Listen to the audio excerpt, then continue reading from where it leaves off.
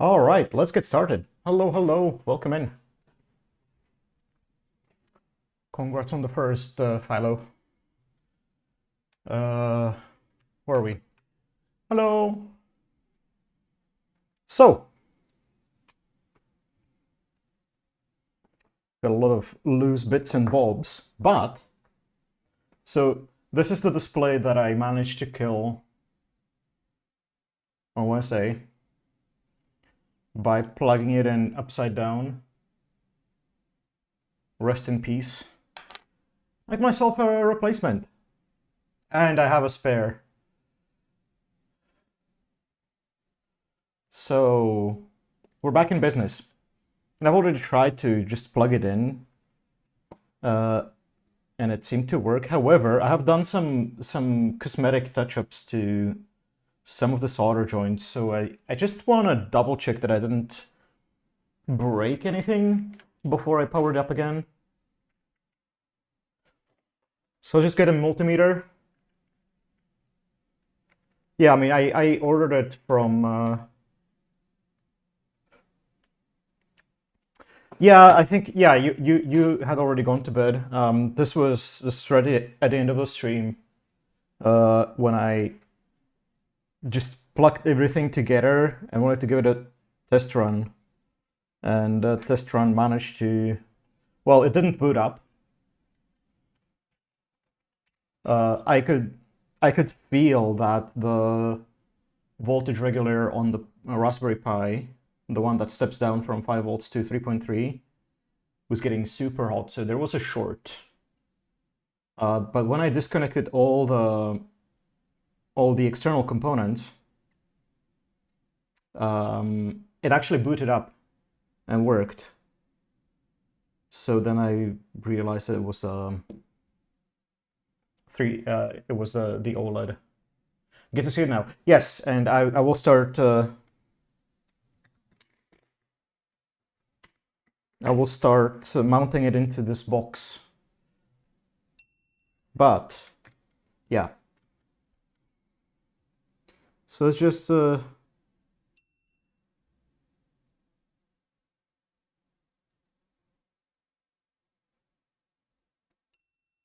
this is the ground plane. No shorts to 5 volts. No shorts to 3. Yeah, this is a Raspberry Pi Pico. No shorts to the data lines. Okay, let's check the 12 volt rail. Oh, actually, 12 volt is going to this pin of the fan header. No shorts on the data pins of the fan.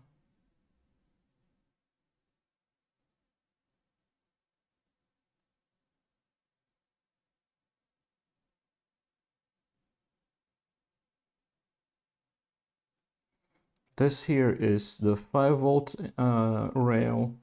This is the 3.3 volt, no shorts there.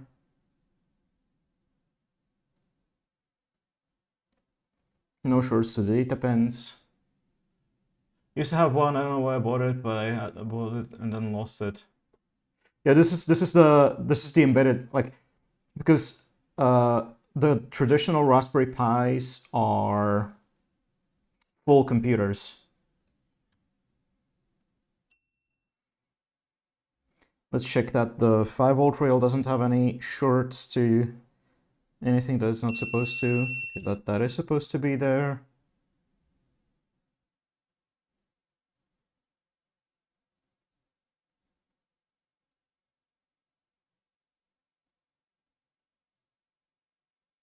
Yeah, so this is the microcontroller version that they released a couple of years ago, maybe.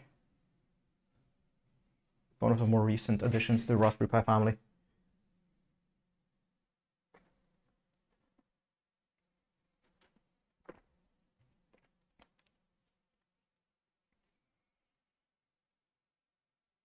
All right, so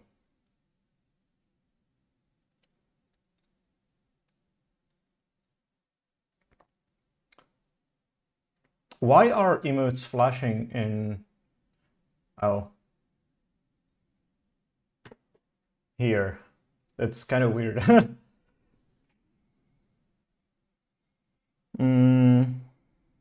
Okay. Things seem to be connected correctly. Now let's make sure that I don't get this upside down again. So yeah, we have the 5-volt rails here, or the 5-volt pins.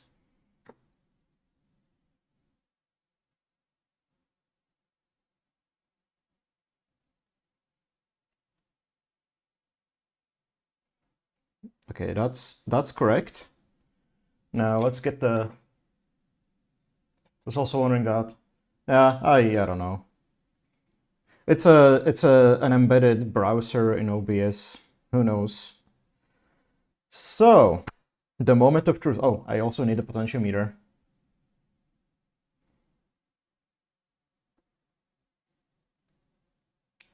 To set the duty cycle. So if I turn it all the way counterclockwise, it's set to 0, so it shouldn't, like, the fan shouldn't rotate.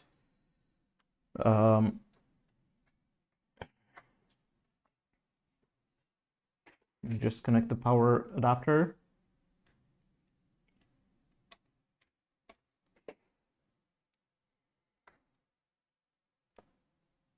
Okay, fan has stopped. Display is on. And yeah, we're live. So the fan kicks in at around 20%, which I think matches the spec.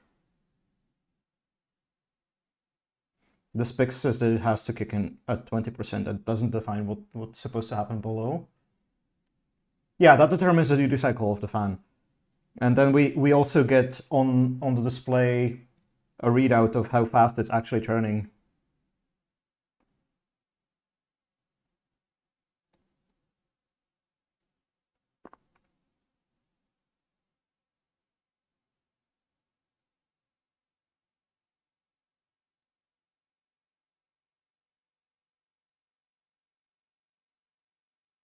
If I crank it up to maximum, the fan tops out at around 2330-ish RPM. It's really cool, right? Okay, it works. It's alive. It works correctly. It's awesome. So now we get to mount everything in place. Last time I was pondering whether I should mount the display from the inside or from the outside. I realized that I have to mount it from the outside because I don't really have the clearance for this connector. If I were to shift it by the few millimeters to the inside, it would just clash with the fan housing, which is unfortunate. I cannot really put it to the side either because yeah, there was it would clash with that. How am I getting a dopamine hit for me building some cool shit? Oh, we're not even done yet. Oh, also, I'm pretty sure that I can fit another layer of magnets here. So we have a stack of 3 times 2 in opposite polarity. I kind of want to...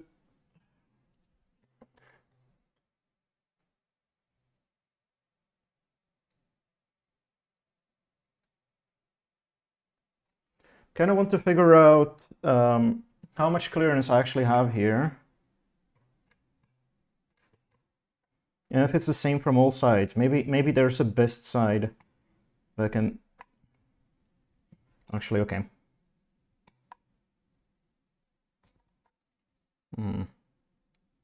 Loosen that a little bit.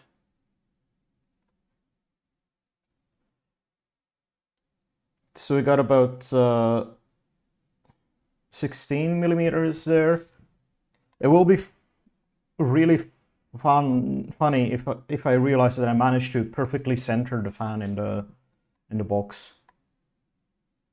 Holy shit, did I actually manage to perfectly center it? It's... How did I do that? Doesn't make it... No. The point of these magnets is that once I put the lid on, this is where the stir bar will be sitting. So I put a flask on this, and the magnetic stir bar is actuated by the magnetic field that is generated by these magnets. Simply different. I kind of wish I had it a little bit off center, because then I would have more space on one side, which I currently don't.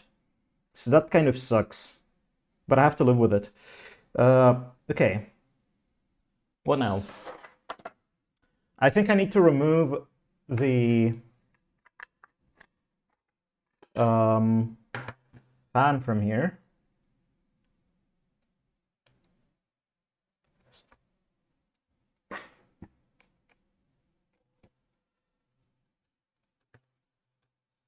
Too perfect at it? Not at all, but thank you.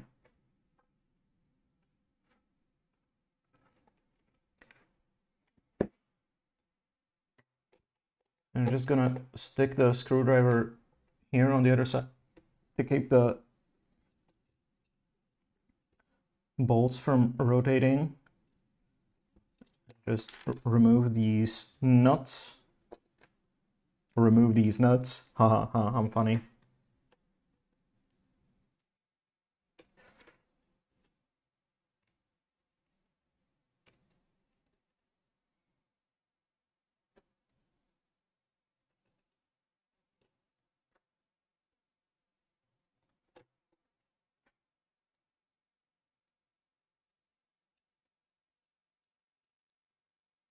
But yeah, stacking another layer of magnets makes the magnetic field stronger, and therefore there should be a better coupling between the fan hub and the magnetic stir bar on the other side of the housing.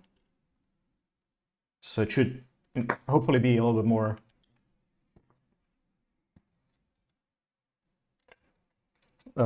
more stable, less prone to just flying off.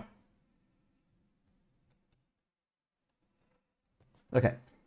Come on. It's a snug fit here.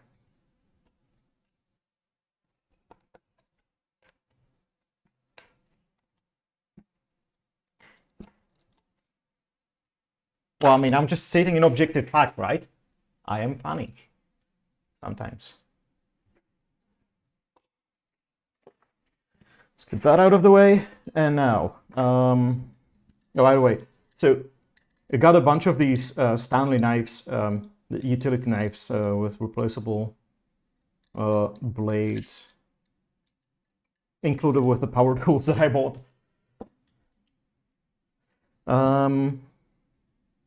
Which is interesting.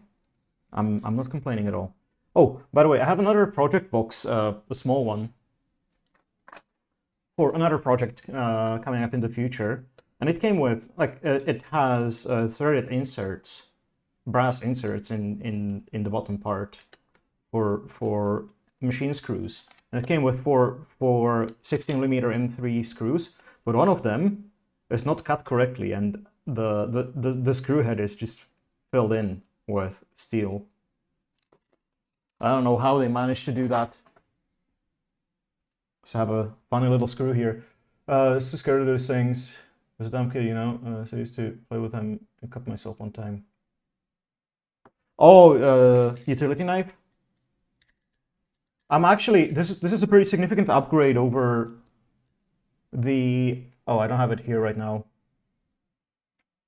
I've had a dinky little box cutter on the desk basically since forever. Oh, I also, okay, so I want to make sure that Okay, it fits there. But I'm gonna need to clip the pins because they're a little bit too long and I don't have that much room there. Also, I have a bunch of different like standoffs and mounting hardware, and I need to figure out how I want to mount this. So these mounting holes are M2.5. On the Raspberry Pi, they're M2, but I think I want to use these. I just realized I have a mistake here. I should have placed this one hole over because here it's interfering with the mounting hole. That's not great. I might have to fix that. Yeah, I think I should fix that because right now it's not going to be possible to mount it in this corner.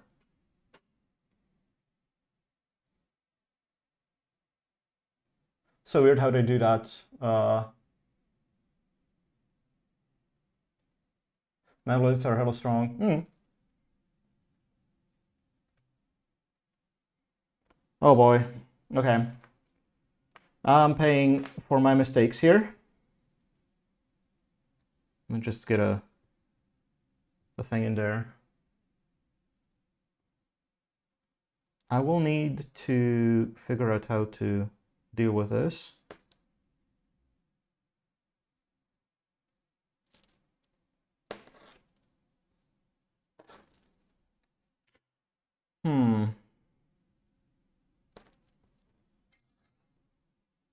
Oh, yeah, it's showing the set temperature, but it's only now starting to heat up.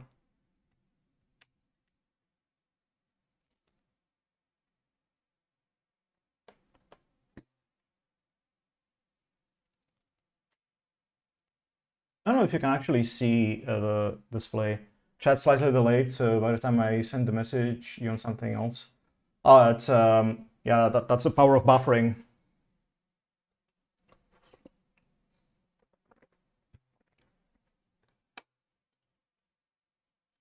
Yes, I want to mount everything in this box.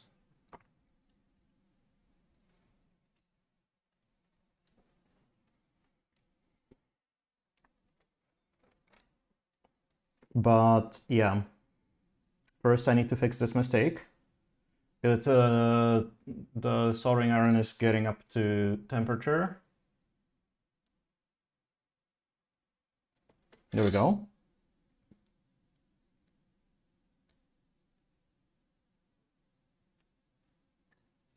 Should probably pick up a little bit more solder here.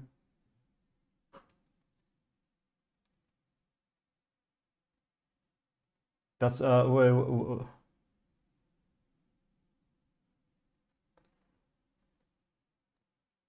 fuck, this is hot. Okay, let me use this. This actually clips in, so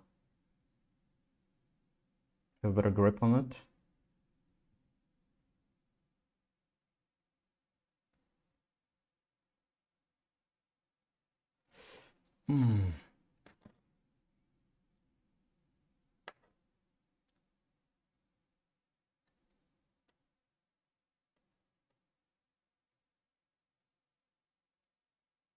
Okay, we pulled out the connector. Now I'm gonna need to clean this up somehow. Probably with the wick.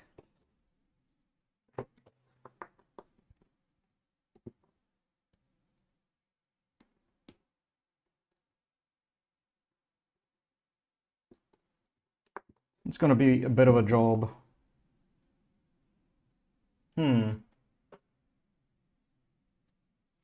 So it was a really old phone, you could just skip there. No, this is the, yeah, that's a soldering station. This is the moist sponge that I use to wipe off excess solder. There's also some steel wool and a holder for the soldering pen. Fix the delay, it was me. I mean, that's just part of streaming. It's inevitable. You can to a degree affect how significant it is, but it's always going to be there.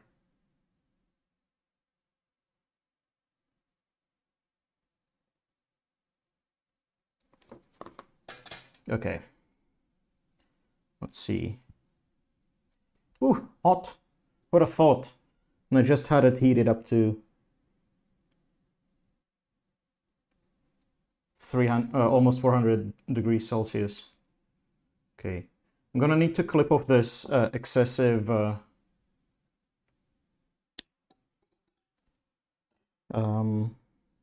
bit.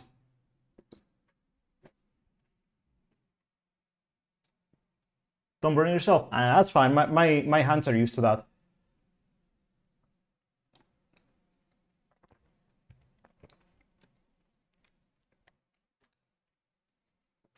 Look, I grew up with a soldering iron in hand. Did I nudge the temperature down? Let's get it up to,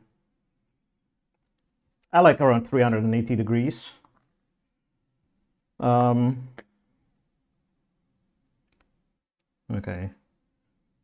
This connector has seen better days, but it should do the job. Yeah, paying for my mistakes. That's fine.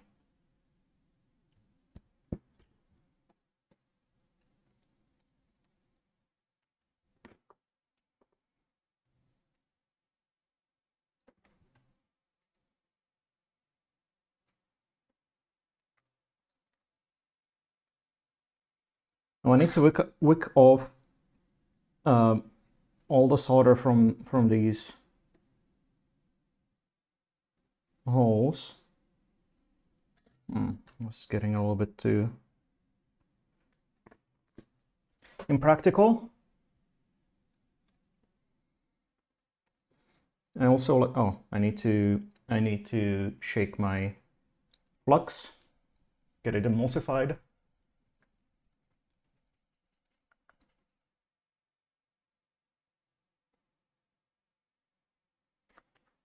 And I find that a drop of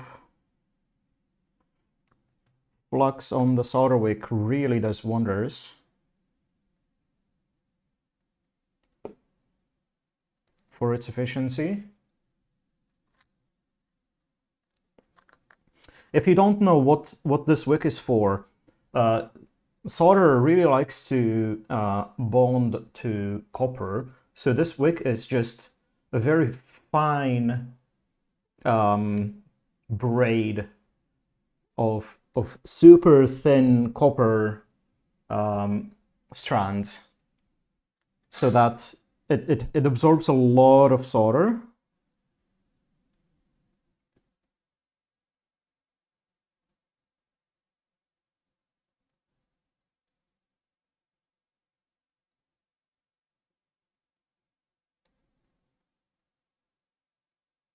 And when I pull it across one of these holes, the idea is that it's supposed to just absorb a lot of that solder.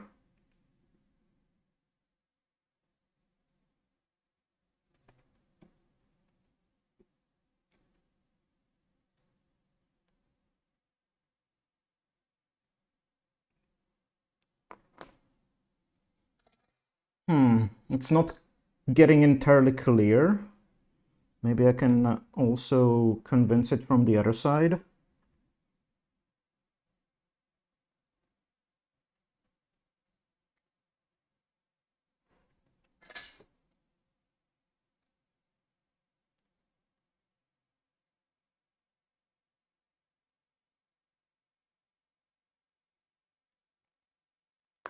Because the circuit board is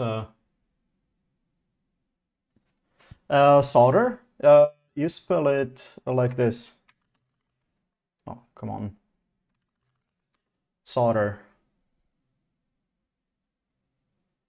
I was wondering, I figured it...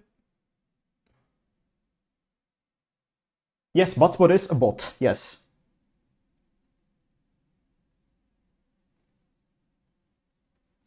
Hotspot is a funny little bot.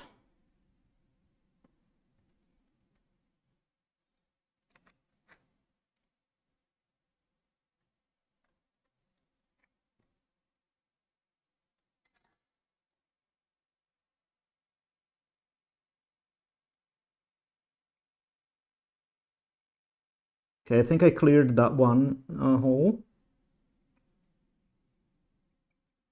Let's see if I can clear the other one.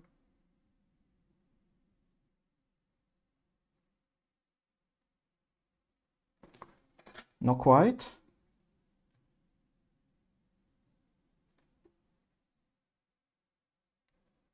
I'm also gonna need to clean up the board of all the flux residue. Way too fast to be a human? Yeah. No, it's a bot. Randomly reacts to messages.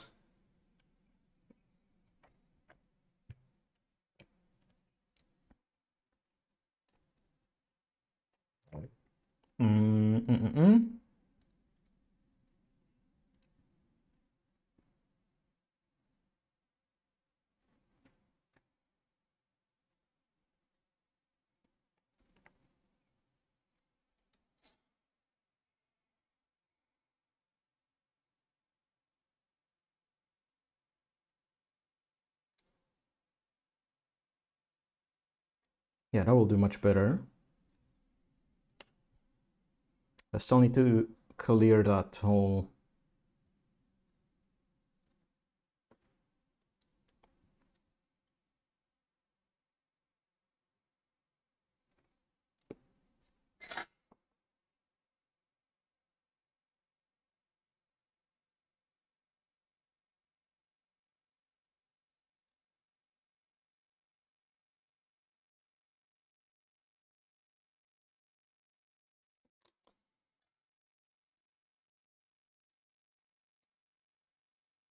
Maybe I can lift this.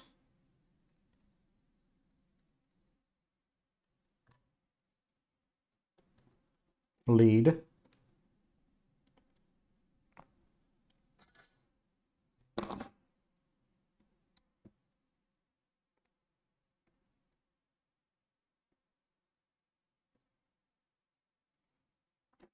It's still bonded there, but let's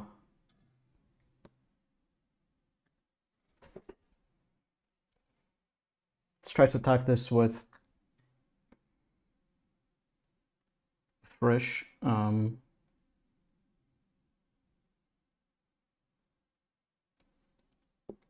of the wick.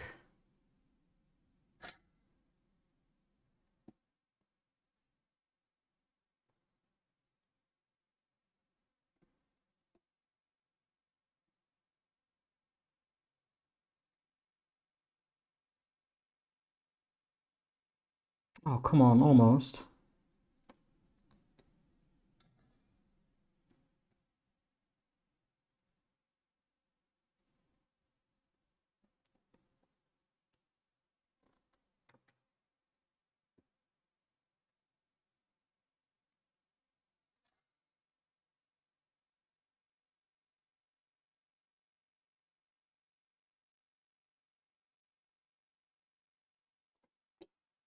Oh, come on.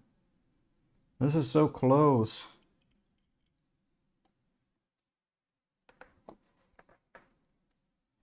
What if I try to puncture it with the tweezers?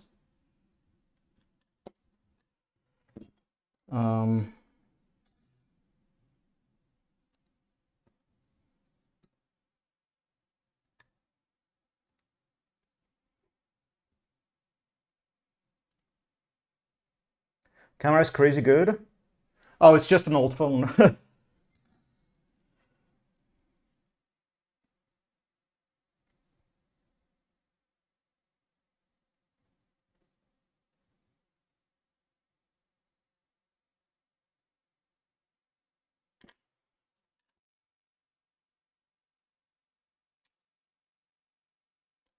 For real?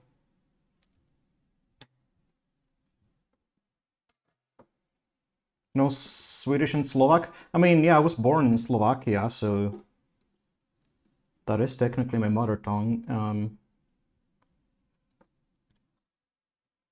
And I live in Sweden, so... I also used to speak French and German back in the day, but I forgot those.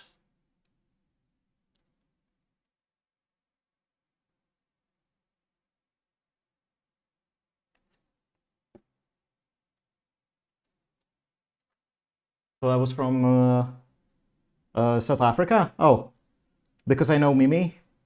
I know Mimi through Chrissy, actually.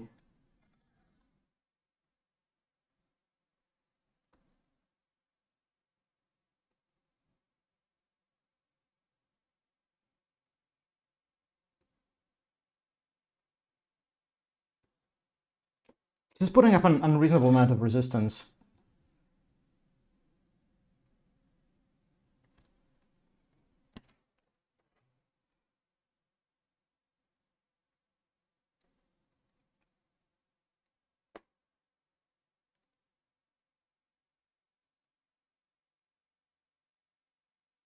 What if I just drill it out? Oh, I think I got somewhere. All right. Will I be able to smash this in?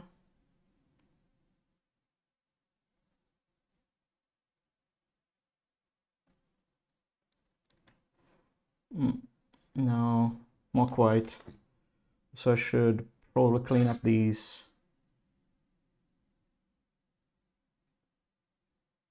leaves.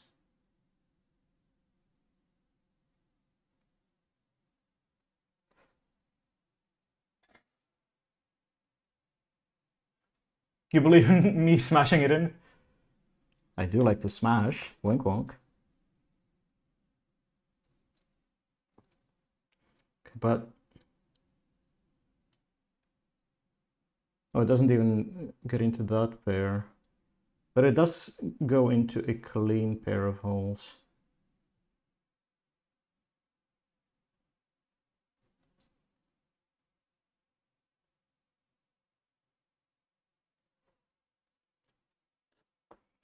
Okay. Wink wonk. Yes, wink wonk. All the wink wonks. I think the time has come to bring out the big guns. We are bringing in the power tools.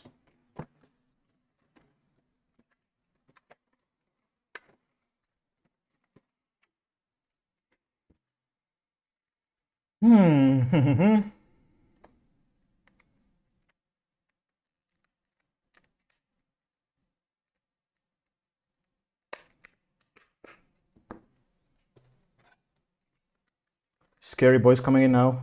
Ah, yeah. They're not that scary.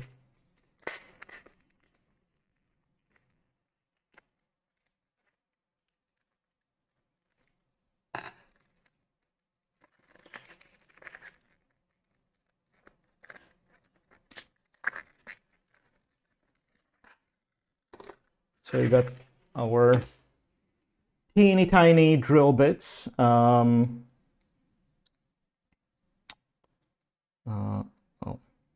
Oh.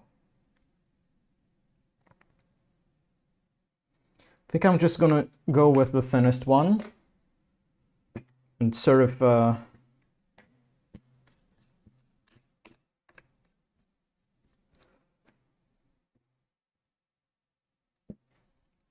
uh-oh.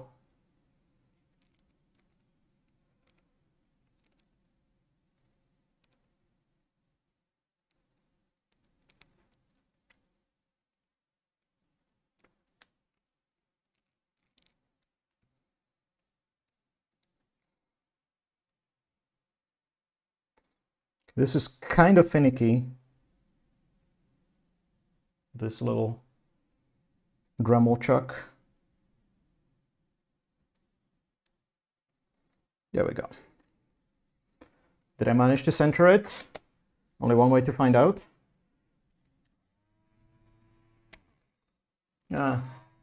Mostly. All right.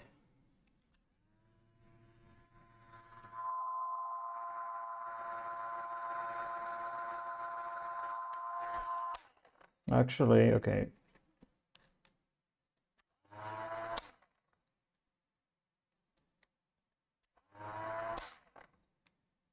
There. Clean.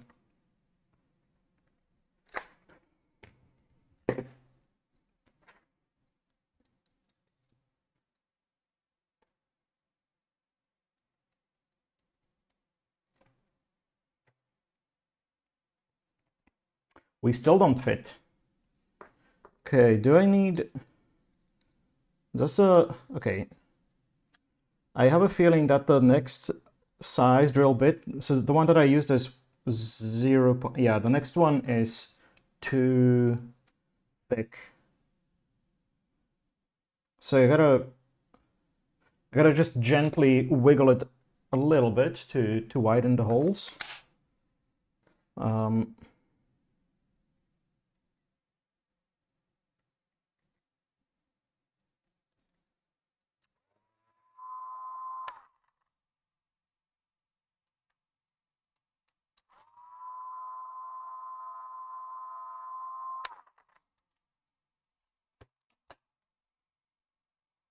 That's what she said.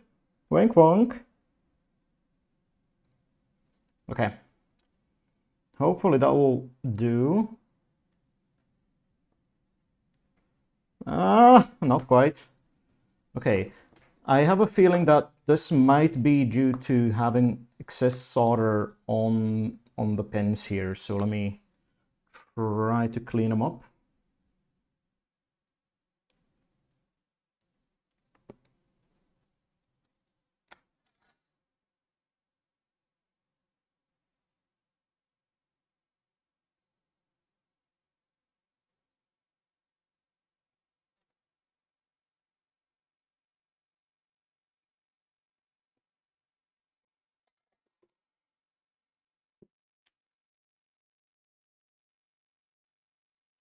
And now they're as clean as they get.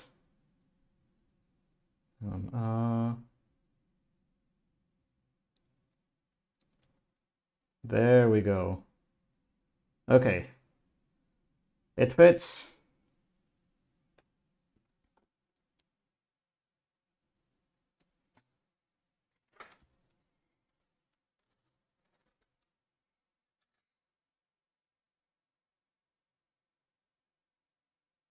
It was a bit of an effort, but we made it fit.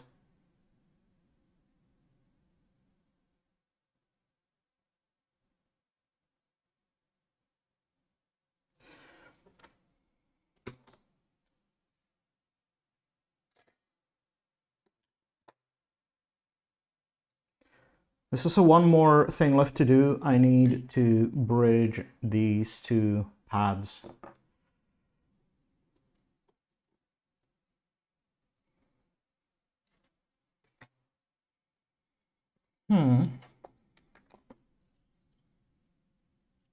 So let me bring in the copper wire.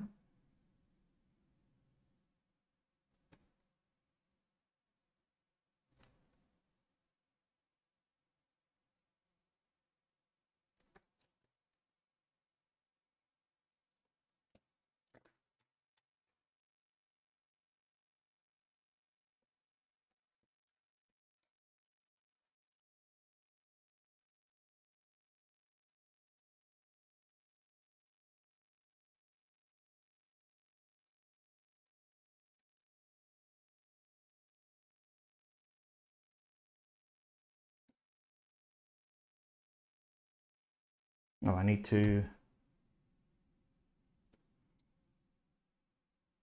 expose a little bit more.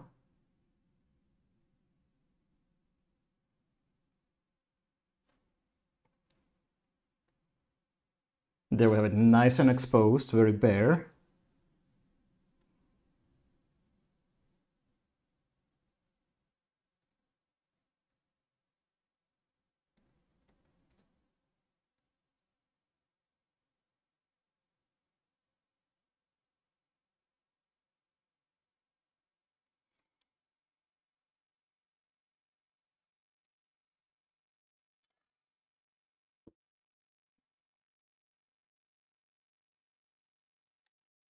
snip it off. That must hurt. And there we have it. Okay, let me clean this up a little bit more. There we go.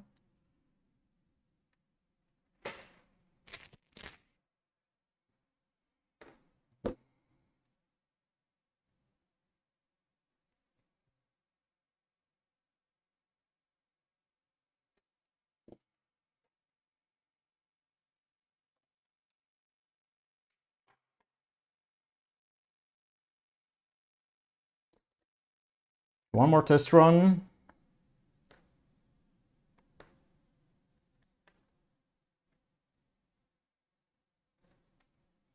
I'm not gonna bother connecting the display. I just want to see that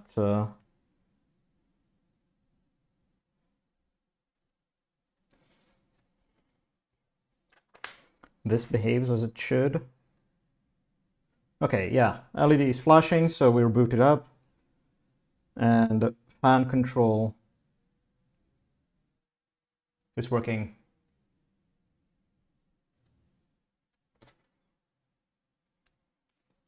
Semi together. Yes, slowly, but steadily.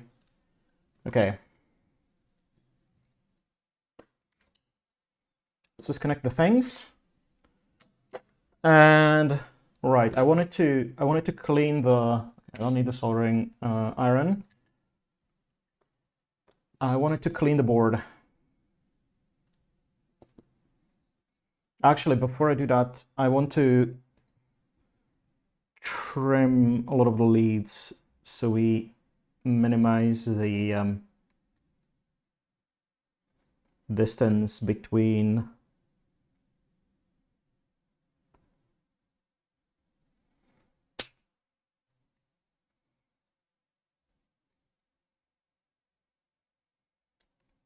the board and the housing.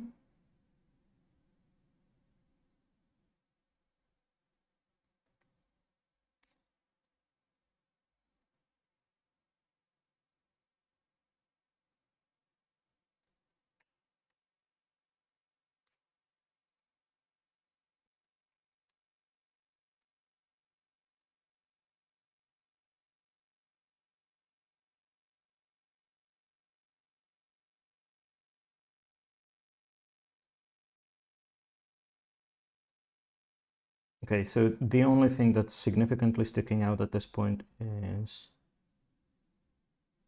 the microcontroller header.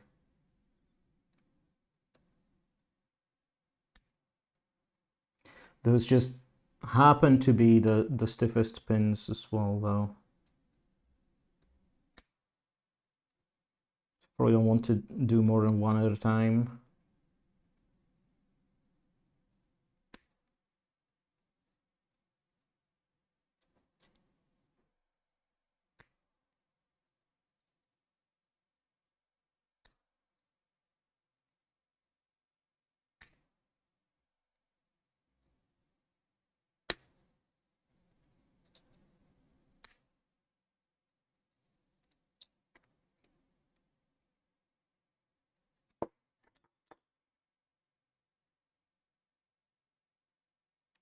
Okay, gotta be careful so that no loose trimmings remain stuck on the board, because those could short something out and cause the entire thing to go up in smoke.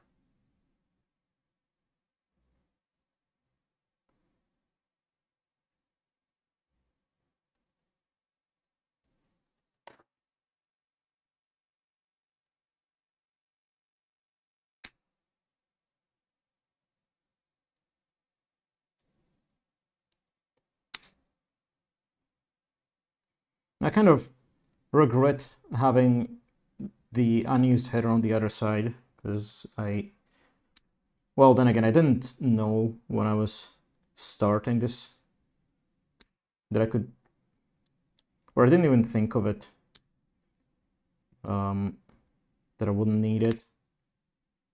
So just soldered everything. Now it's more getting in the way than being useful.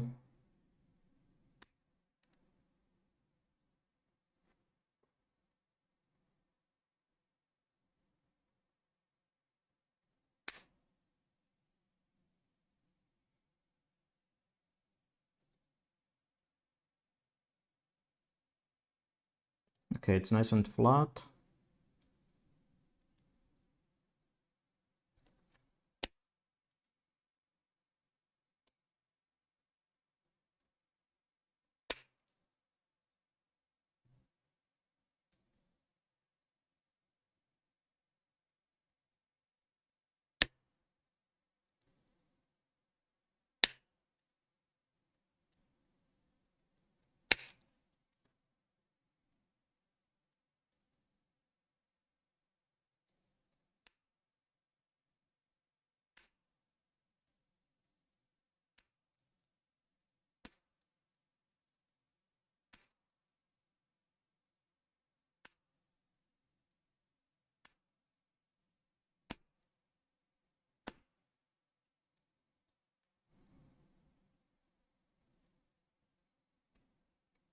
Actually, let's let it fall directly down without touching the board.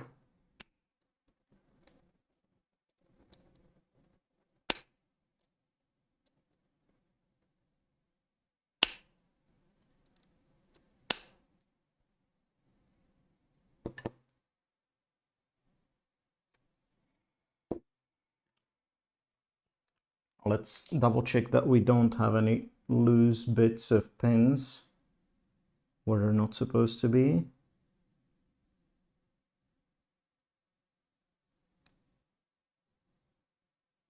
Okay, it's looking good.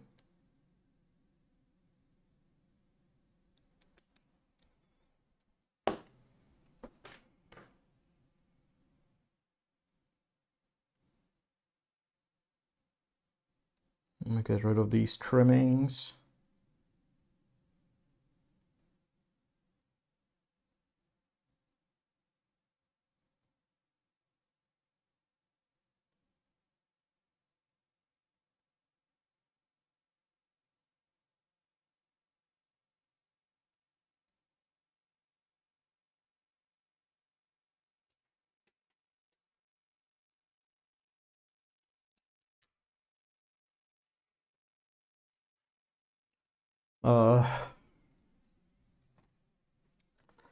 Got some cotton sticks. Cotton, what do you call it?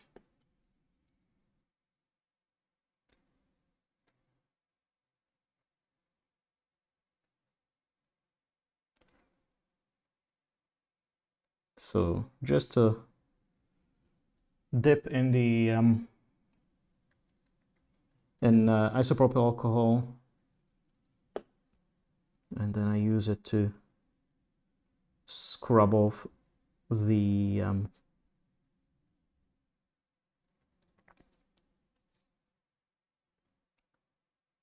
burnt flux. Rosin does dissolve in isopropyl alcohol, so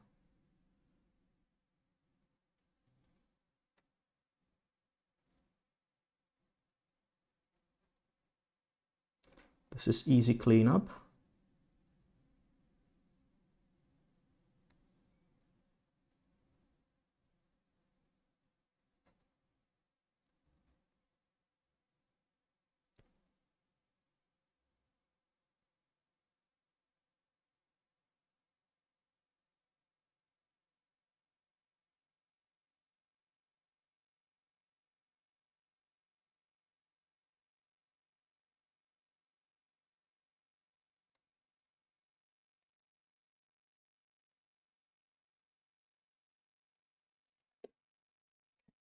Overdone that a little bit, but that's fine. Doesn't hurt.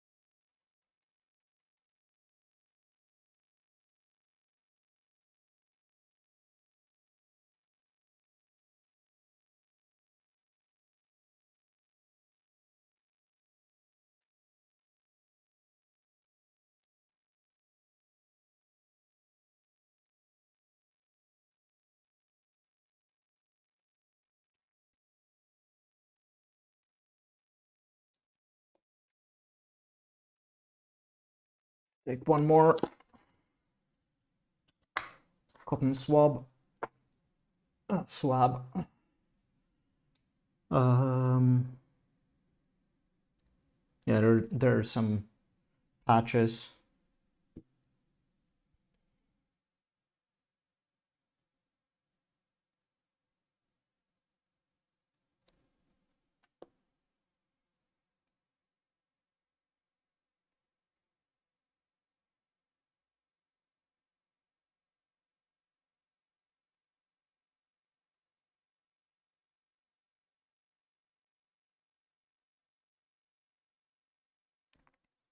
So it'll be so much easier with an ultrasonic cleaner. Just plop it in, zap it for a bit, and get the board out shiny clean. But if I was at the level where it would make sense to acquire an ultrasonic cleaner, I wouldn't be making proto boards like this.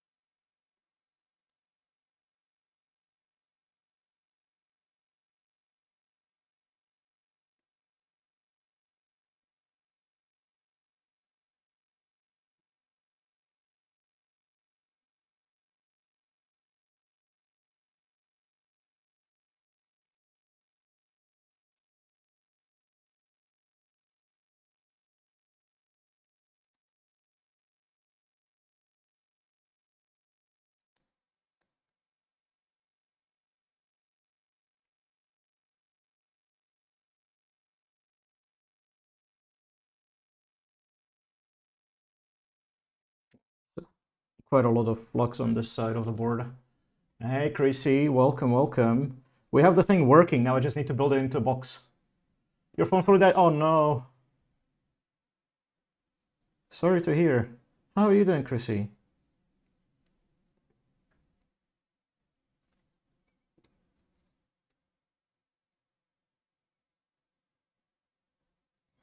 Yeah, I'm currently just cleaning all the flux residue, or at least not all, but as much as I can remove to keep the board nice and clean.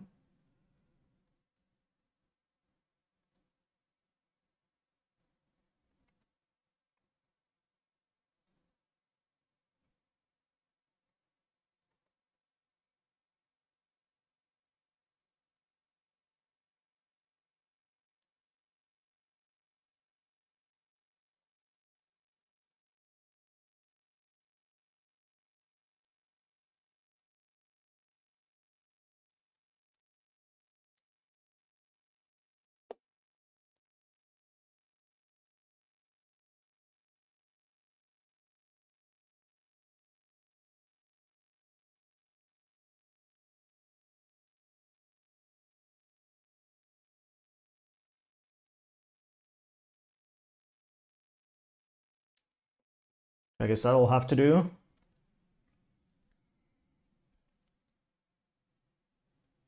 Oh, it's okay. It's still quite sticky. I guess it's a matter of those cotton pads being quite saturated with the flux. So kind of just spread it around.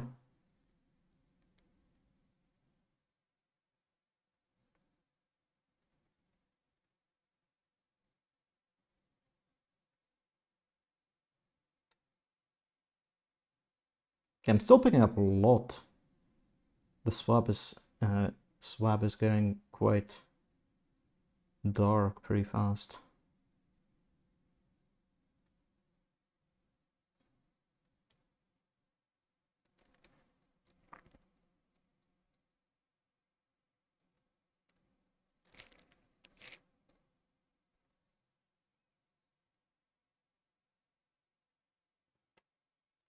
Made some snacks today, considering making a site with some LGBTQIA resources. Do an idea on the Discord server. Ooh. Anything in particular, or more general, like how to find support and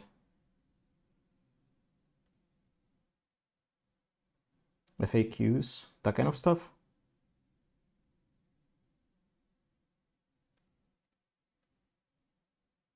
But that's a good initiative, regardless.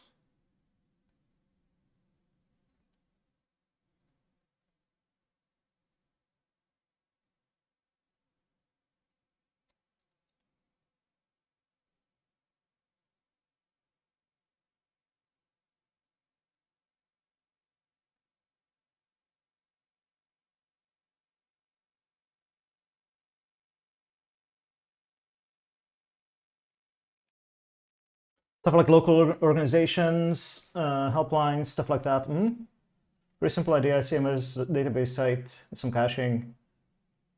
Vetting the info would be the hard part. Yeah, exactly.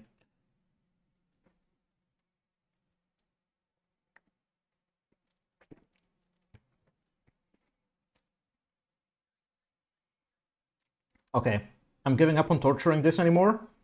So,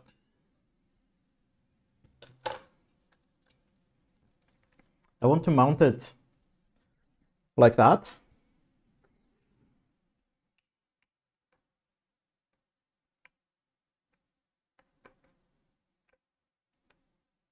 Maybe I can just put it right up against the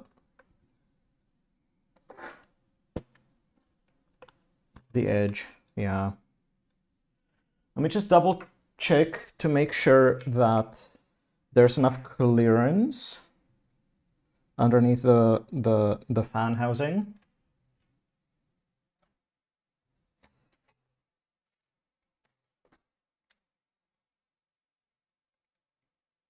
Oh yeah. That's very comfy. Or is it? Yeah, no, it will fit just fine. The biggest question mark was with the voltage regulator. That one sticks out quite a bit. Let's just make sure that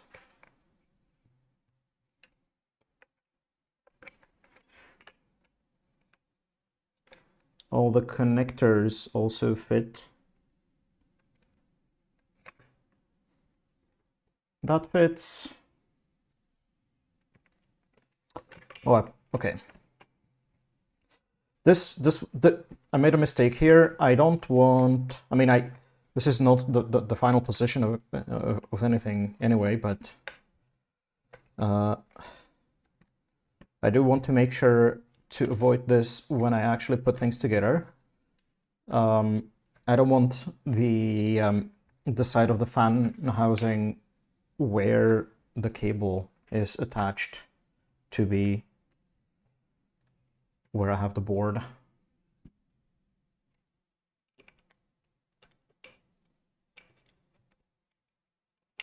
It's really nice, right? Okay, this is better.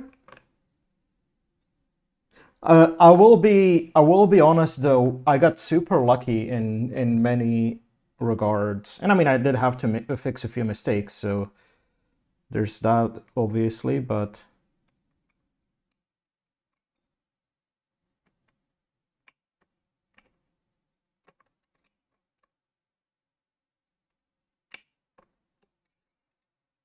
come on, get in there.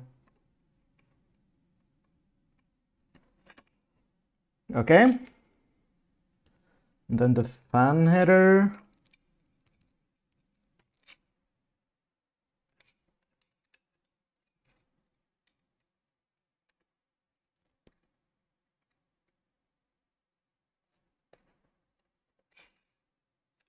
This is a little the wires on this fan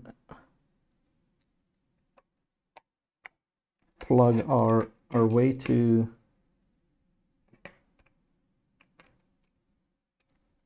fine. Cannot see in there.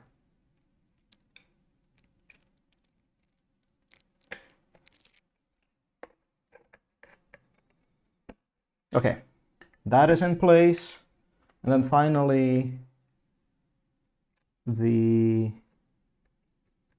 display connector.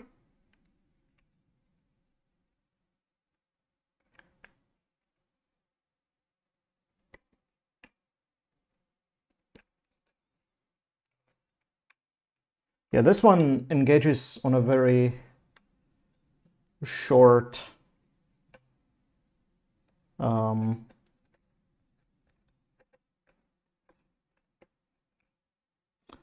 like it has a very short contact surface. How to put the display board though? Okay, so the display, I want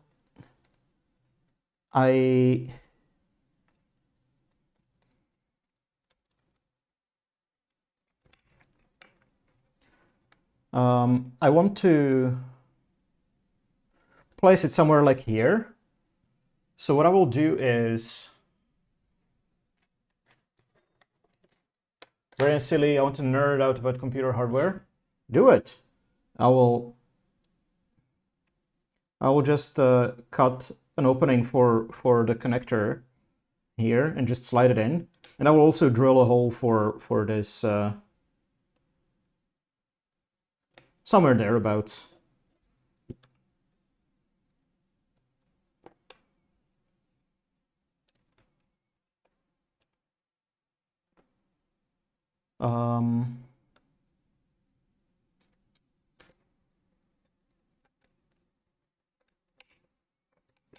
Okay. So let's get the fan out of here to get some room for maneuvering.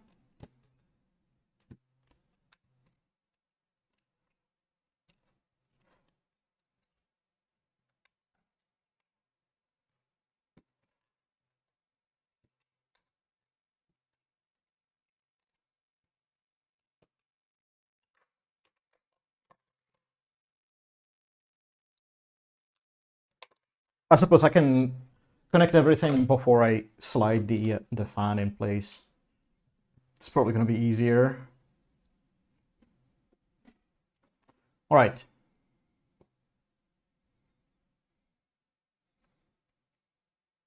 Kind of want to get an Intel Arc GPU, like they're offering is a bit cheaper than AMD. They're probably less yield than NVIDIA, and although the driver support still isn't very mature, it might be an interesting purchase. Yeah, I mean, if you feel like you have the patience to experiment, because it is experimental hardware still at this point. But if you feel like that's something you would like to try playing with, I would say go for it by all means. Also, I want to disconnect the battery here to avoid any accidents and get this drill bit into its case.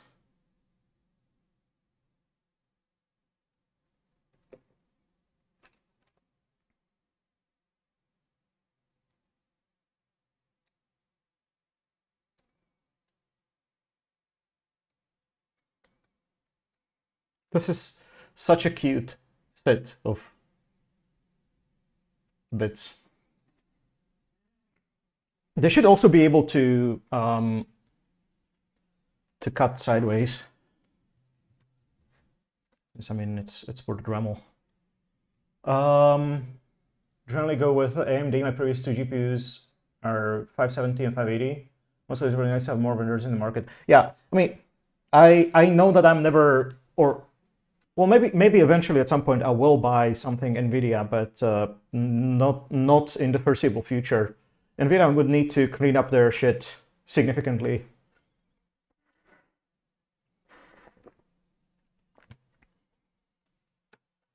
So yes, I'm with you. I do think it's a good thing that AMD is no longer the only option in the market.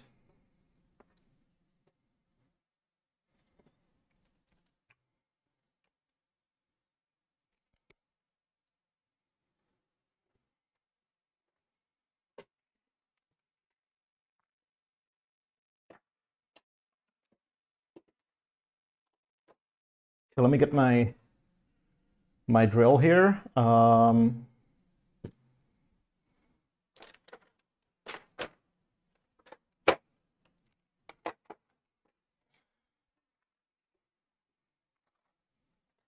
Gonna need to mount the chuck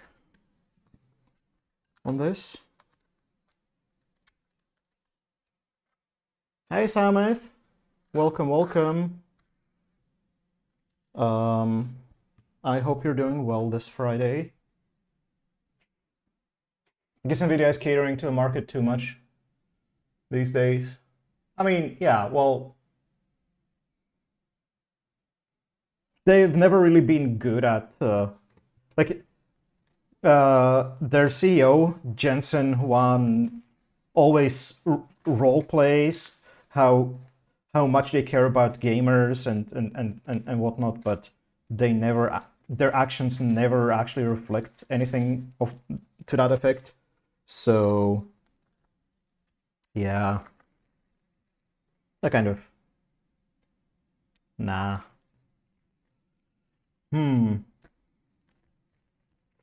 Okay.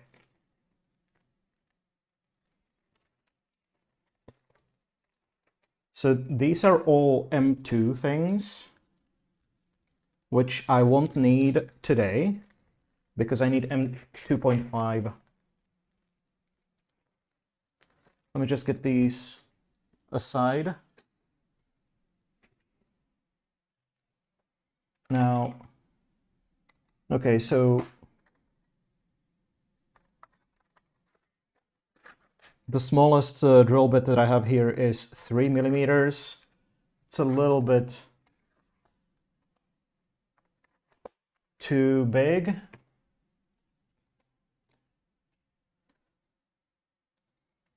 I guess I could use this Dremel 2.4 bit, because I have a 2 millimeter here and 2.5. Ideally, I would have something like 2.2, but I don't. That doesn't seem to be an option.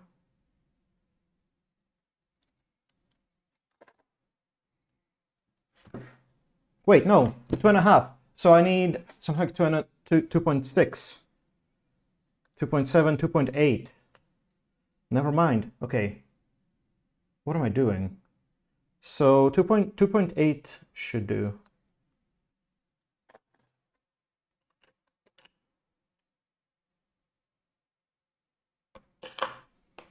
Actually, I wonder.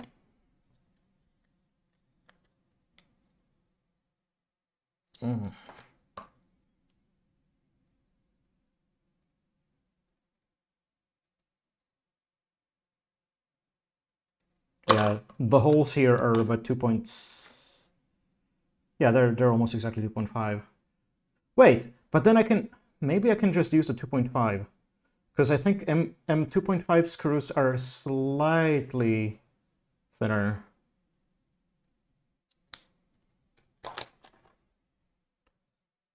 Meant the stock market. Yeah. I inferred that much. But yeah, they have definitely been on that train for a while. Like, there are things working in NVIDIA who are enthusiastic about the technology, but they don't really. Ultimately, they didn't call the shots or anything of the sort. So.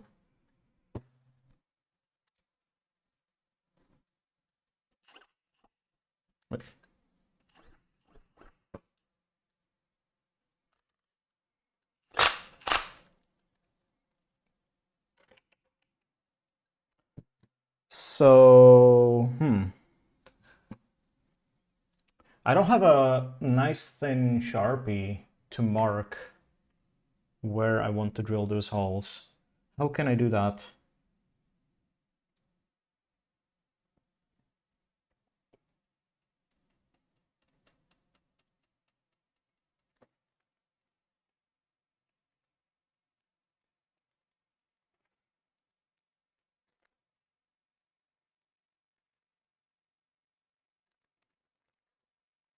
I also wonder if using these 5mm standoffs, I think 5mm would be a little bit too much.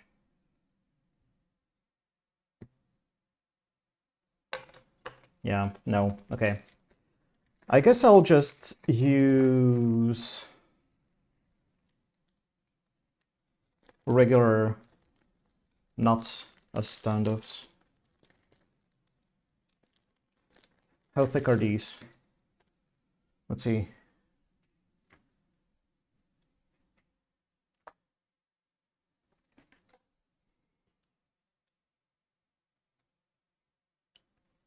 Two millimeters. That should be perfect.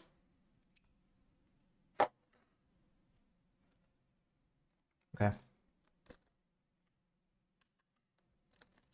We should go and eat dinner. We'll put some spicy ajika on my veggies and then crack with the spicy. Enjoy, enjoy. Hope the dinner turns out delicious. This is also M.2 or M2, so I don't care about that.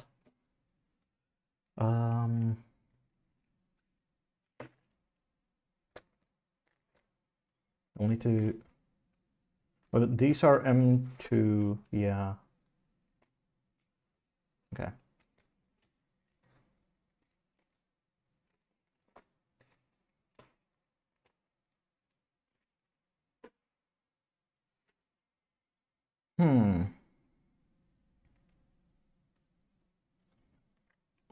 Okay.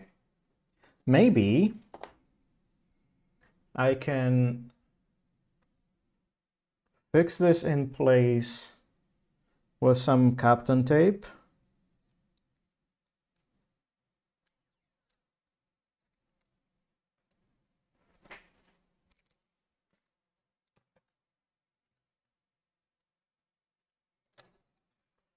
One of the challenges in this project will stereo resolve. Thank you. I think we've gotten past the the point where like there were definitely some difficulties, but I think at this point we are mostly safe. That's one way to jinx it, right? Okay. Still kind of wobbly a bit, but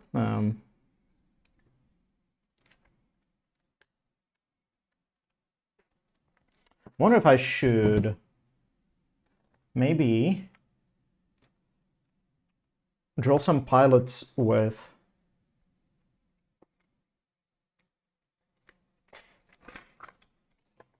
a thinner bit with the Dremel, just to mark where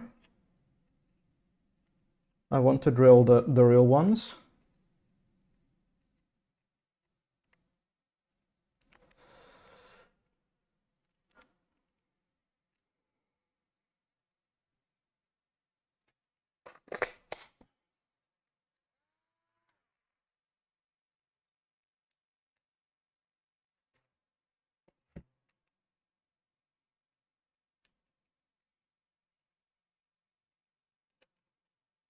Actually said everything starts acting up, right?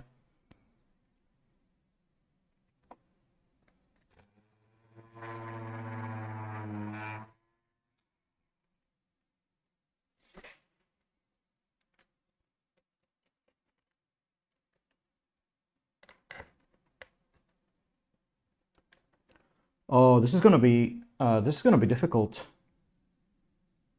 to drill that close to the edge.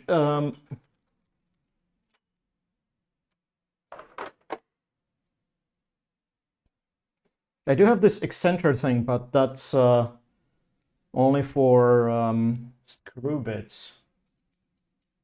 Yeah, okay, we did run into a hurdle here.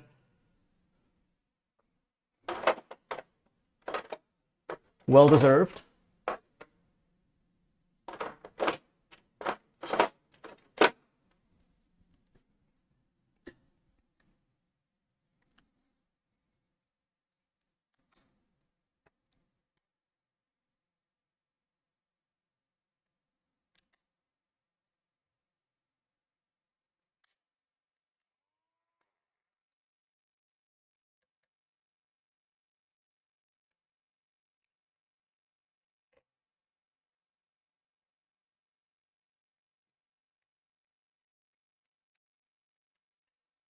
What if I, instead of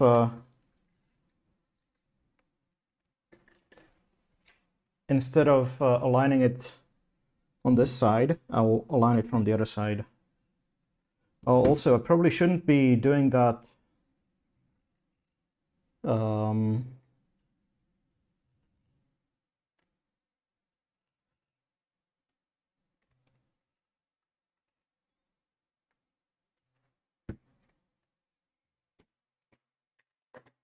Okay.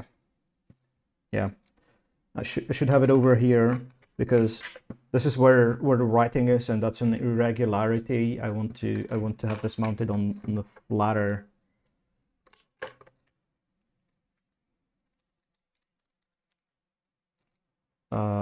bit.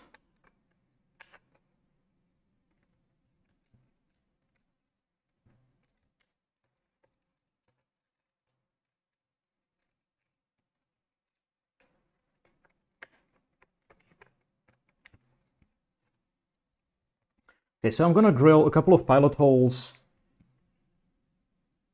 from this side where I can reach, and then try to align the board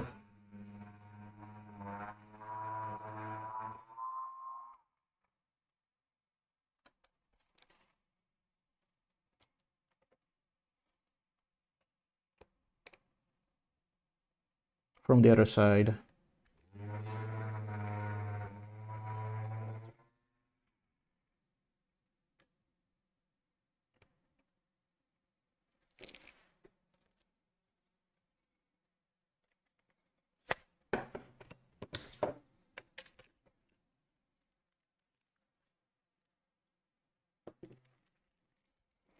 Right?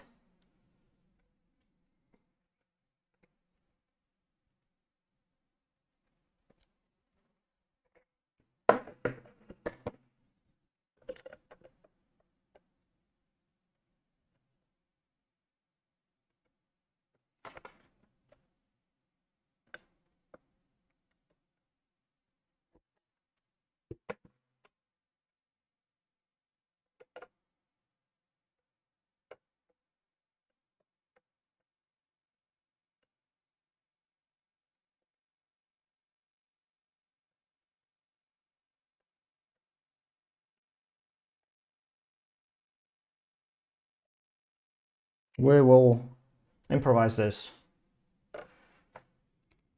Okay.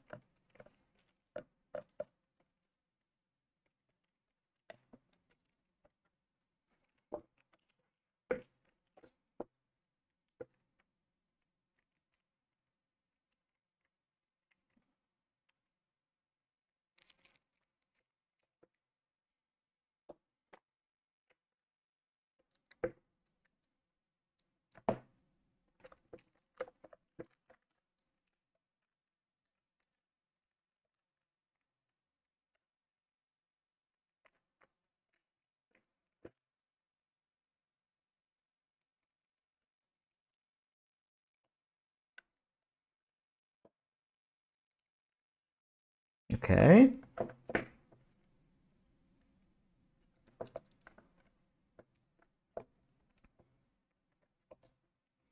So I got the board fixed in place. Cool. Now I can continue drilling pilot holes.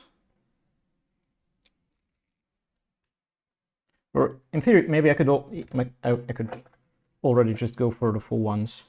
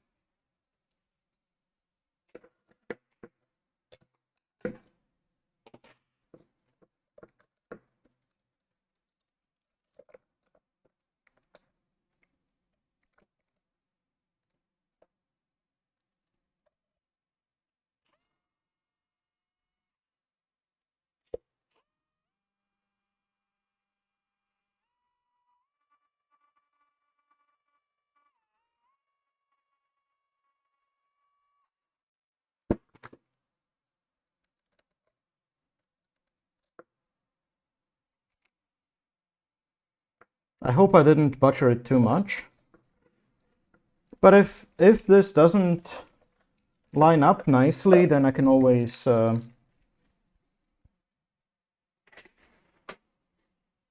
choose a different side of the box. We have two more.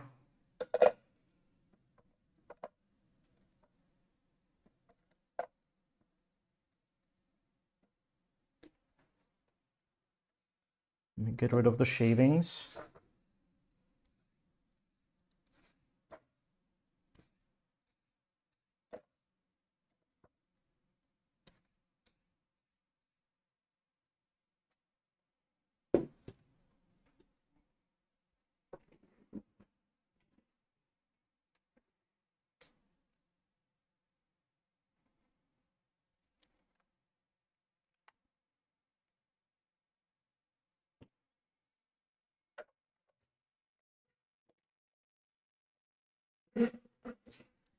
Okay, I might need to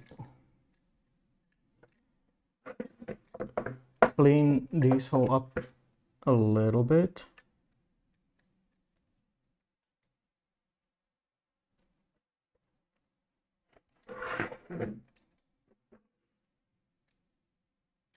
The ones further away from the edge were much easier to drill for some reason.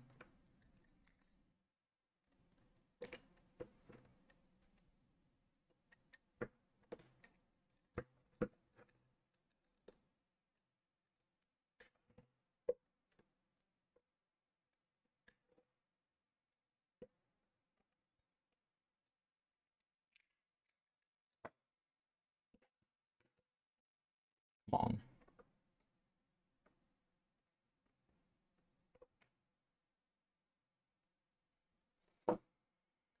So the question is now, am I going to be able to fit M2.5 screws through these holes?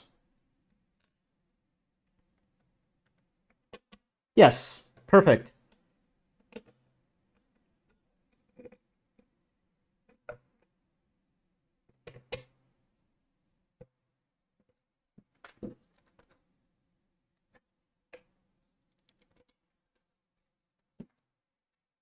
I hope they're long enough.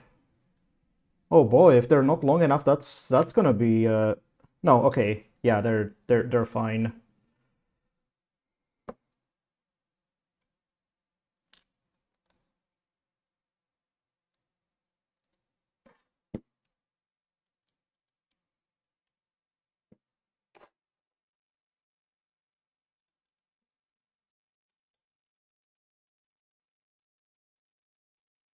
So I want to mount them in with these nuts.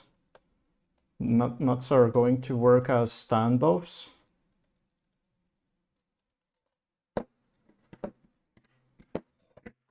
These nuts.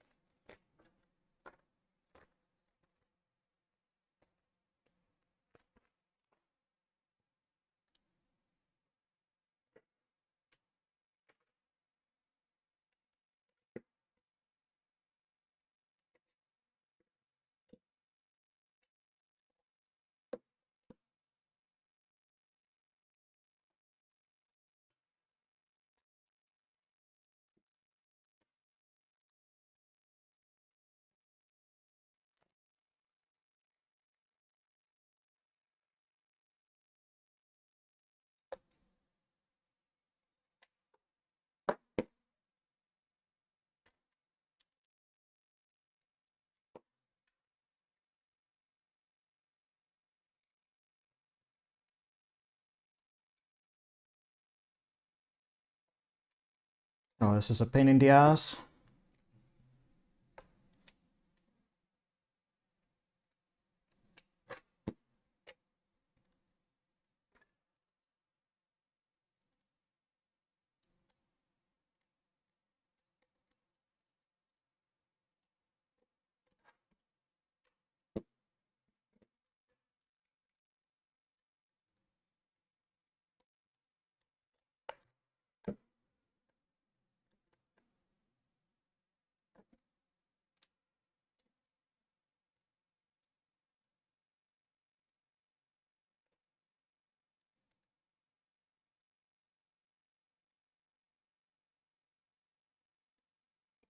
Okay, that has engaged.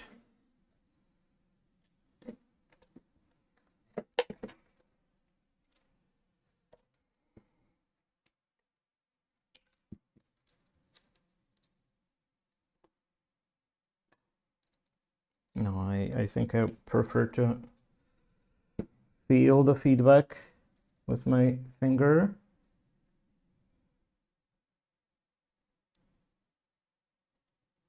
There we go. And then the final one.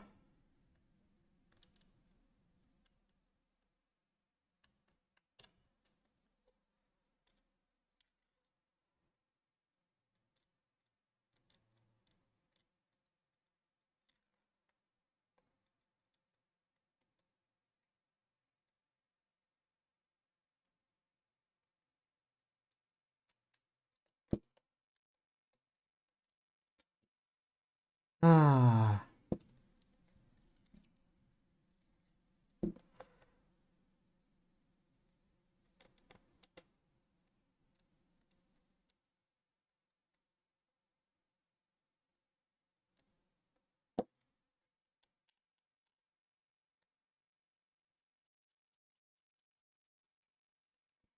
there we go.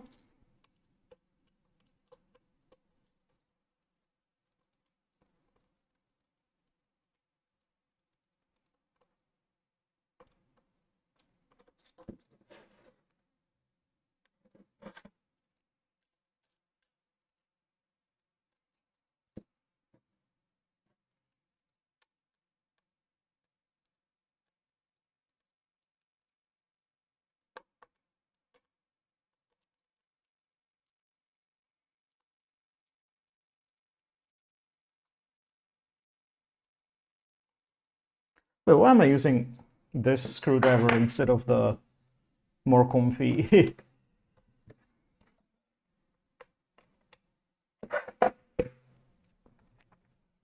I fix it.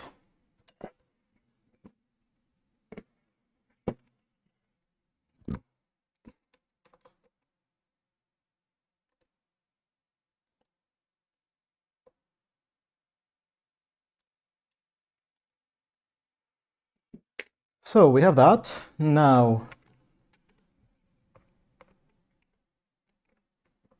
oh, okay. The alignment is not the best, but only one hole is off. See if I can, yeah. So if I loosen that,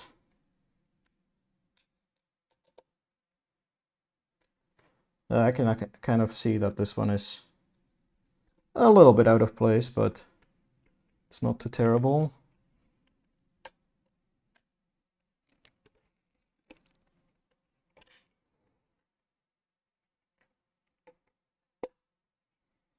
But I'm actually kind of surprised that the remaining three were perfectly aligned, given how much the board was wobbling while I was drilling. Okay, then we need 4 more nuts to secure the board in place.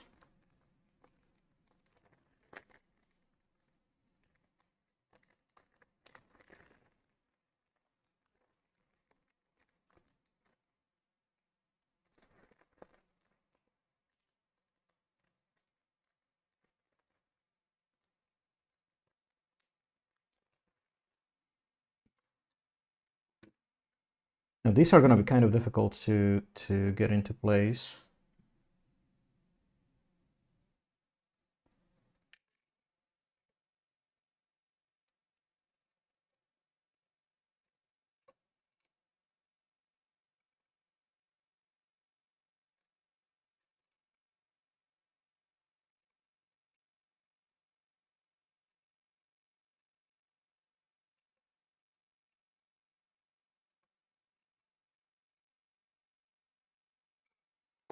They're so close to the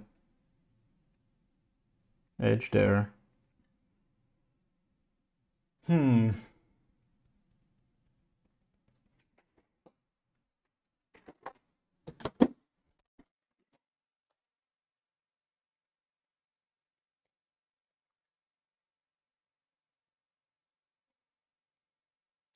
Would have been nice to have sockets, but I don't.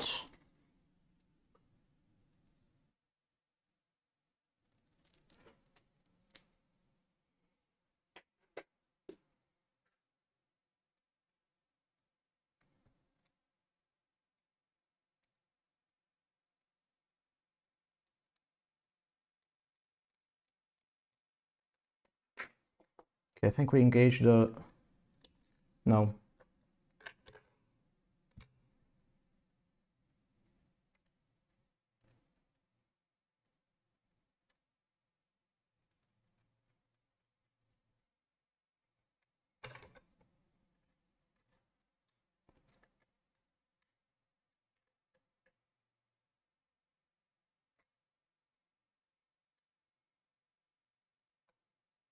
Or at least these are easier to...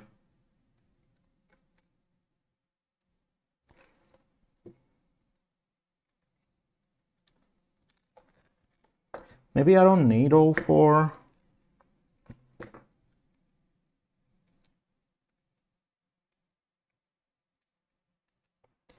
Lowering my standards already.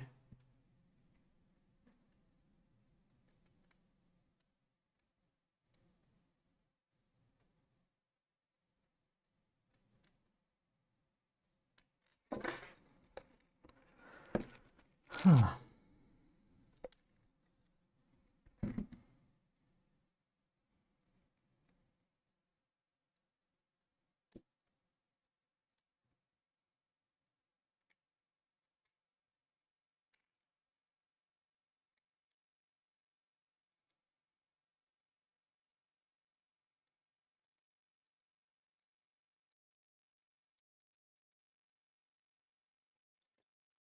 Okay, that has engaged.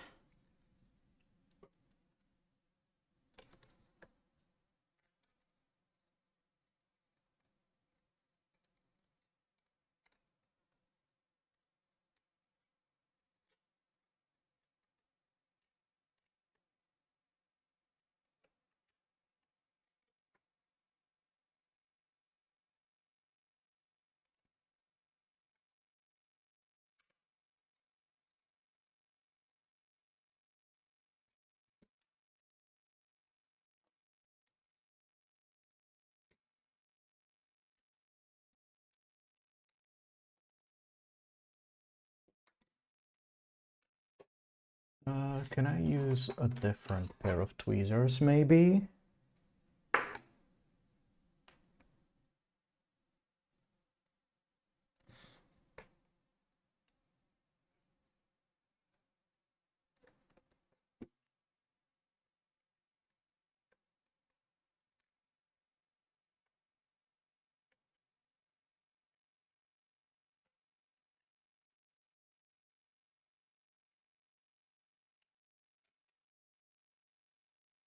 This might be a little bit too bent.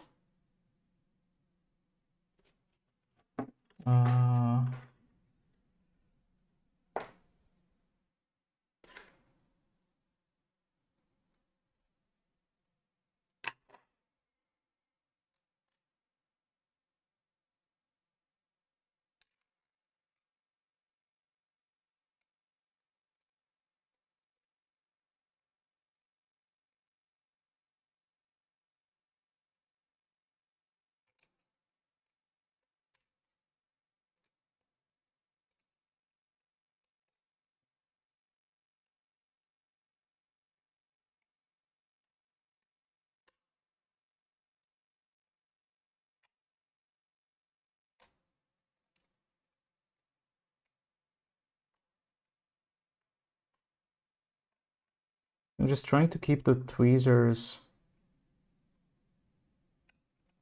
use the tweezers to kind of center the nut.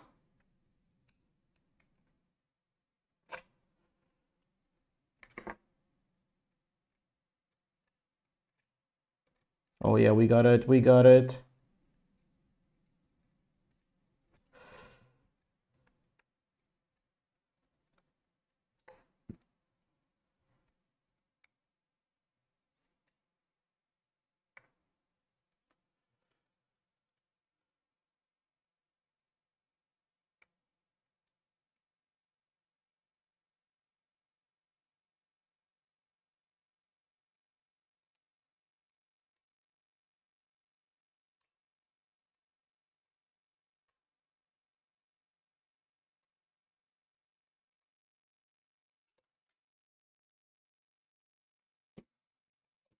All right, and the final one. Oop. That was not a good idea.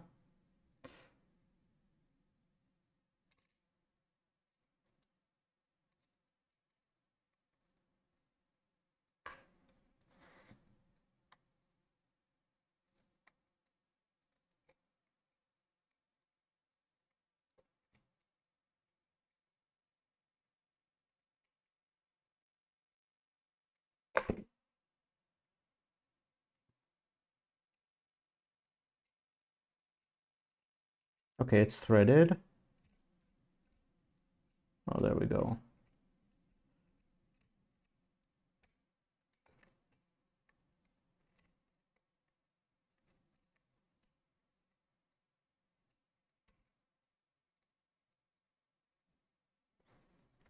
What has the world come to?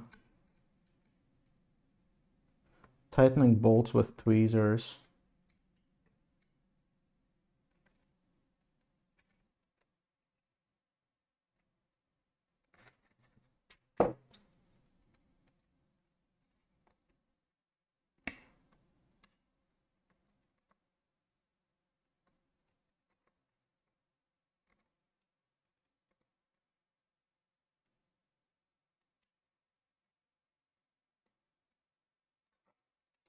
I think that's about as far as it will go. Whew! That was a procedure. But we got the board nicely fixed in place. Now, what I'm thinking is, I will place the display and the potentiometer on this side, and the power. So we got the display and the potentiometer, and then for power we have the barrel plug and the switch, and those I will put from the side.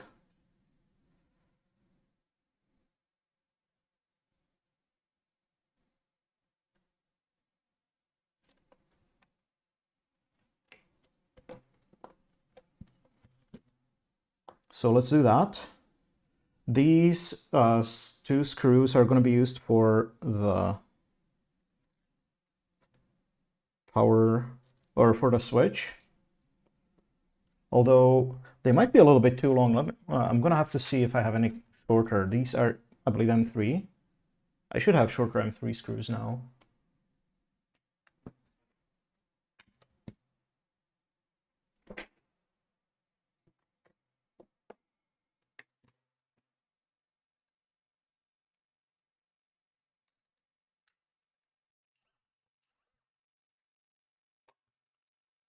Um,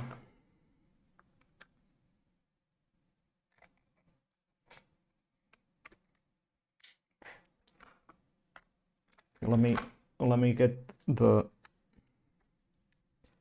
bits where they belong. Now,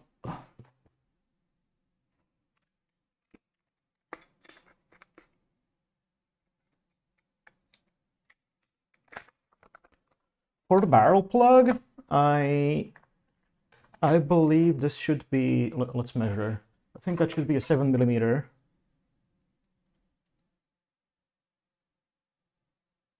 No, 8mm. Yeah. So we need an 8mm hole for that.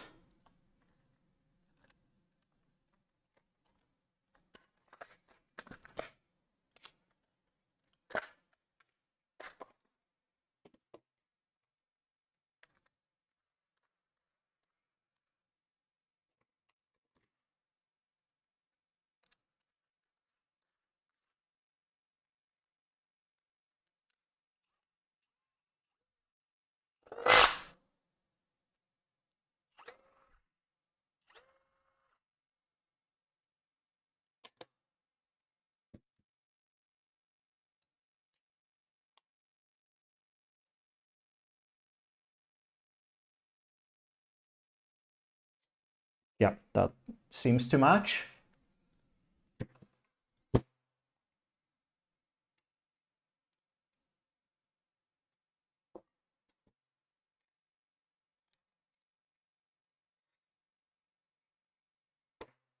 Yeah, so the drill bit is slightly wider than this. So you're gonna have a little bit of wiggle room, but what can you do?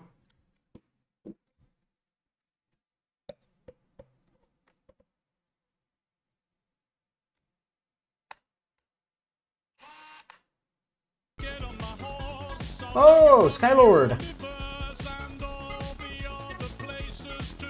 You been a little while. What you making?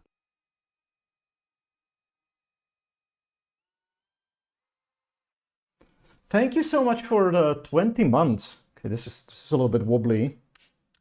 Let me... Actually, okay, no, wrong.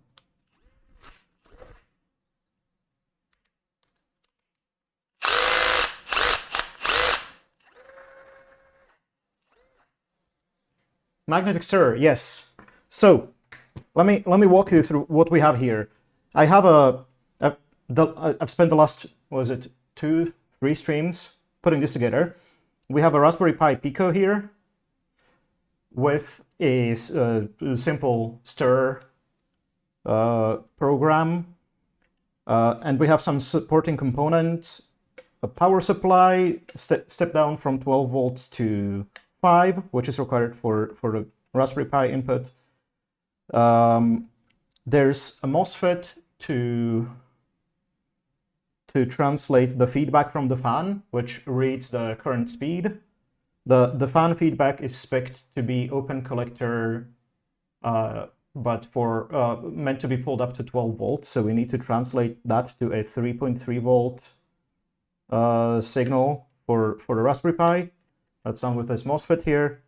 And then there's a header for a potentiometer to set the duty cycle. So set the speed of the fan. And then there's a small header here for a control display, just to show the current speed and what setting it's at. And it all works correctly. I have my fan with magnets mounted on top. Oops. Almost tipped over my soldering iron. I mean, it's cold by now, so it wouldn't be a big deal, but I prefer not to do that. Yeah, so now I just need to put it into a housing. Yeah, this drill bit is not handling this plastic very well.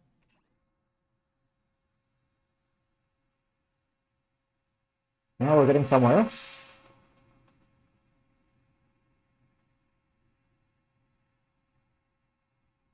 For brewing.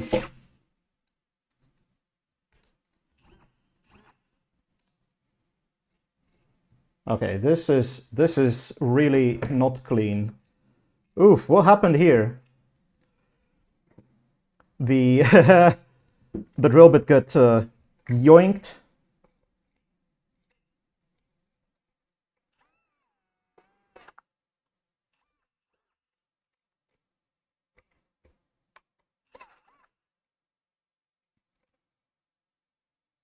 Okay, let me try to clean this up with a knife.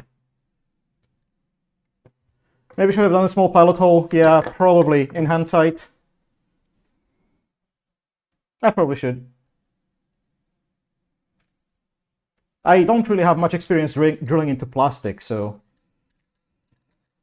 But yeah, this is kind of nasty.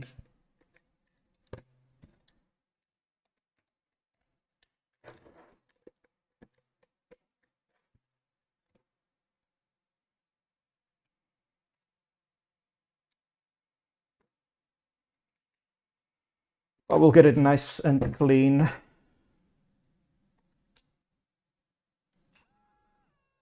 Oh, whoops.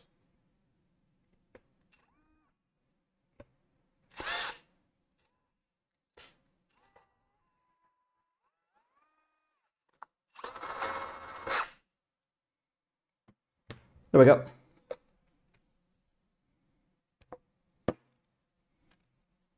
We're assuming I need a square hole and I only have a drill. So I don't know how you solve that, but I know that there are ways to solve it. I just, yeah. Yeah, I can, yeah. I don't know enough about the standard solutions to this particular problem.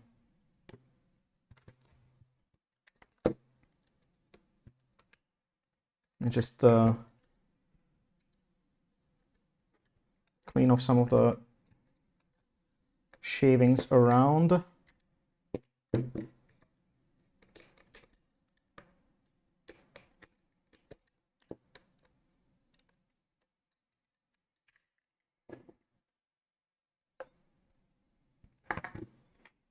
Oh yeah, usually drill a bunch of small holes, then clean up with a knife or other blade. That was actually my plan going into this as well, because I need a hole for this rectangular switch, and I want to have it here. And now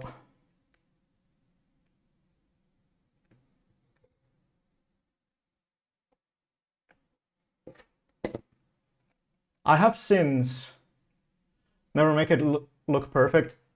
Perfect is not what I'm going for here anyway. I have since acquired this tool, so I can just cut it. But I've only had this tool for less than a week, so I'm gonna need to figure out how to do it reasonably well. Also, let me just double check that the barrel plug fits. Yeah, it fits. Nice.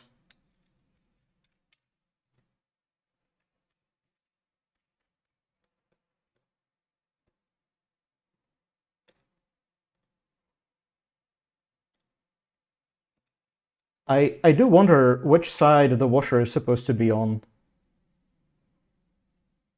I'm gonna put it under the nut. It's fine.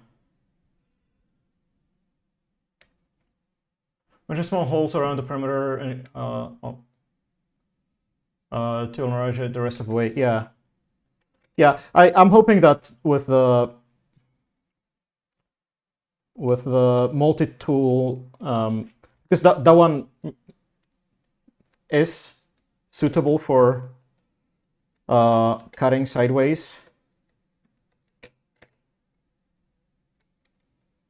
Okay, so we got that. That's looking very nice and clean. I'll still need to remove it, but I just wanted to see what it looks like. I will also need to cut a rectangular hole for this header somewhere hereabouts. Actually, yeah, this one. This display is dead. It's my graveyard of components I've managed to kill on iterations of this project.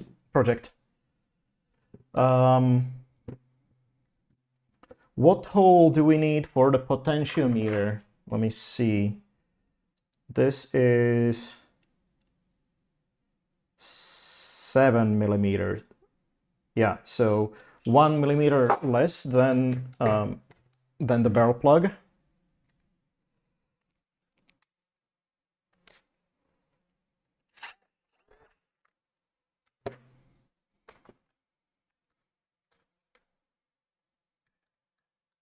And I'm going to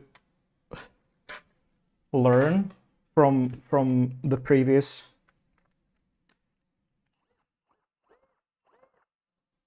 Actually, no, that was too far.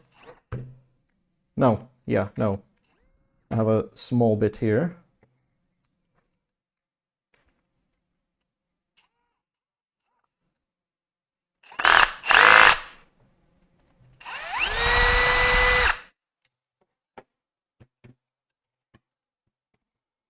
So I'm gonna first drill a pilot hole.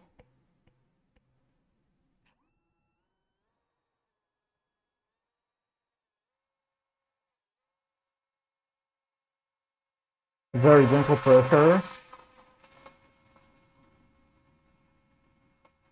I don't want it to bite into the plastic.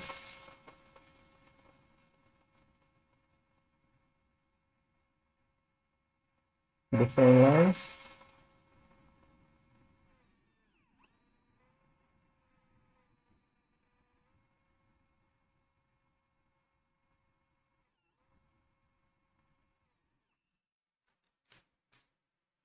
It's barely doing anything. Are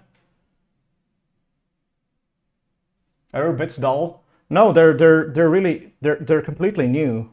They're actually really sharp, but I'm just applying no pressure at all.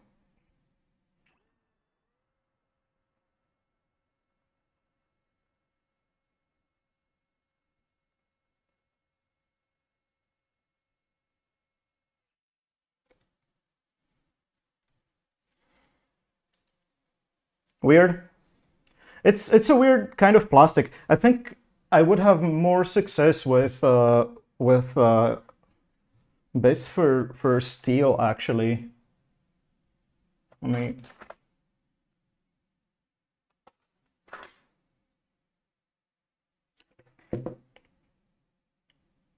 I don't know.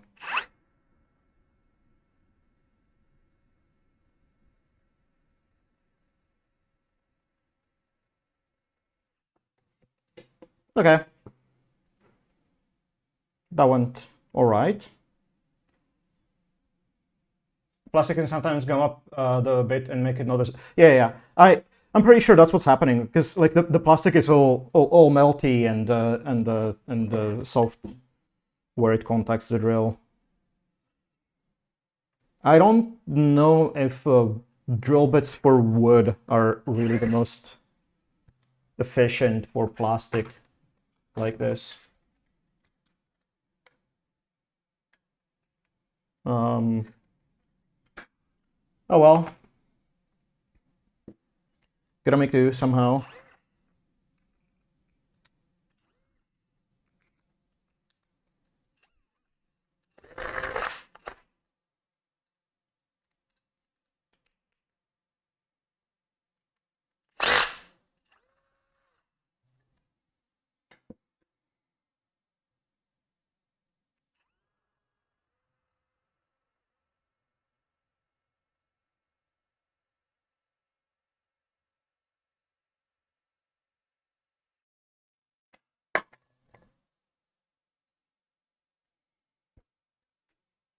Making a mess here.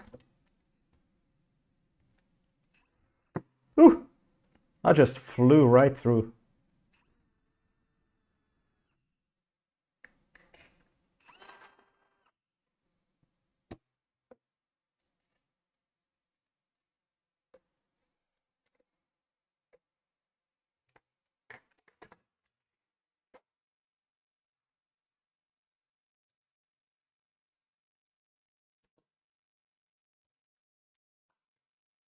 Buckets everywhere. Yep, indeed.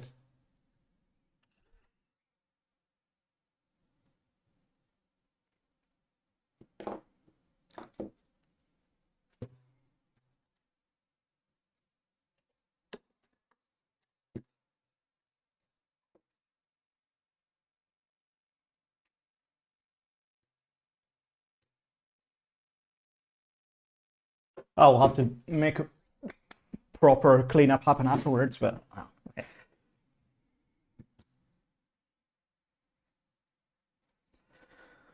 Would be nice to have a nice kind of plastic knob for the potentiometer.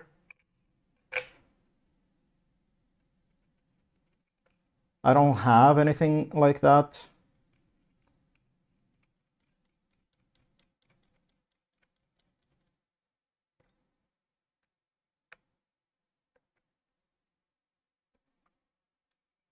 Okay, I'm an idiot. Should we be able to buy them online? Yeah. Okay. I did a big dum-dum here. Big doofus moment. Because I covered over the header. Okay. Well, guess we're gonna have an extra hole in the panel. Whoops.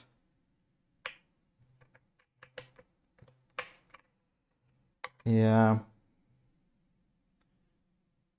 Can I reuse the hole for the power cable? No, the power is going to be supplied by this barrel jack. Move the pod to the other side.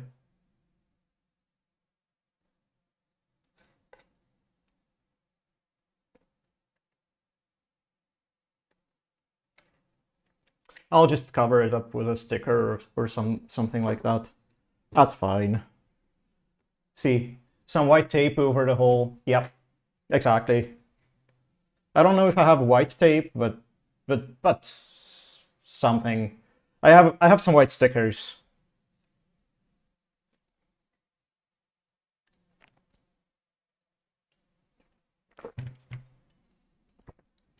So I'm a little bit too eager.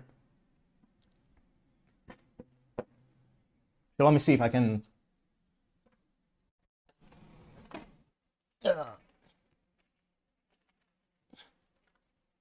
fix that.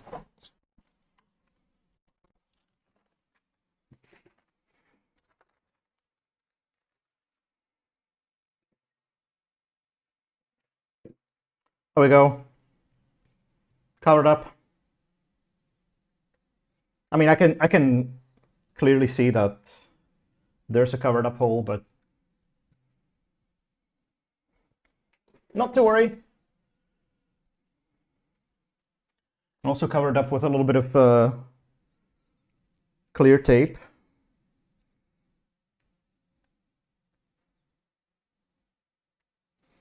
To make it a little bit more resilient.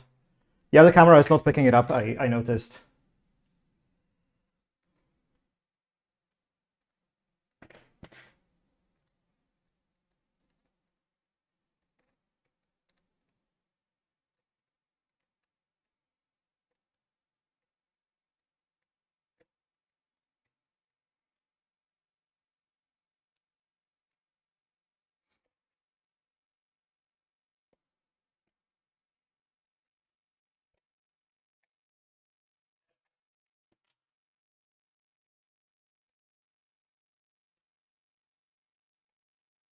There we go. Okay, I need to be a little bit more strategic about where I place the holes then.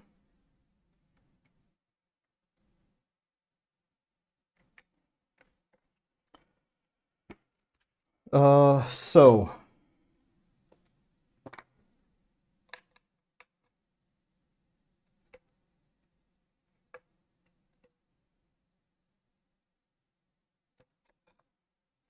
a little bit further away from... Okay, actually, let's just connect things.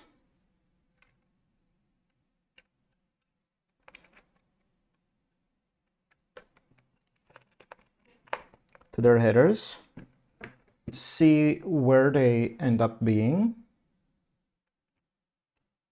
And which space is occupied. It's actually not that many options for placement. Unless I put it all the way aside, like here. So it doesn't interfere with the board at all.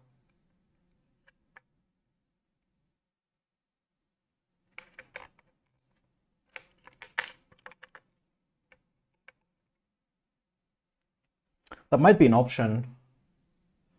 What about opposite side of the power cable? You mean like here? The power cable is back. Yeah, the only problem is I don't know if I can... Then again, I can always just expand these wires. So they're a little bit short. Maybe I should actually do that. That will give me some more maneuvering options.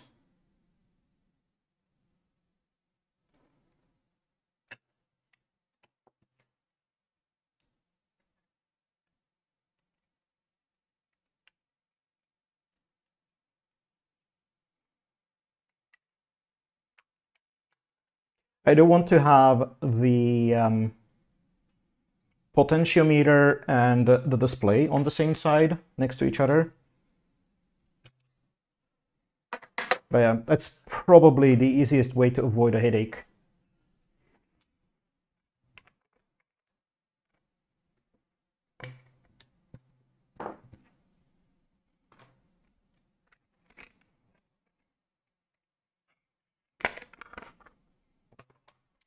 This time I will try to drill the pilot hole with a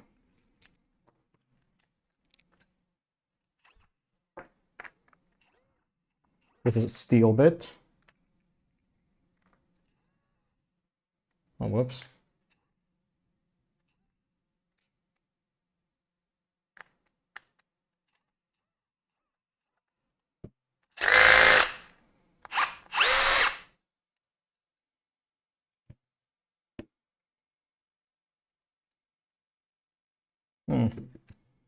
Yeah, I will have to do a bunch of soldering later on anyway.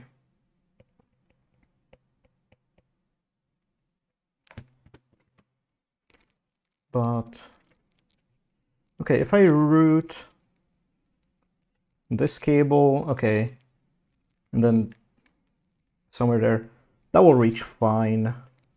Cool. Yeah, sorry, you don't see what I'm doing. This is my display cable. Somewhere thereabouts will do. Where you drill out your components. I mean, yeah, learning that the hard way.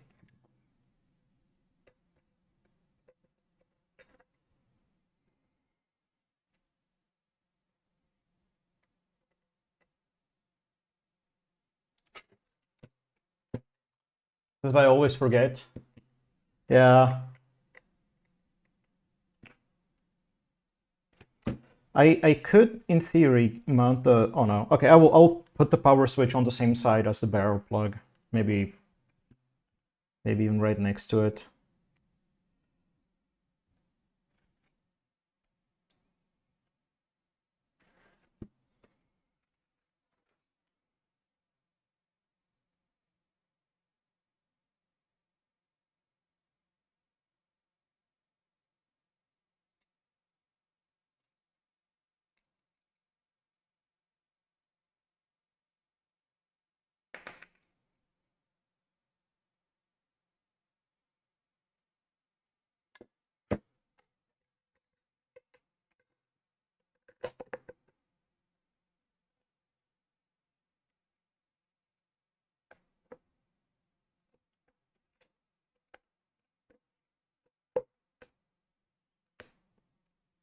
Where did I put my pencil?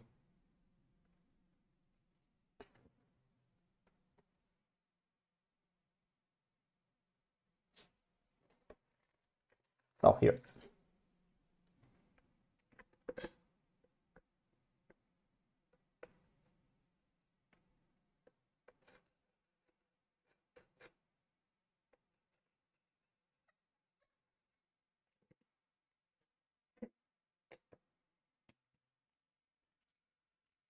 Uh,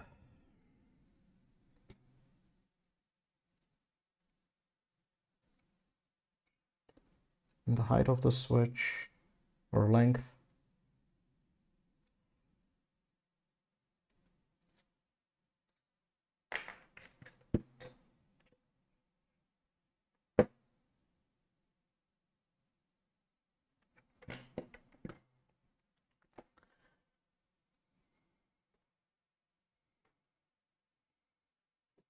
Need to make some right angles there. Will power switch in the back be annoying, having to reach around whatever is mixing?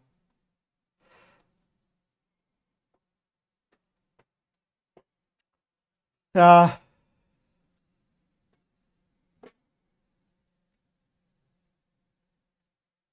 That's what I'm thinking. I'm just thinking of how to make things as easy for myself as possible. I'm gonna have to splice some longer wires. That's fine. I could actually put the where could I put the power switch?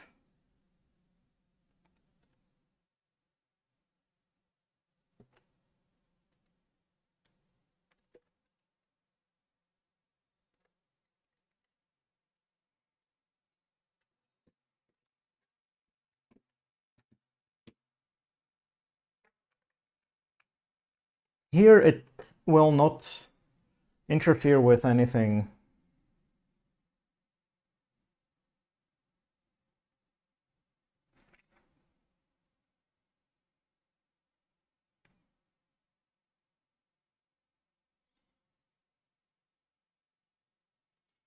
If you're right-handed, right side would probably be best. I don't really care about that, honestly. Like, yes, I am right-handed, but I don't mind flipping it with my left hand either.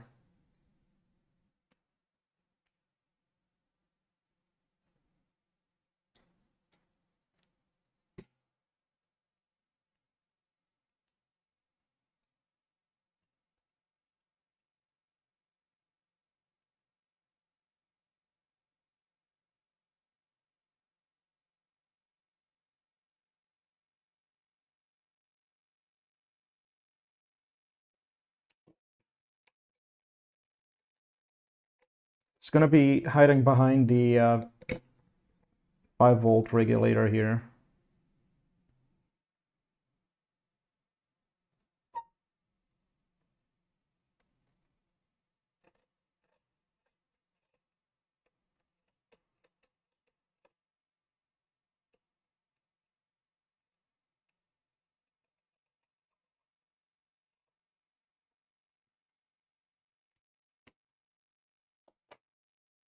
As long as it doesn't block components, we have to open it later for diagnosis. If I have to open it for diagnosis, I will have to, like, it's going to be fairly easy to just unscrew it and get it out of the way. Although, I mean, it's a fair concern because it was very finicky to reach this these screws, and it might make things a little bit more difficult. Do I just route the power supply wires around the entire thing? I guess why not? Doesn't really hurt anything. It's not like this is gonna draw much power anyway.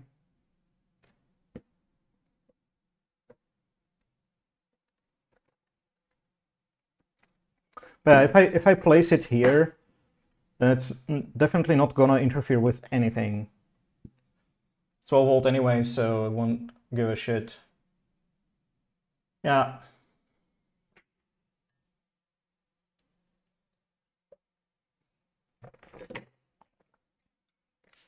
How much does a fan draw? 400 milliamps tops.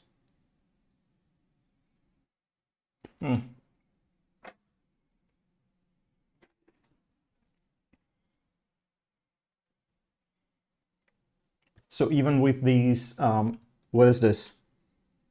This is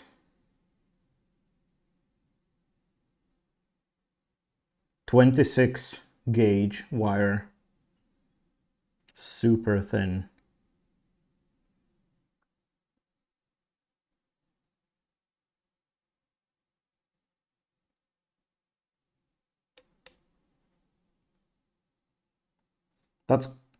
I don't even have wire that thin here, so. Stranded. I actually don't know. This was pre-crimped on the connector. Is it possible to figure that out from the markings?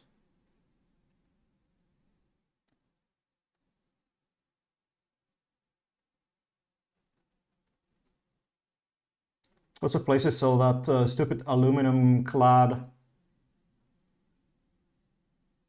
have to cut it to really know. But yeah, I would be very surprised if this was copper coated aluminum. That's easy enough to find out.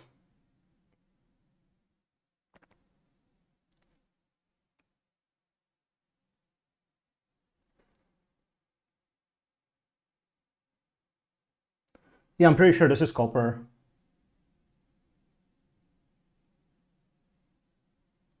Um,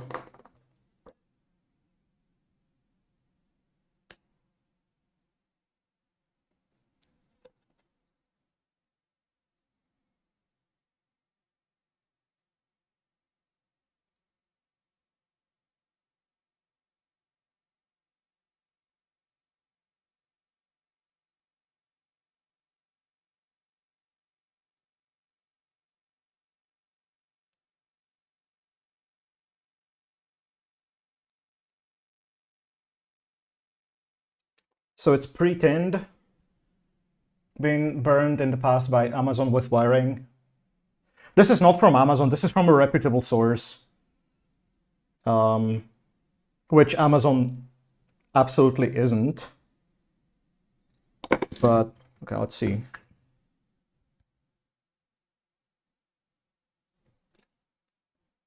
If I try to pull off the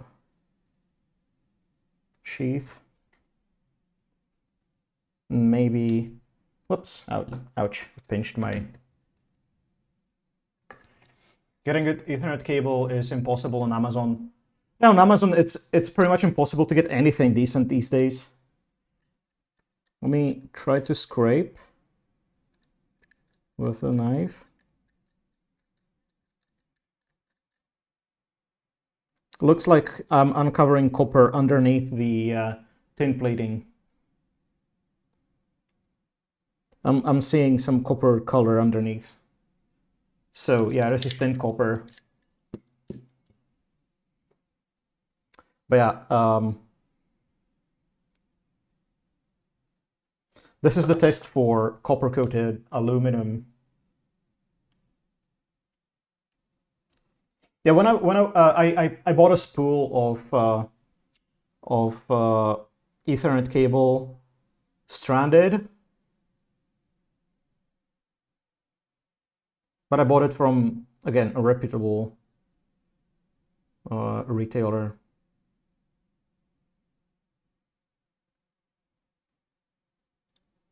So if this was copper-coated aluminum, it would have melted just in the lighter fire.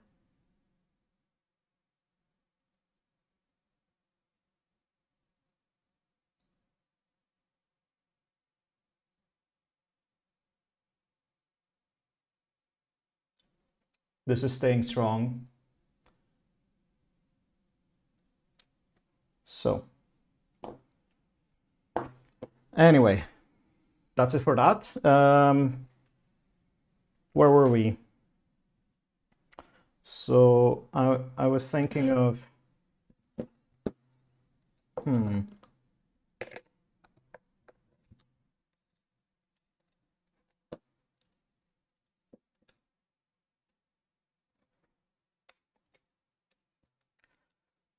placing the power switch over here.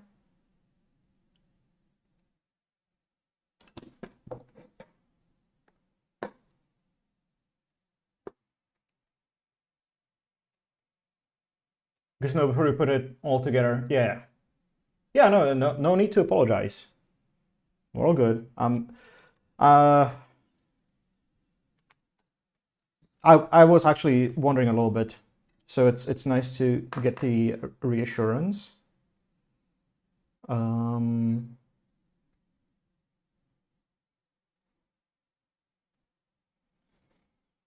So what else?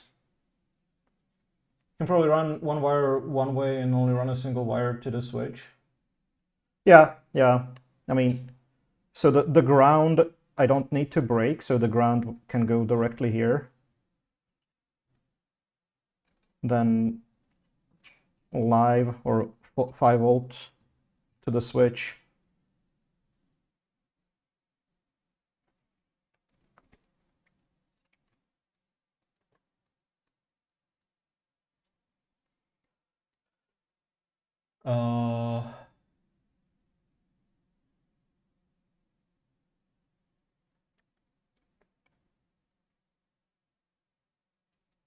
What was I thinking of? I'm really happy how nicely this fits in here. This is really nice. I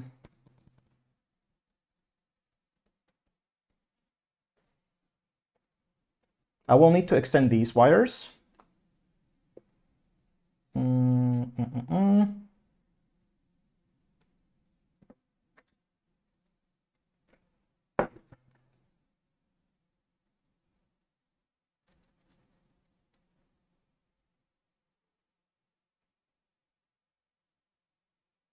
go get it with hot glue usually. Oh no, I wanted to have it nicely screwed in place.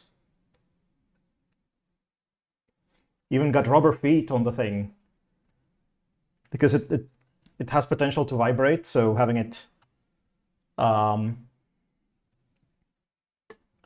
firmly in place is kind of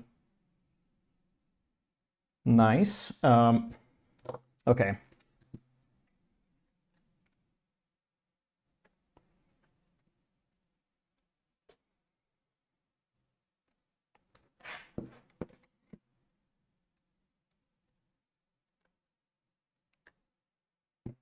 So I wanted to put the switch somewhere closer to the front, I guess. Or did I just put it in the middle? It's pretty slick. Yeah.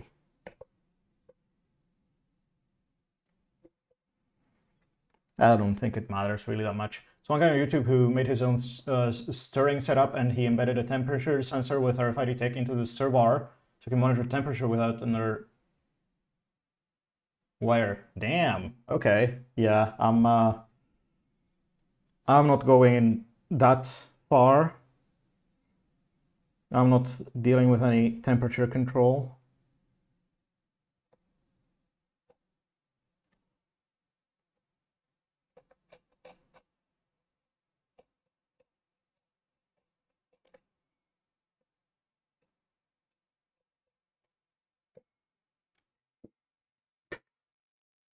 If that, yeah.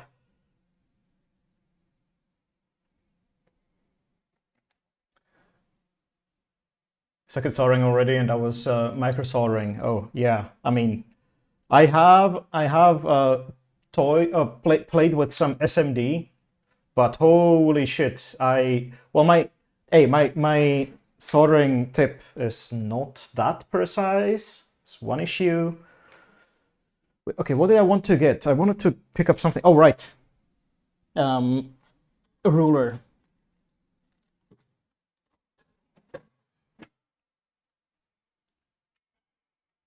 Because I need the right angle.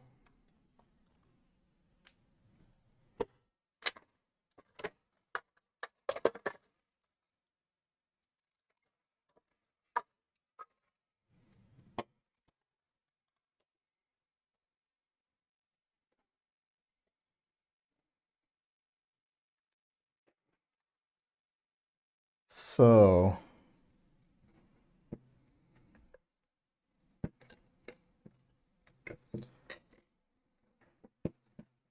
let's get a nice right angle here.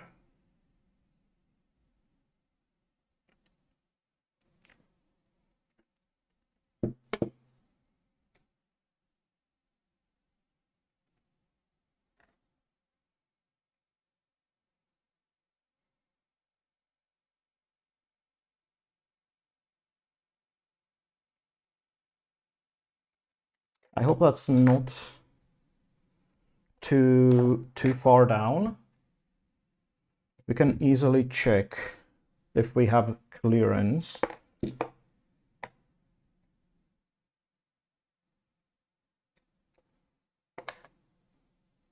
Ah, barely. Okay, no, I need to shift it a bit higher up. Because I need, oh, right, I also need to fit the screw holes. Wait, do I even want to mount it that way rather than that way? I think horizontal would be easier to fit. Okay, we go horizontal.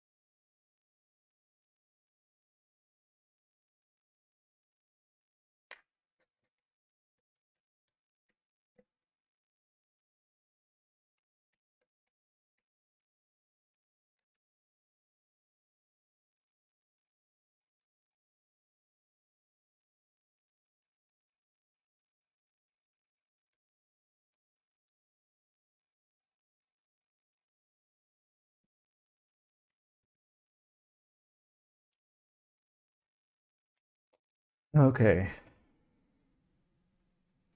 How long do we need this?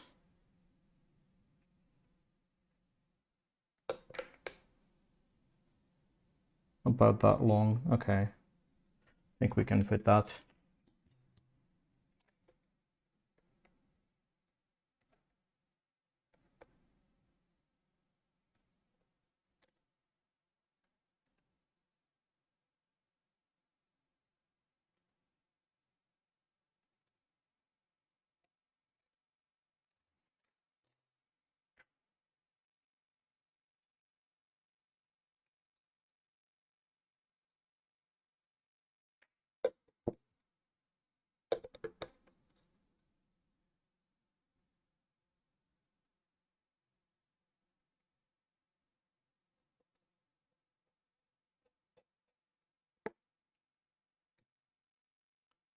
Okay. So that's our power switch placement. So in the front it will be on, in the back off. The holes for the switch I will drill after. Next up we need opening for the display header.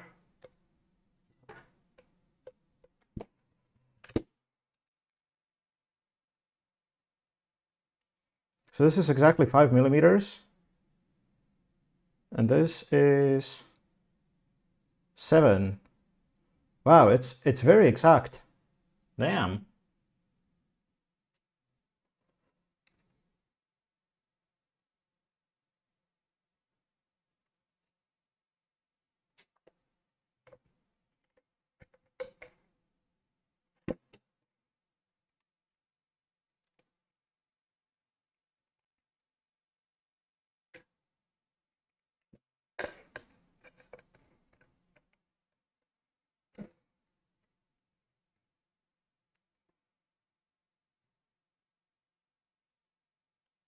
I like when headers stick to a standard. Yeah, didn't know there was one. I'm kind of surprised.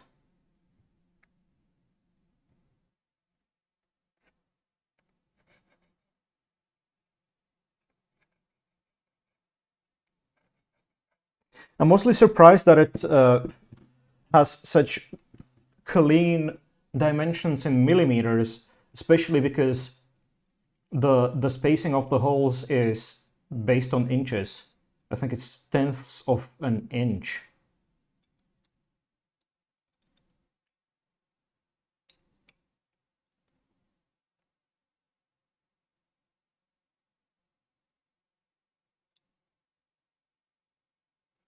So that's what I find surprising.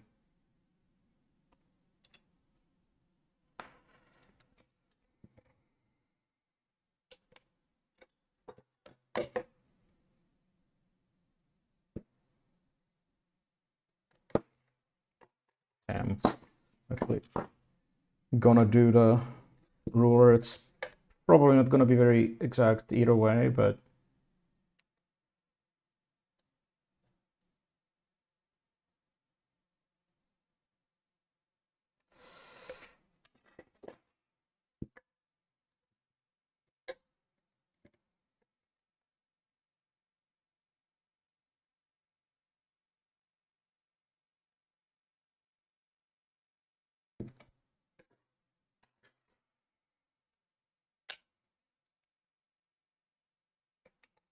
just checking the alignment here, since I can put it right up against it.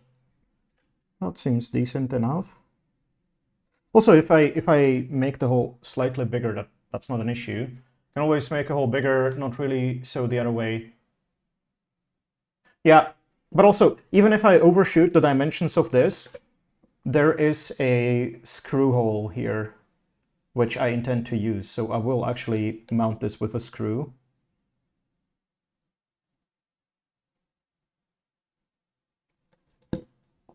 But yeah.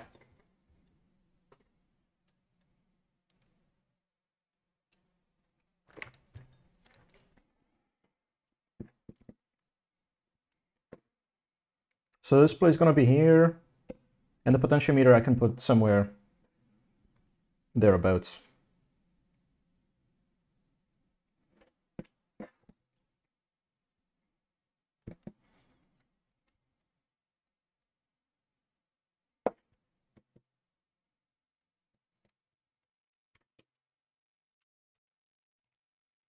Wait, let me just double check that. Okay, I might have to coerce the... Maybe it would be better if I put the display a little bit further away from the edge. Because this cable is kind of reluctant to bend. And here it would be, yeah, a little bit too twisted. So, yeah. I also don't want to exercise too much leverage on this header on the board, because that has very short contact pins. So yeah, I'm gonna have to redo this a little bit further away, further from the edge.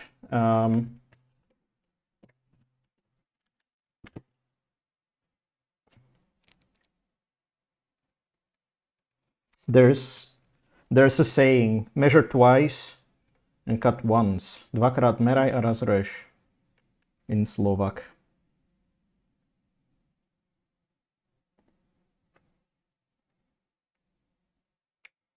And yeah, we have the correct orientation here, so that's good.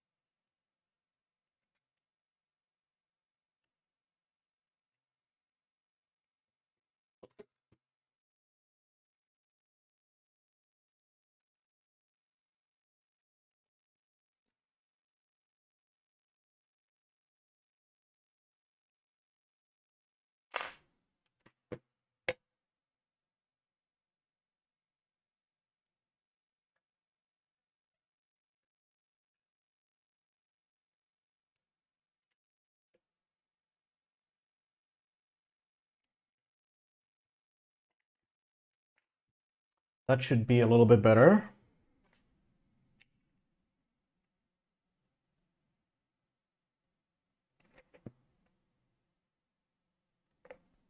Okay.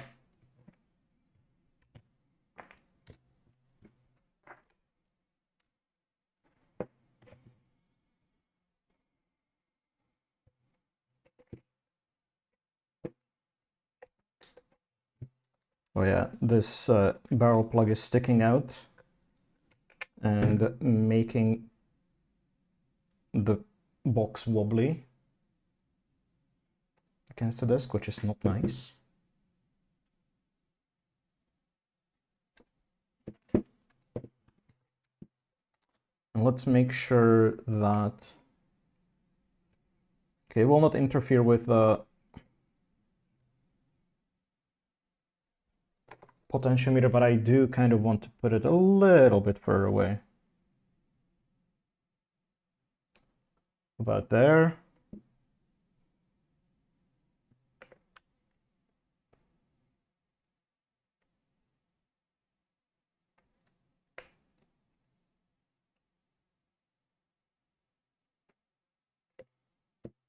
Just vaguely aligned. Okay. Now, let's get drilling.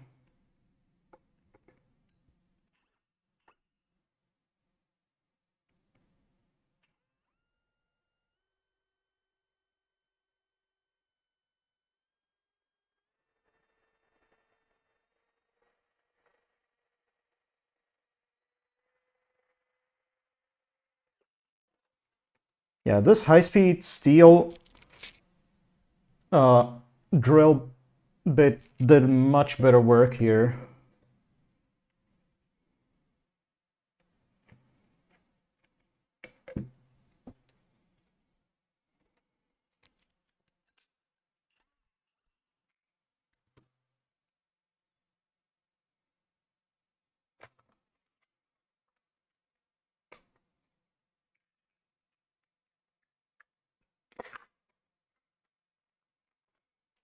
But for the actual potentiometer hole, I need to use 7mm, which I only have in this version. What if it doesn't melt the plastic as much, allowing it to fall away from the bit? Could be.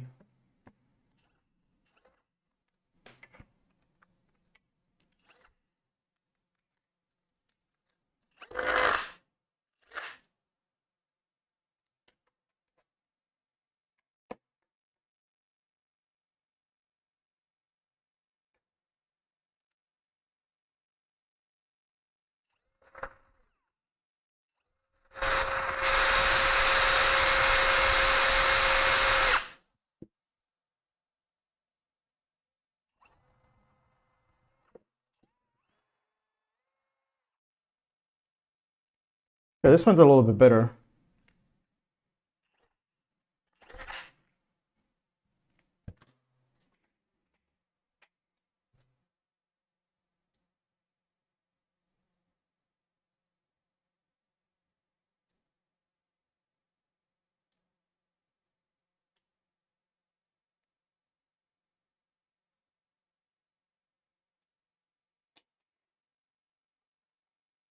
What is this song? Holy shit.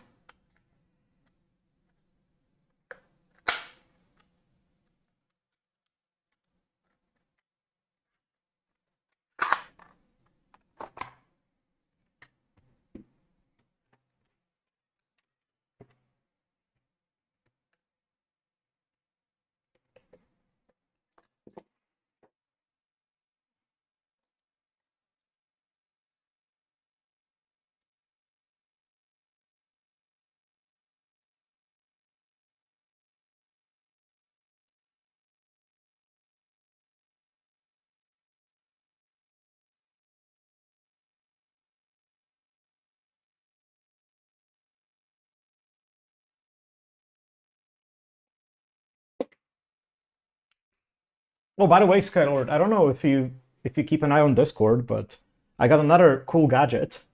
There's a picture, I think in random pics. I got a cool little wireless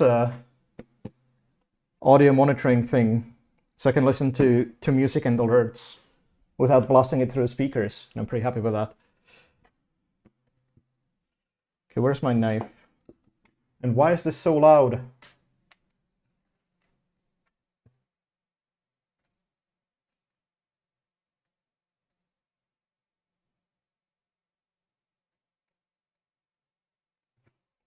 Yeah, yeah. Oh, there's the knife.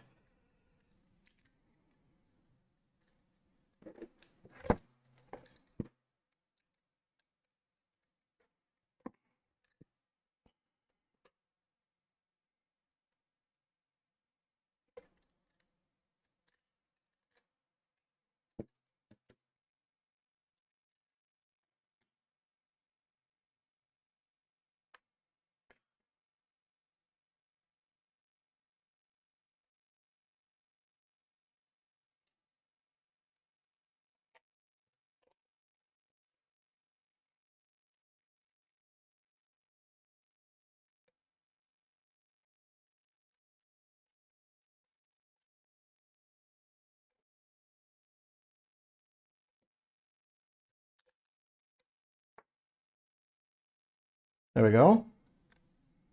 So that's looking good. Okay, I'm gonna take it out for now, but it fits.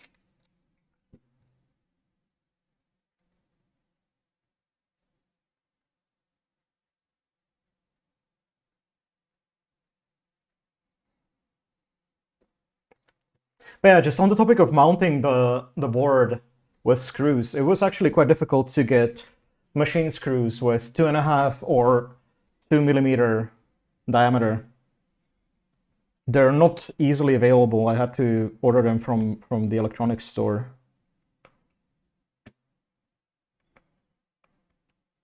The usual big box store only has screws 3mm and up. Never mount my microcontrollers because of that. Yeah. Well, I mean, now I have a decent stock of These are 2.5mm screws and nuts and washers and some standoffs. And I have a whole bunch here, 2mm. Smaller, bigger standoffs, shorter, longer screws, washers, and nuts. At least hot glue is super easy to pull off. I mean, yeah, but I would have doubts about how well it actually holds the components in place. I have to buy some as well. I bought screws for something like 30 or 40 euros just so I don't have to bother or worry about not having them when I actually need them in the future. So now we need to cut these openings.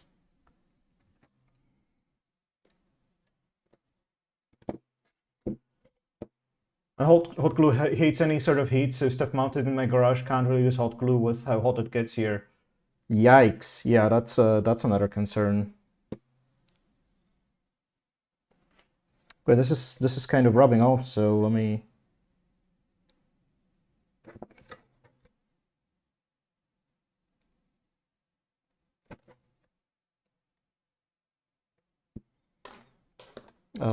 Go through it again. Okay. Now, I'm gonna use these for the cutting. Let's go with a 2mm bit.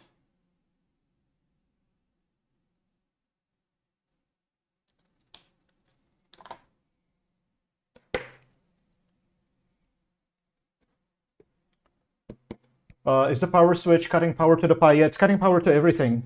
But I mean, the Pi is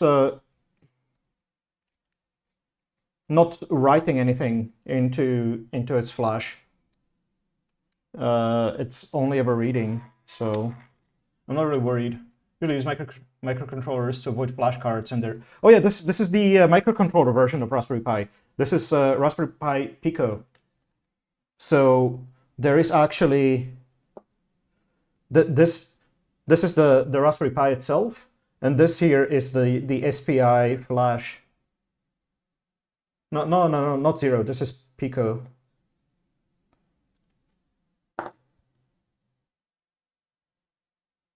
So yeah, it is a microcontroller.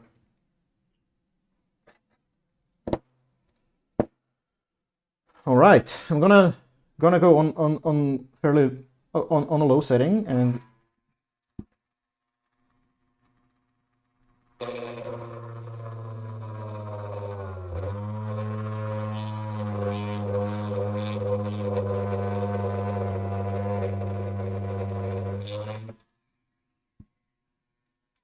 This is super messy. Plastic shavings flying in all directions. Never mind then. Yeah, it's really convenient, and you can program it in Python.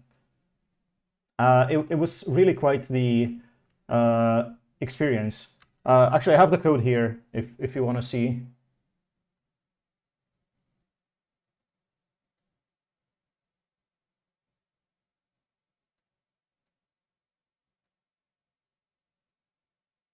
It's all just MicroPython.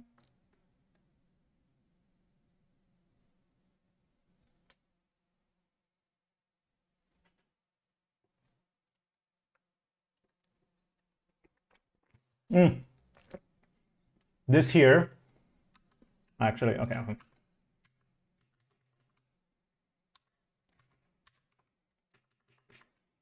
This here, I had to cook up live during last stream when I nuked the OLED display that I had, and it was throwing errors and failing to initialize.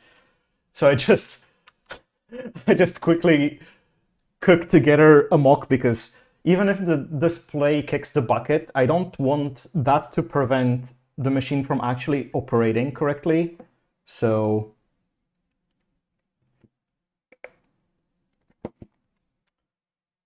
Much better than having to deal with starting the script on boot and all that. Yeah, no. None of that. Okay, let's continue here.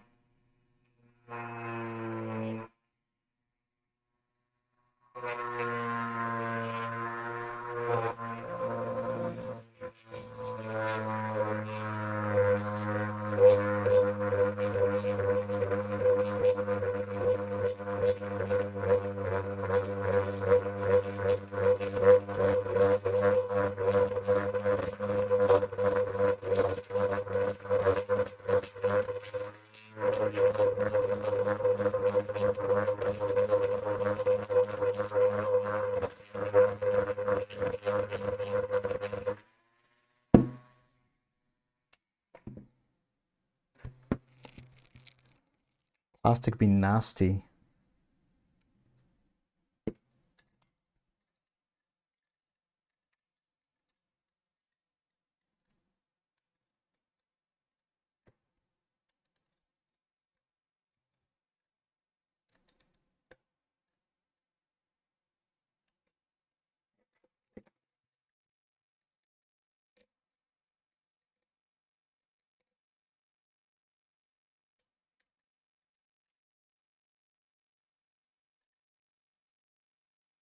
It's definitely melting around a bit.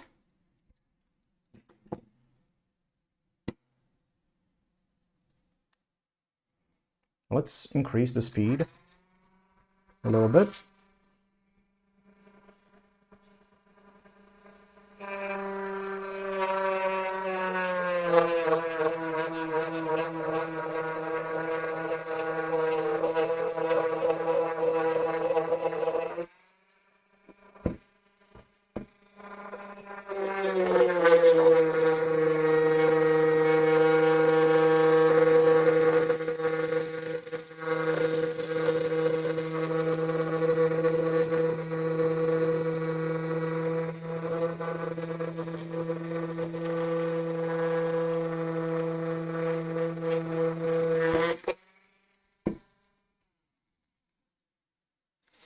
It's not very straight or even, but I do intend to clean it up with a file.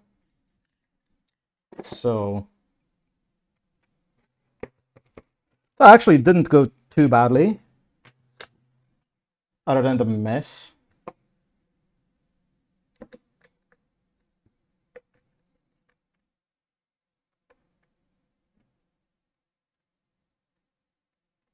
Yeah, okay. It mostly matches the shape of the switch. There's just small little irregularities, which, I mean, that's kind of natural with freehanding this.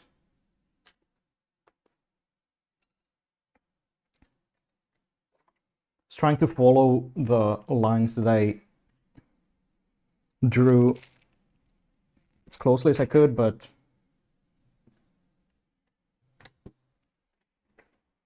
just sweep off the worst of the mess. 7 microcontrollers online in my house, right? Oh, cool.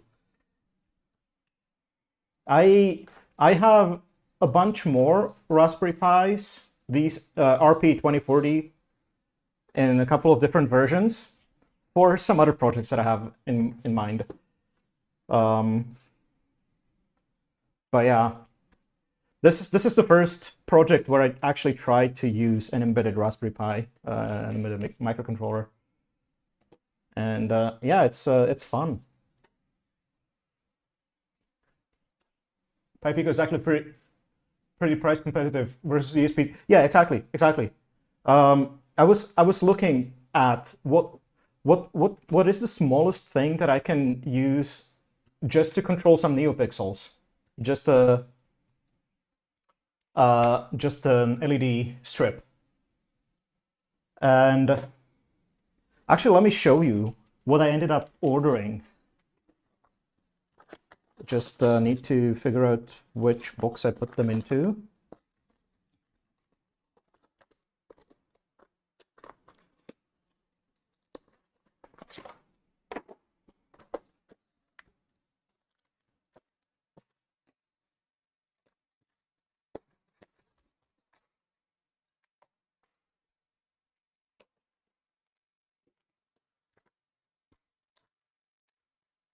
Where did I put them?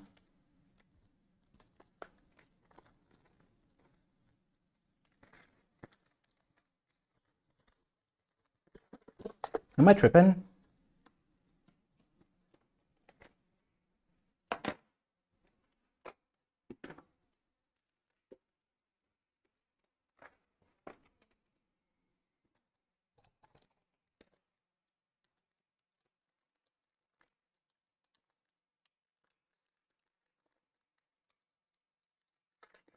Oh look, I had some spare picos. Oh, since I managed to kill one, so I ordered a bunch just to have enough in case I mess up again. But that's not what I wanted to show you. Oh yeah, here it is. Here it is. Check this out. This is also a Raspberry Pi Pico, but in the tiniest form factor possible. So it only has a small handful of pins broken out,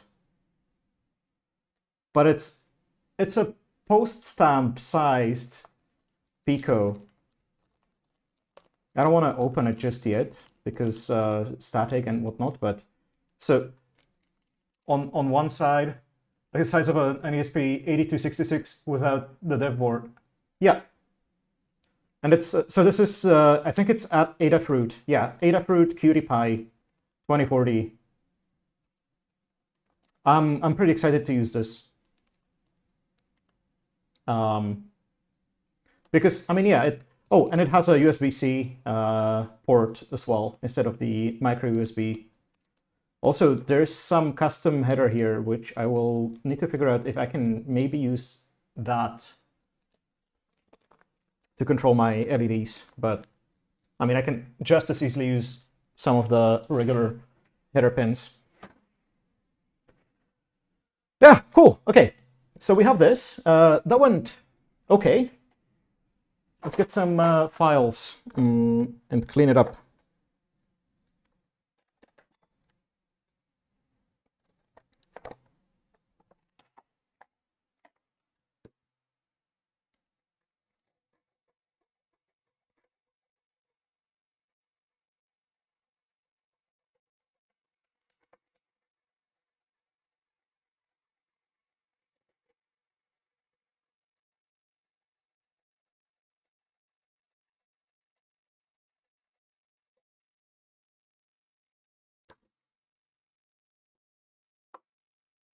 Actually, okay. This file might be a little bit too small. Let's get a bigger one.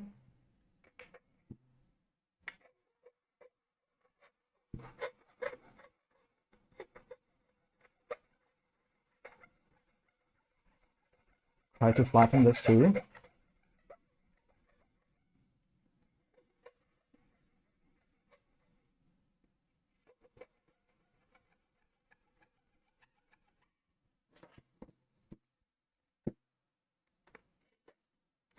This file seems to have just the right width.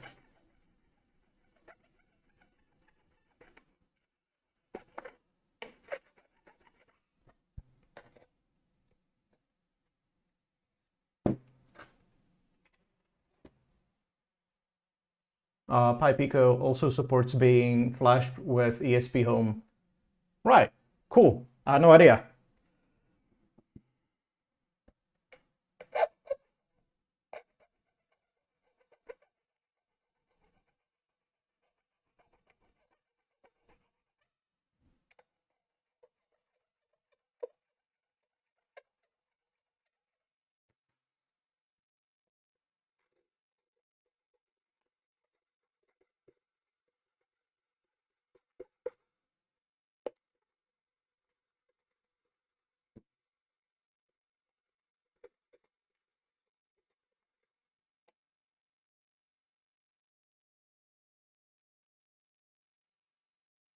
Instead of prefer using a simple YAML code to go reprogramming the microcontroller manually. Yeah, that's fair. I mean, the stock Pico has... Holy shit, this is loud.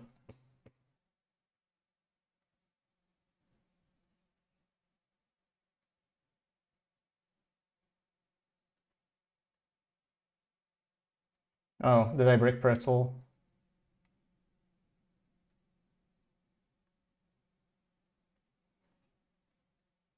Yeah.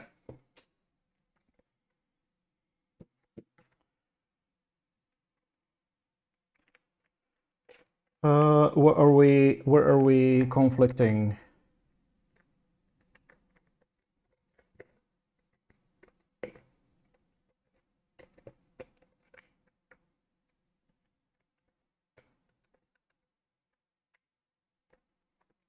We need to clean up this corner a bit.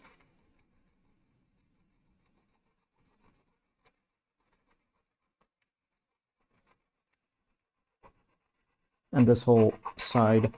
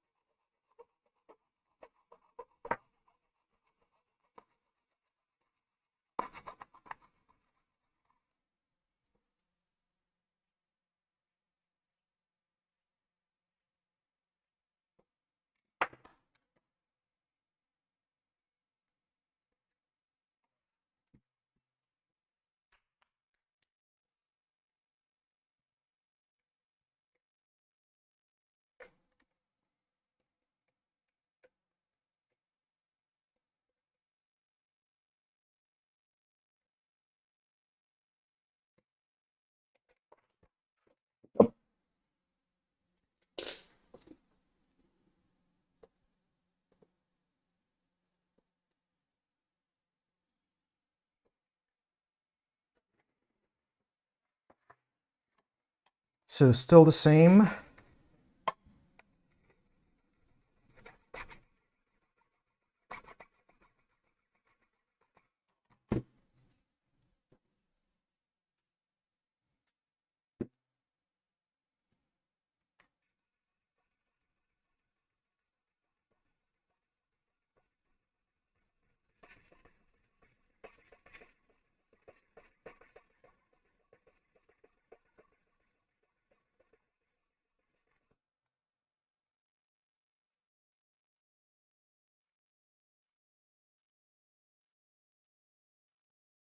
These files are not very good at removing plastic.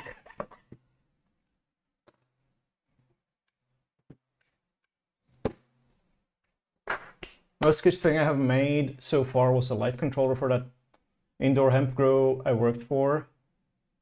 A little microcontroller with a relay to turn on and off some grow lights when I didn't turn off, so next day I debugged it and the microcontroller was all good. The 8 amp relay I used wasn't enough and it melted in the stack. Oh, yikes. There's also a question. Where did you source the relay? Because if it was a relay bought from Amazon, then like Amazon components have completely fake, bogus ratings that have no correlation at all with reality. So it could be that the relay was actually only suitable for like 2 amps, and they just slapped 8 on the package. It's pulling like 14 amps through. Oh, okay, yeah, then that also makes, yeah, that will be an issue, of course. Yeah, there was a few weeks ago, I think, Louis Rossman did a test of car fuses from Amazon rated to trip at, I don't know, was it 2 amps? And he pulled 8 amps through the fuse before it started to heat up. It's like, that shit's actually really, really dangerous. Extremely sketchy. Yeah, and the problem, especially with Amazon, is that, I mean, Amazon pushes hard these like anonymous brands, which, I mean, it's really no better than just buying from AliExpress. And you have no way, like, and Amazon pushes them so hard like Amazon Choice and all this like extra branding,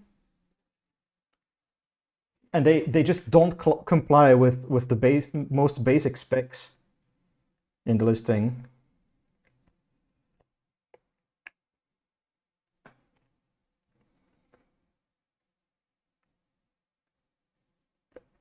Okay, what's holding us up?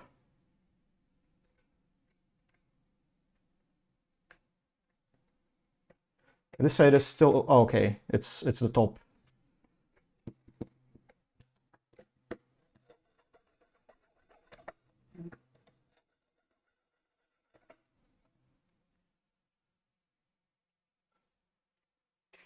Actually, I have a box of them from Amazon. Got me all paranoid now. Oh yeah, if they make money, they don't give a shit. Yeah, exactly. They purposefully make it difficult to pick the seller for an item. Yeah. And like, I personally just don't buy from Amazon. I did when I lived in Austria. But then when I moved to Sweden, at first they didn't even have a Swedish storefront. Then they launched one, which is catastrophically bad.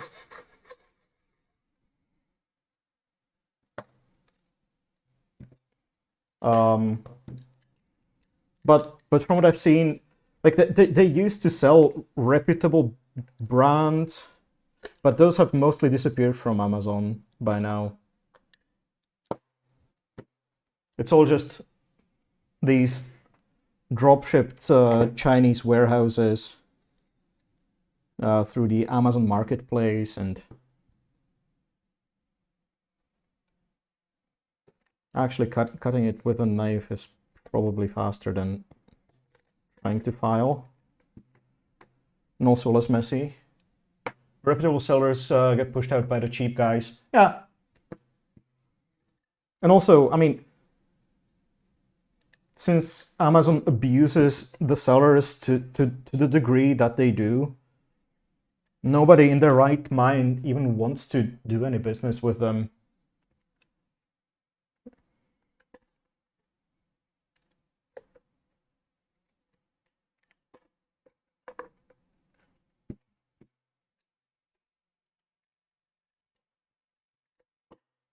Okay. What are we doing? Okay, there we go. That sits very snugly in this opening.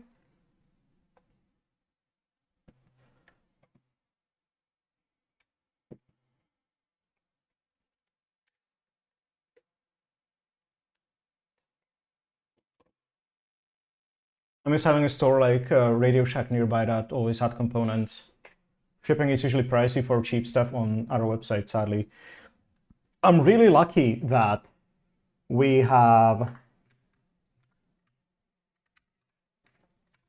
Whoops. We have this shop, ElectroKit. They are located in Malmö. Oh, yeah, I don't need that anymore. I've already fixed my order in a different browser. But so they're in Malmö, not reachable physically for me, not within driving distance if I need anything, but they have pretty decent prices. And oh shit, they have a discount on oscilloscopes. Ooh, I'm tempted, but I've spent so much on gadgets already in these past couple of months. I really shouldn't. But yeah, they have a pretty good selection. This is where I also buy my Raspberry Pis. So they have the Cutie Pie, which I showed off.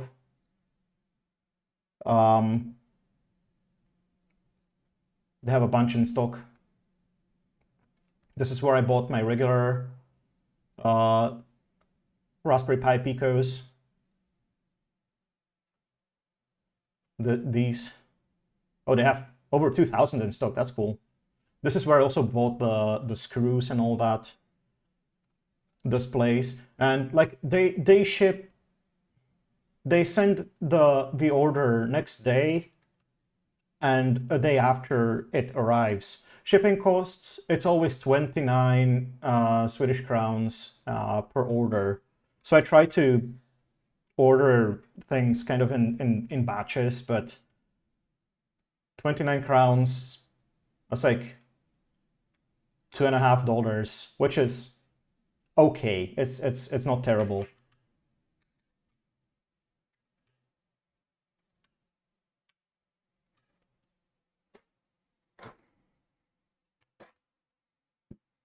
All right, now I need to drill these holes. That's better than the $8 to $14 most places charge around. Yeah, $8 to $14 is yeah, unreasonably expensive. I agree. Wait, yeah, we need 3 millimeters because this is, yeah, for an M3 mounting screw.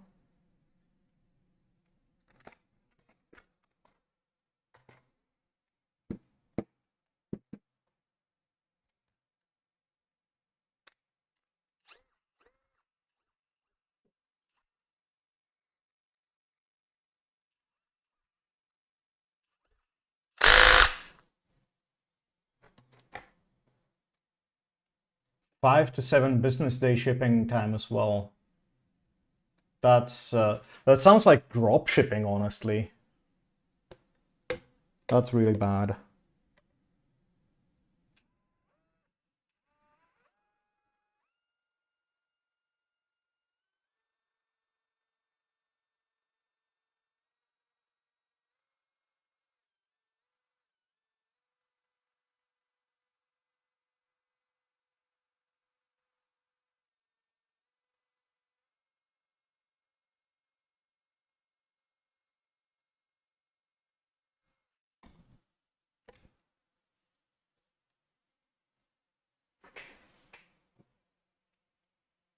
Sometimes they are on the other side of the country, but a lot of the stuff comes from Las Vegas, which is only like 300 miles away.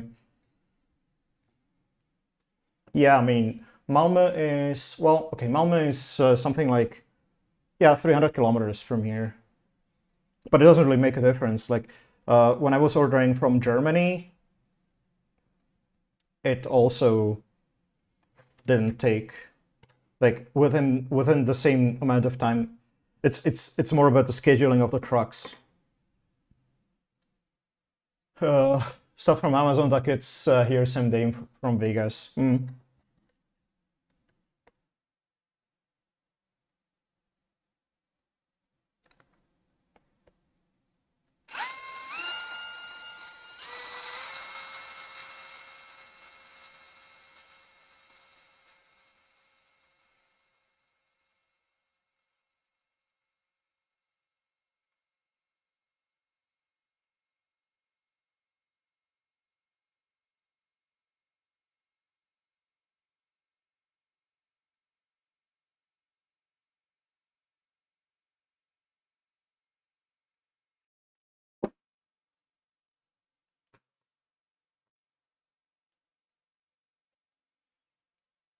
All right, so we got the mounting holes for the switch, and now the only thing that's left is the opening for the display.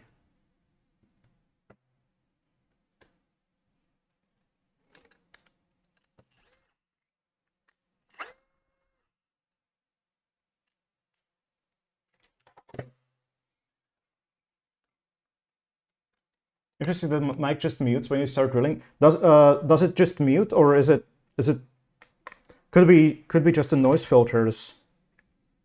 Because I mean, yeah, I don't really say anything when I'm drilling, but I'm pretty sure that it keeps picking up the mic. Just yeah, filtered out.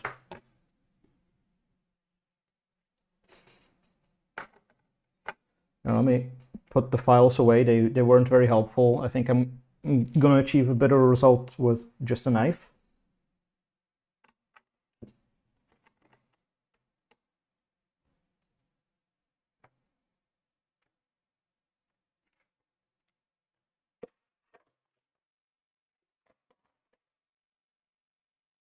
If it tries to bring your voice in, but it gets fuzzy. Yeah, that's noise filters, yeah.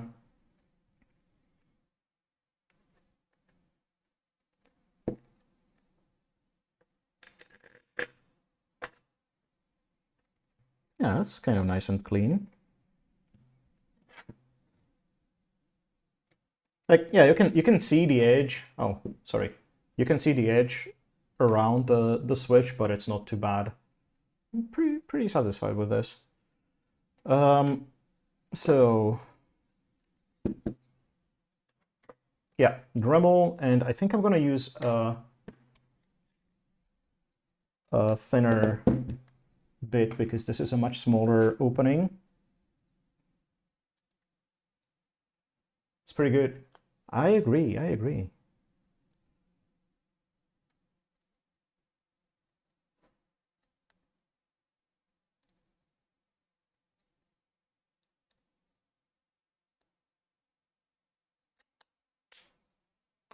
Let me try the 1.2 millimeter.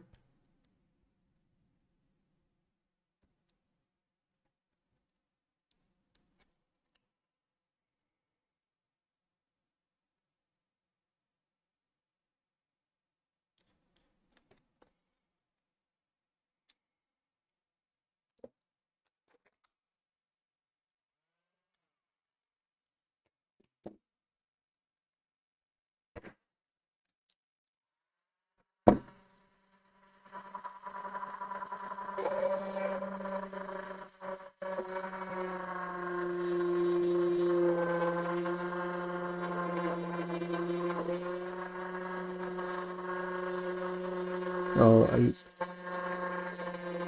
kind of lost it a little bit there.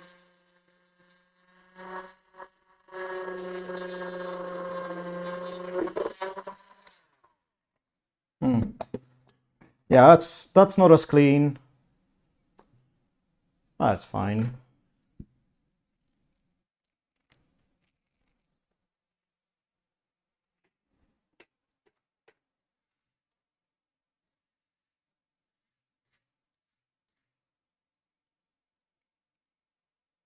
Gonna have to vacuum this room very thoroughly tomorrow. Right now it's way too late.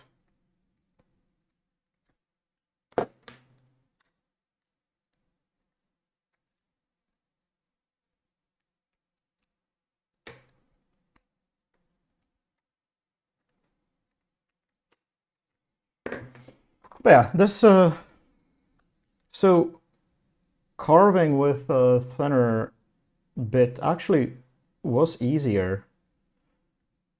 I suppose that makes sense. Less material to remove while carving.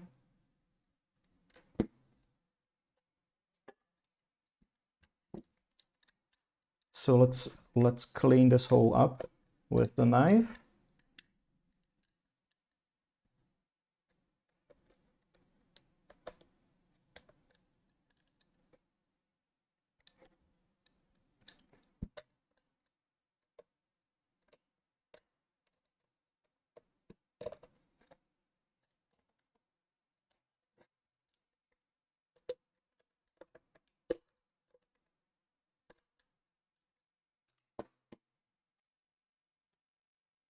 This is very snead.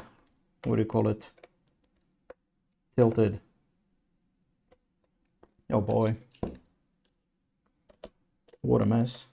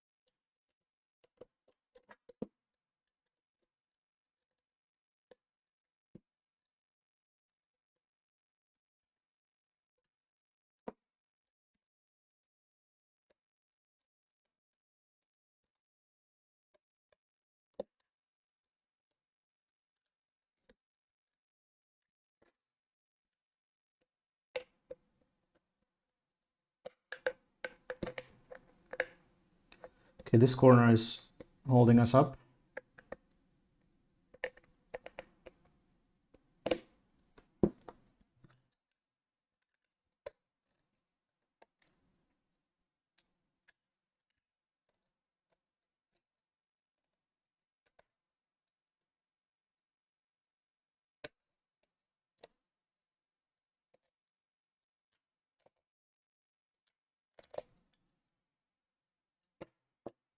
Starting to look a little bit cleaner.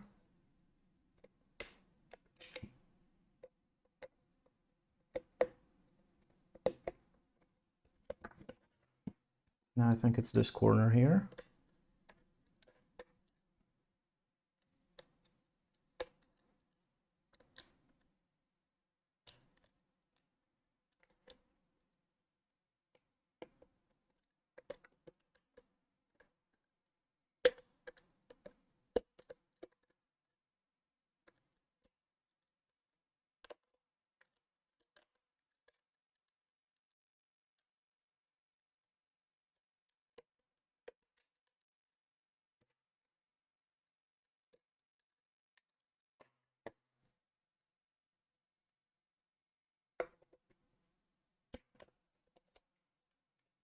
Ah, it's not perfectly straight, but it'll have to do.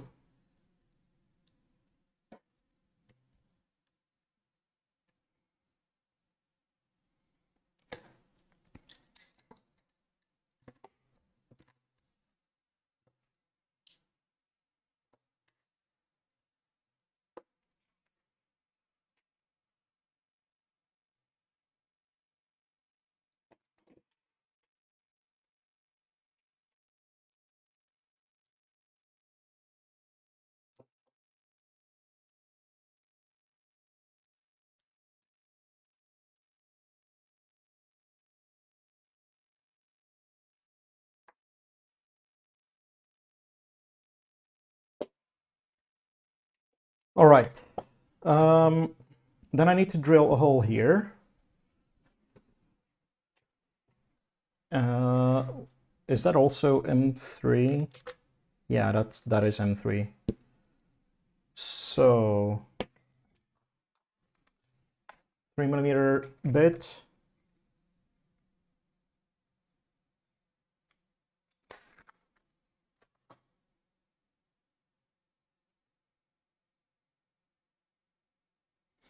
Did I not stamp the bit size into it?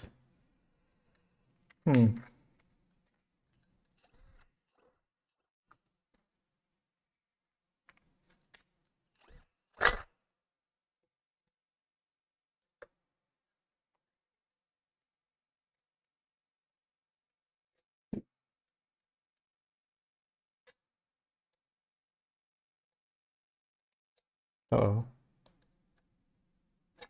I have a bad feeling about this. So if I don't line it up perfectly, I will. Oh, but this is the dead display, so I don't care. Yeah, this is the dead one.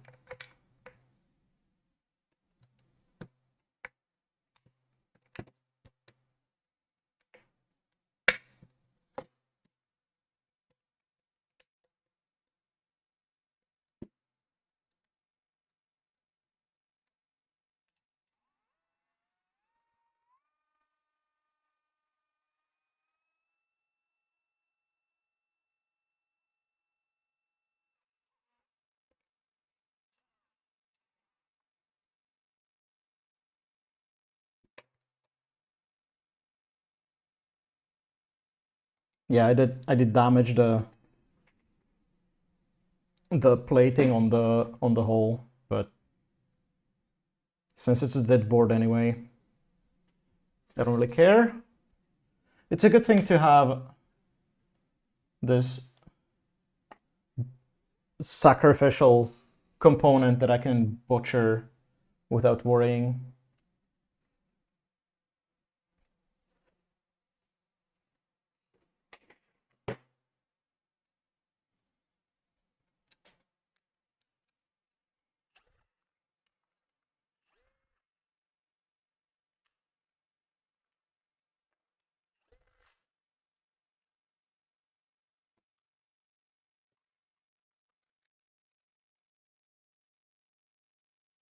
Also looked like it was in a weird position to measure. So the mechanical dimensions of this are the way they are for a reason. This is meant to fit the standard GPIO pin on a full-size Raspberry Pi GPIO header. And the Raspberry Pi has a mounting hole right next to the GPIO, so it's aligned there. But yeah, that's why it is the way it is. I do want to add a... Okay, I need my M3.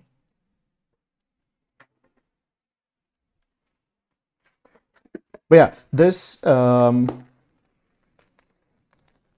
display was not even intended for the microcontroller Raspberry Pi. It just happens to work with it because it just uses regular I2, communicates over I2C, and there are implementations for that one. Okay. Now this is kind of sucky because I have these screws that are right about the perfect size.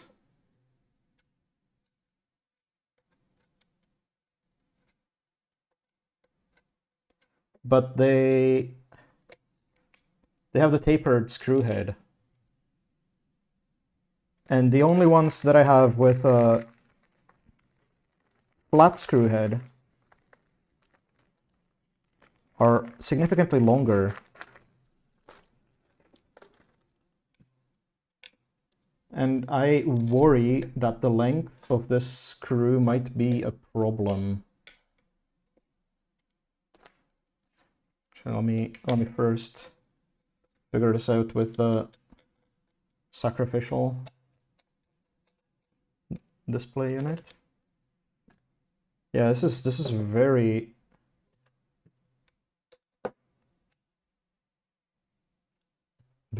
long. Then again, I might still have the clearance for it.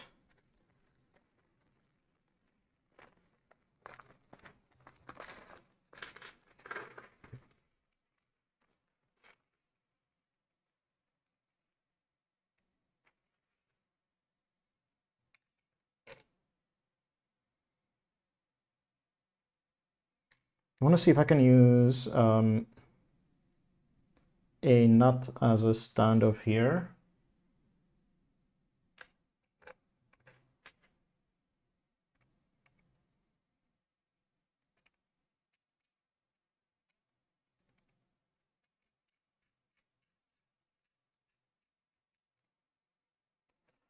Okay, that should do.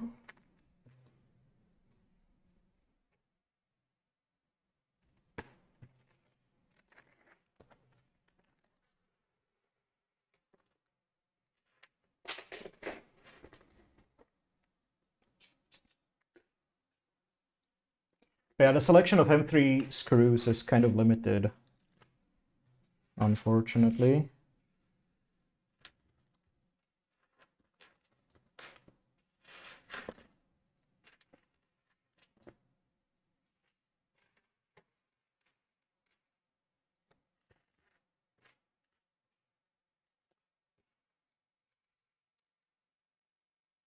Gonna head to the store real quick. All right. Yeah, good luck with the shopping. Thanks for hanging out. Yeah, I think I might still be... Oh, we'll see. We'll see. No stress. It's not that late yet. So I might actually do some gaming after I'm done with this. Okay, so...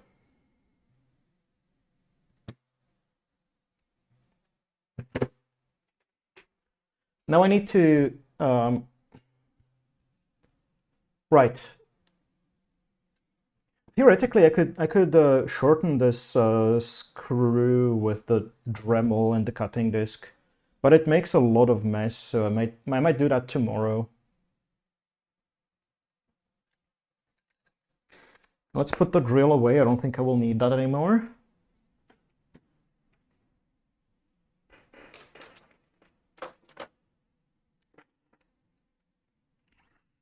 Oops.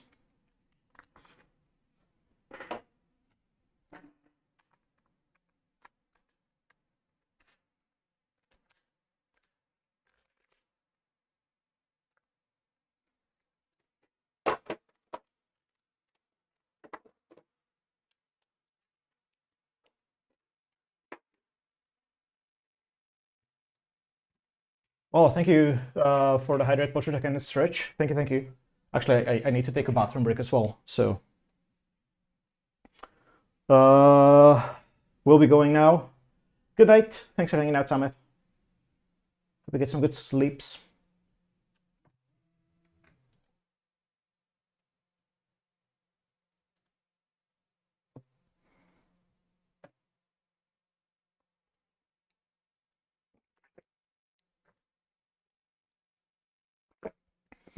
We have the hydration, the stretchies.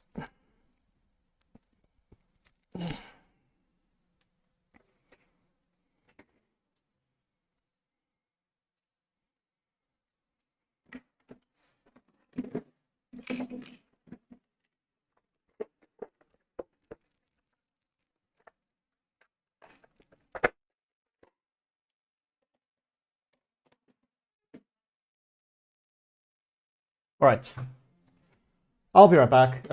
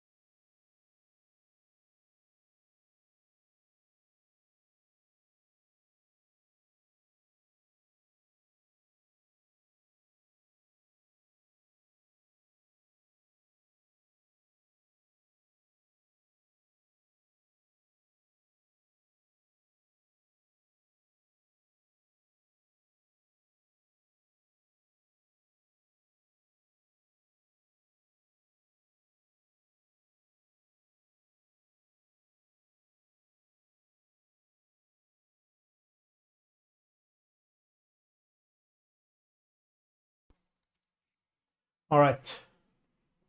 We're back. So where were we? I need to solder all these things together. So we have the barrel plug that needs to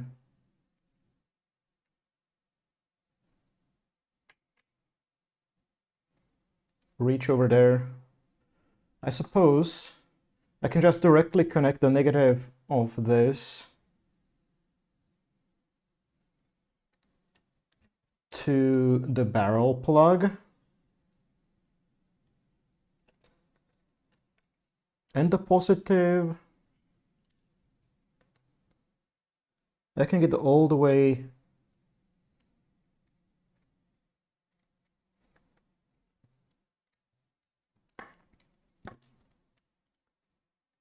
to the switch.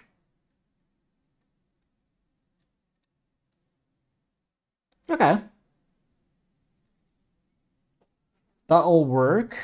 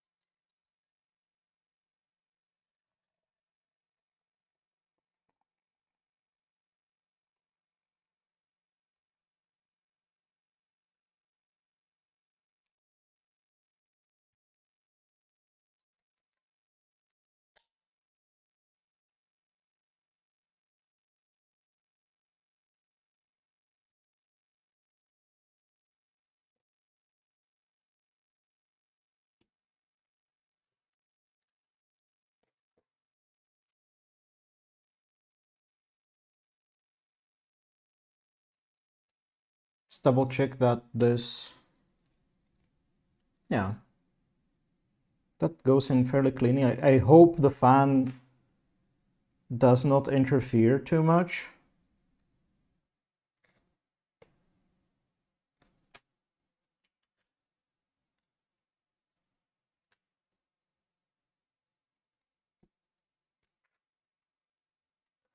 And just quickly slide it on.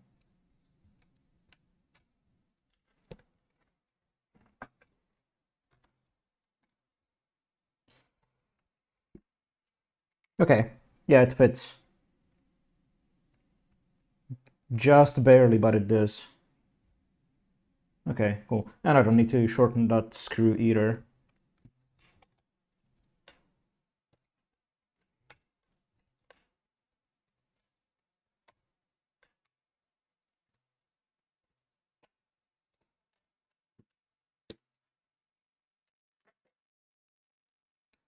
All right, so we have that.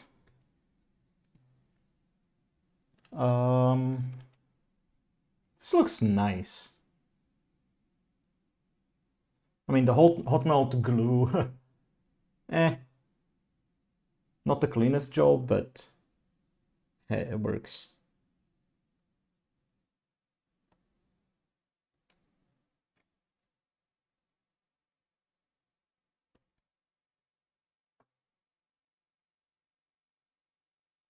This one pin that I didn't cover in the glue. It's fine.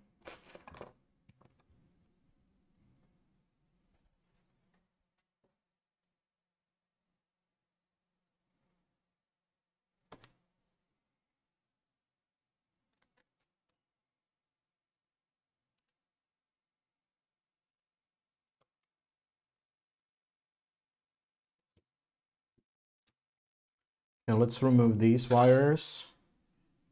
I'm gonna need a longer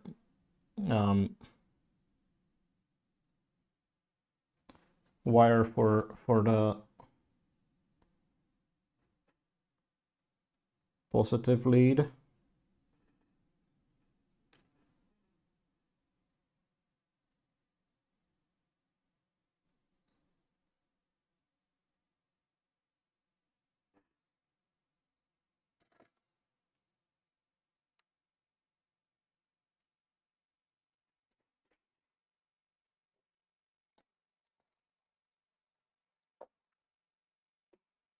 I do have a bunch of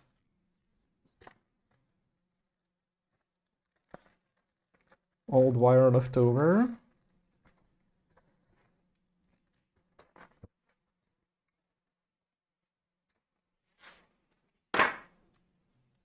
So let's get that set up.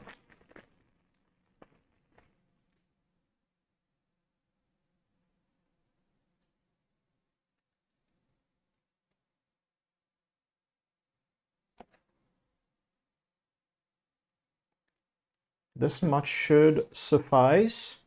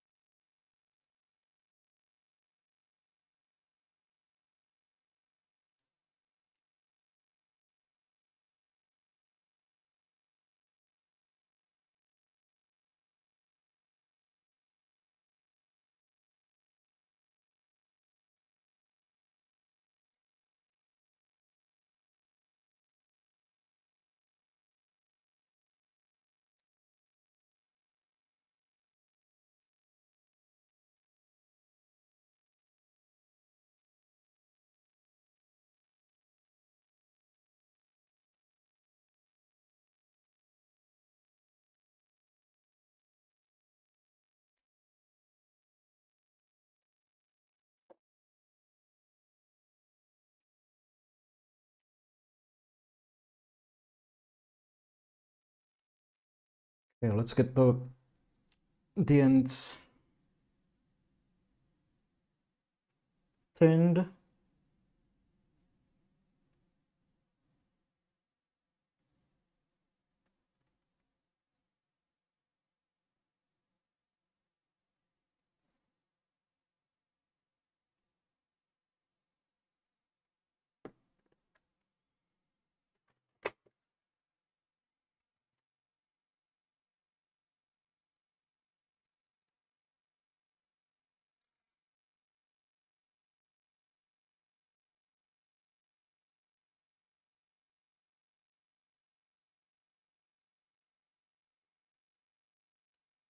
That's looking decent.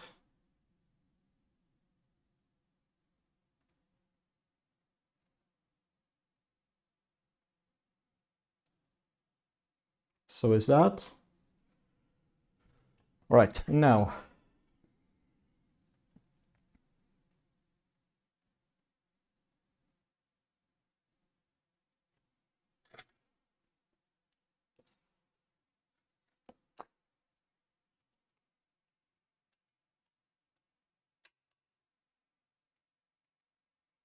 Positive is on the inside, yes.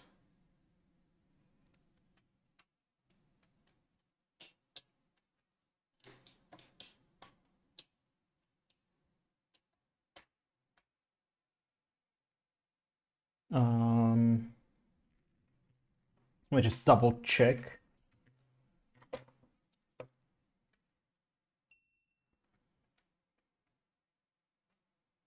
That I have the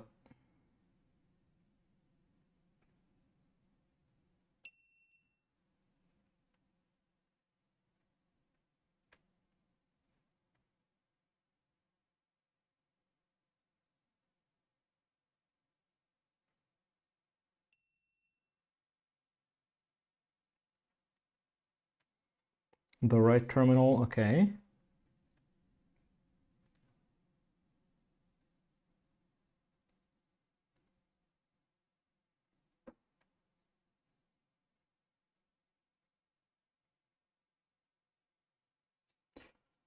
Actually, no, there's a better way.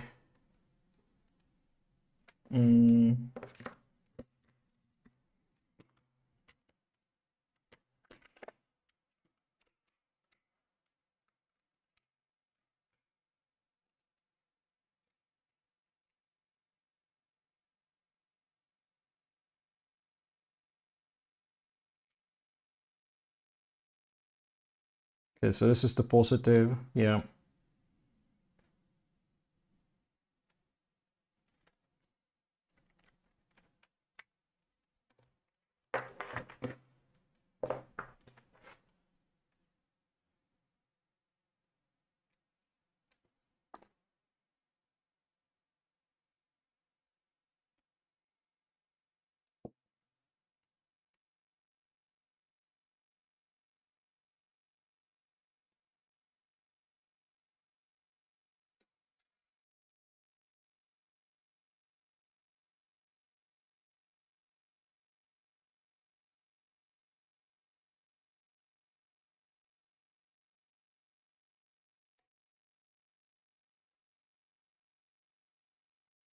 Oh, it jumped because, yeah, crocodile clip and the thread.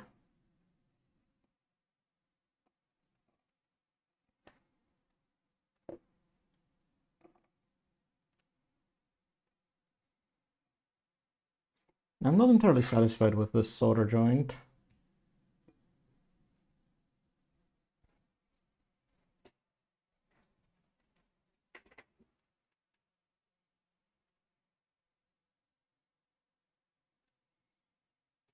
Way too much solder on this pad.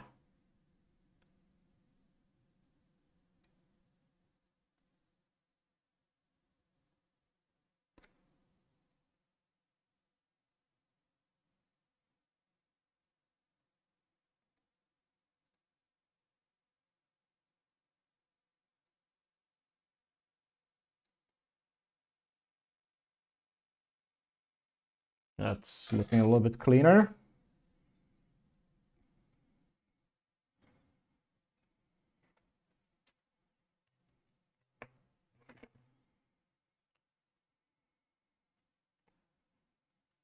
Then negative. Oh, yeah, I was cutting that wire, so I need to re-tin that.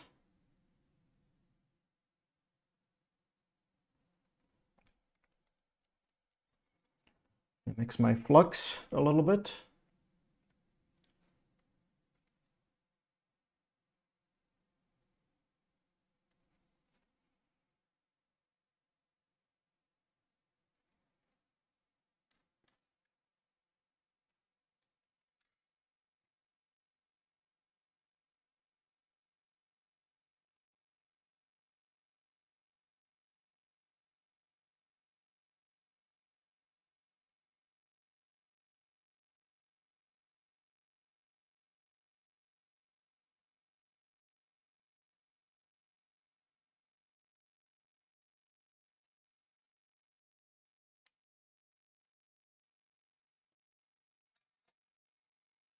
I might actually want to extend the positive here just a little bit to the switch.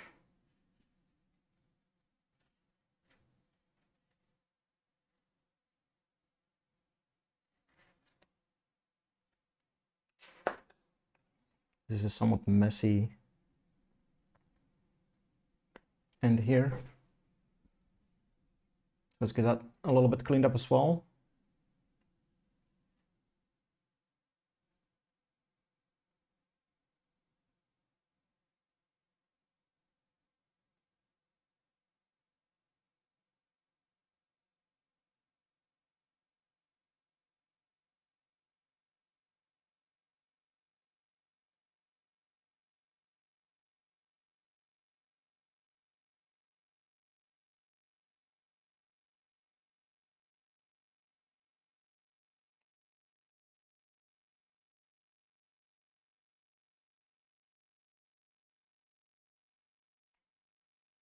This is a rather infuriating wire, the sheathing on it.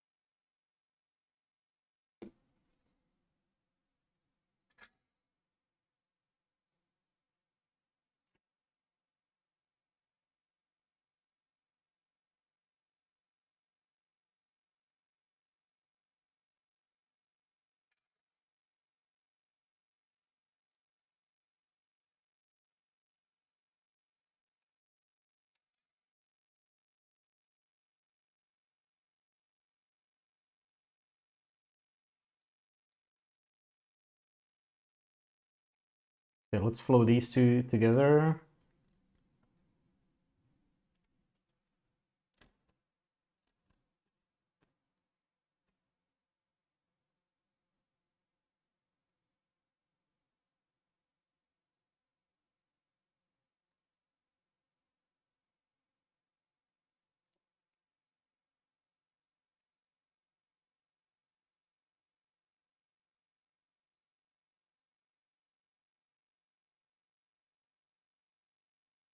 It's not the cleanest joint, but... Oh wow, okay, that's really not clean.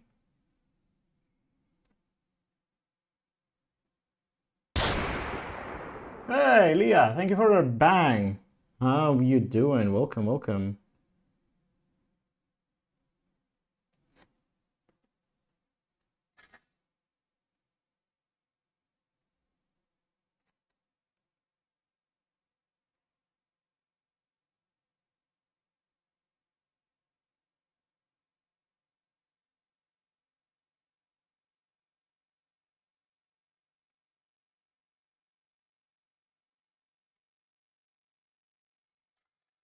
Hopefully with some fresh flux. Yeah, that's looking much better.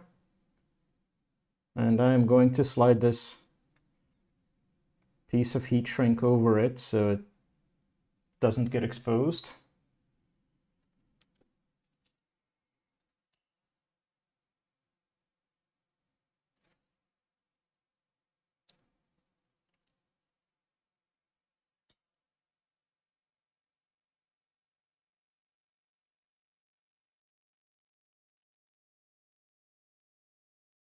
Okay.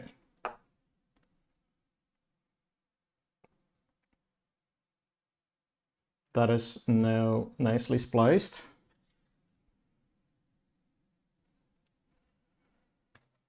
And should make it comfortable to reach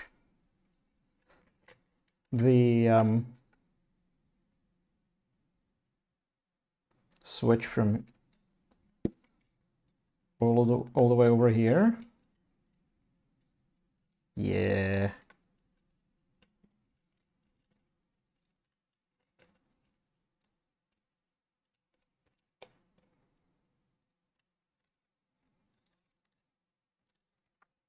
I should probably get some of that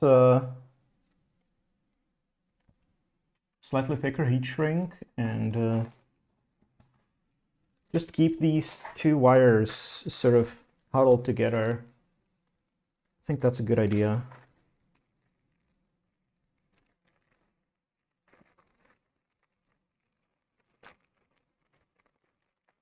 I do want to keep things nice and tidy.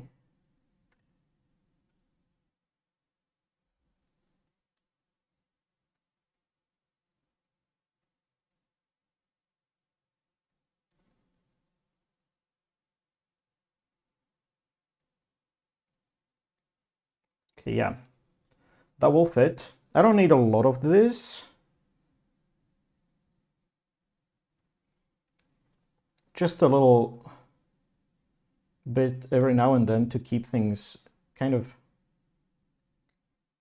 organized so they don't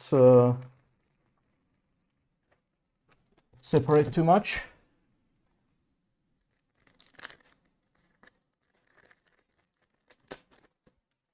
Keep the shorter bits separately.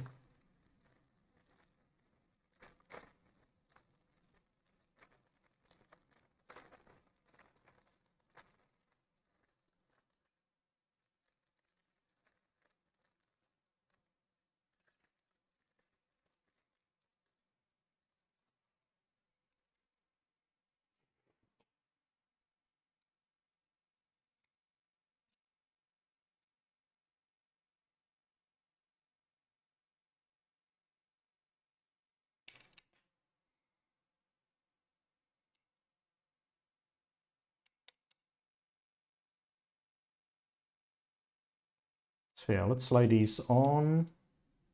Maybe about there.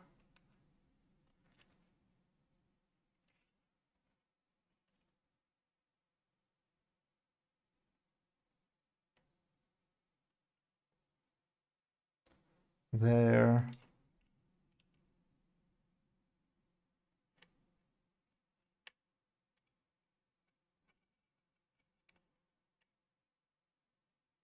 And there.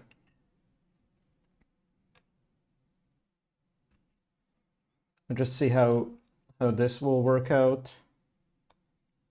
Yeah, that's gonna be nice. Or is it?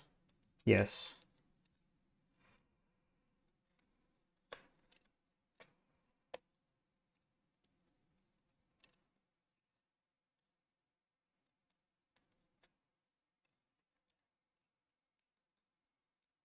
Okay, they can start to diverge there. It's fine. I need to solder this on the switch through this hole though.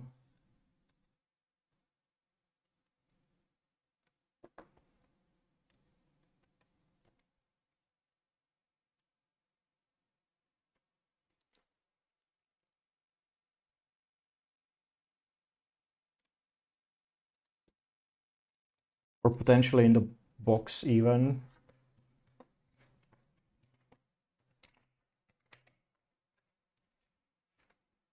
Just make double certain that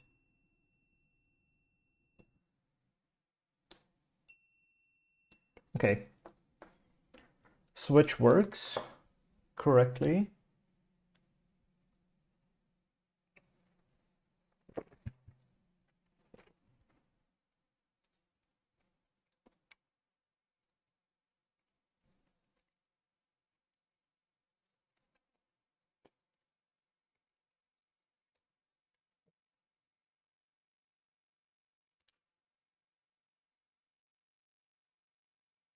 I'll fix the heat shrink.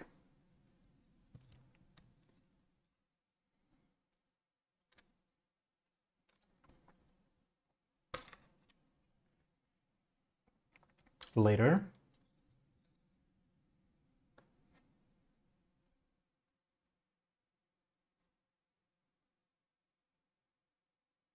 Once I'm a little bit more clear on the layout.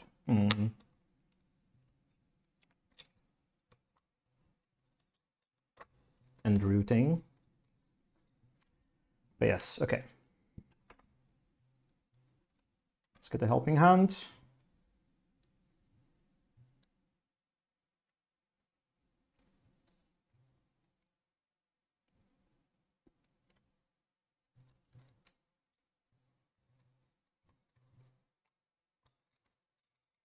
Actually, I can just, yeah, I can just pull that through the hole.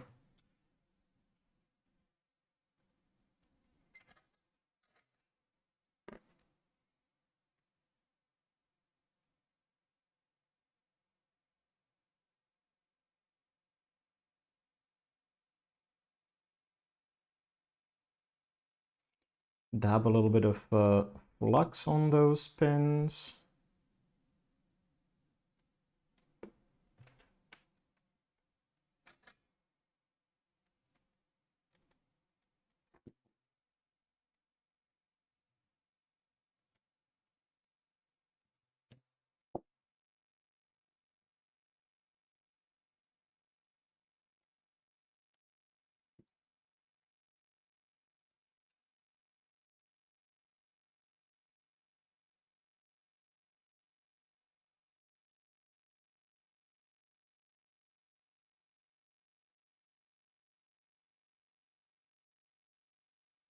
That flowed really beautifully right away.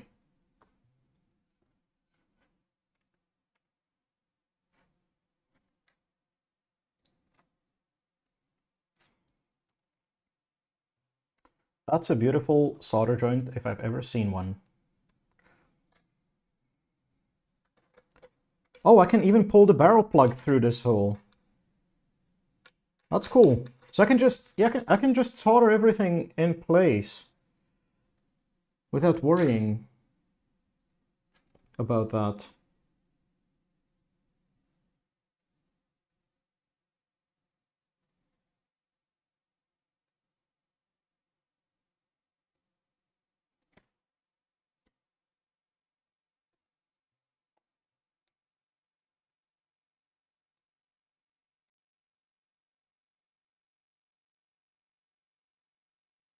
Not enough solder.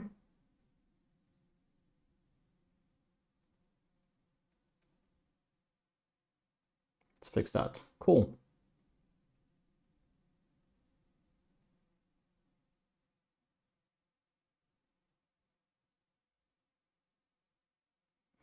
Want to have a little bit more contact surface on that one, just for a little bit more mechanical stability.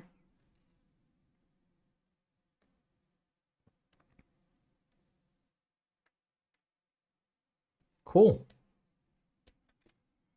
So we have that. And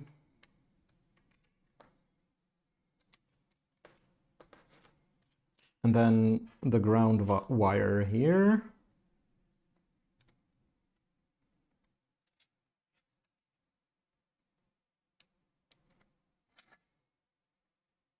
There's plenty of solder here.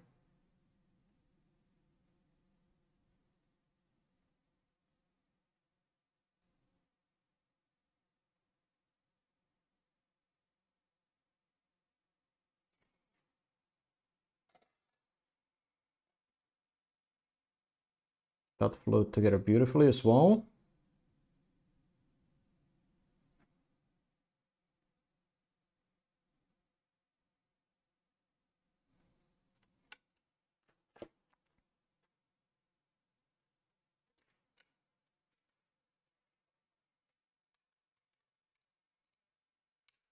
So let's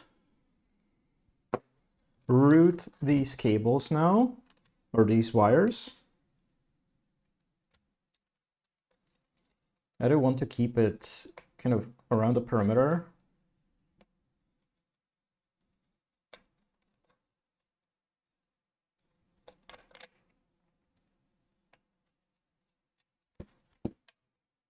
We can install the barrel plug.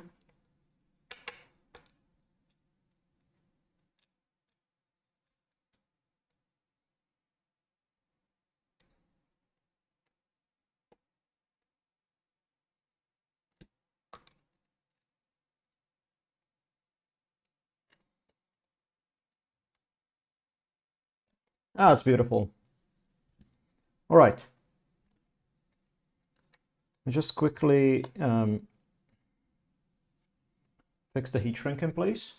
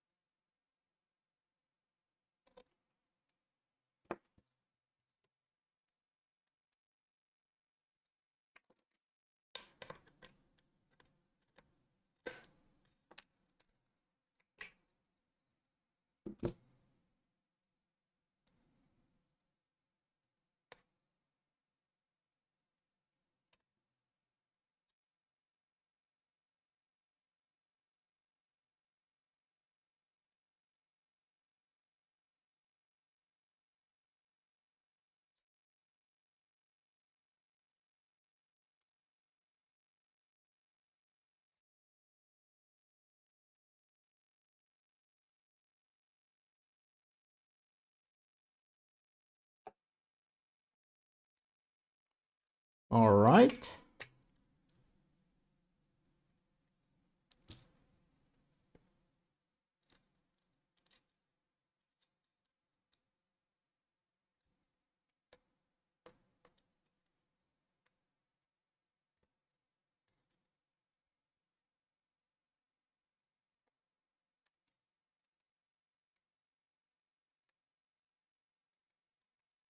Now, before I hook everything up, let me just double check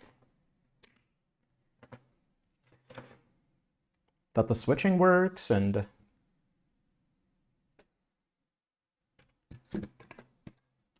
that we get the right polarity everywhere.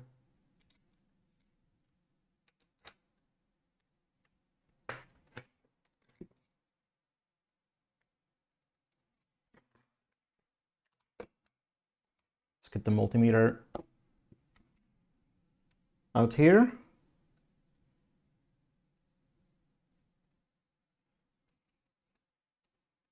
So got a couple of probe points on this.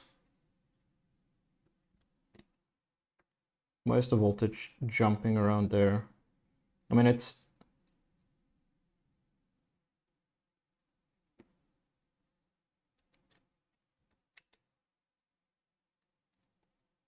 Yeah, okay, we got positive on the red, negative on black. That's what we want. And the switch works. Cool. So we're not going to connect it with reverse polarity, that's good.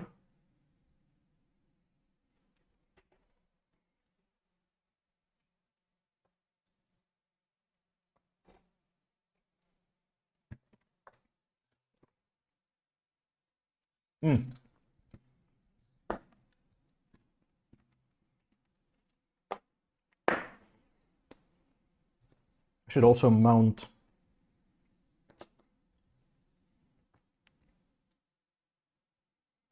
the switch mounting screws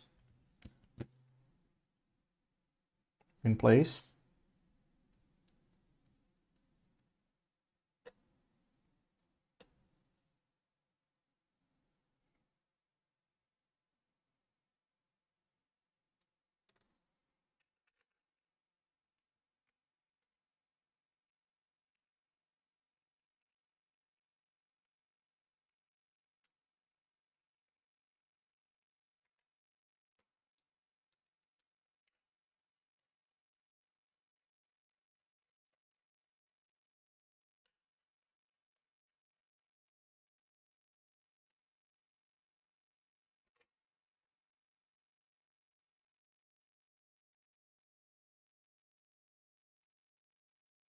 That's number one.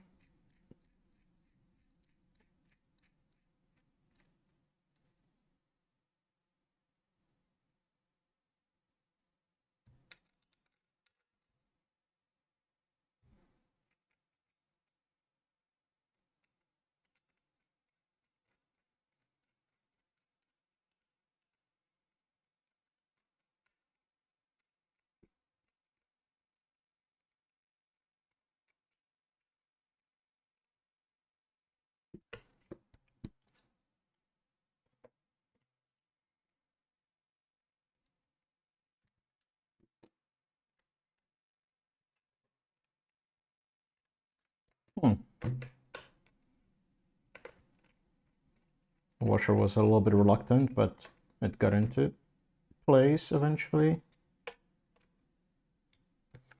There we go. That's the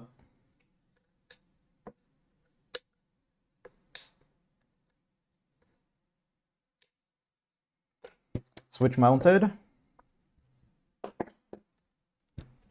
Just want to double check that the washers and screws don't interfere.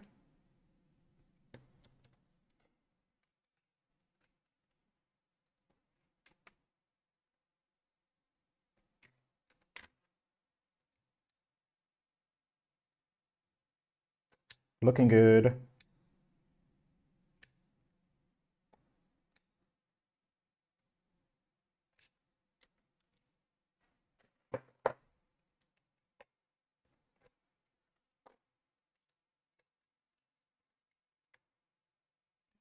So get that routed all the way.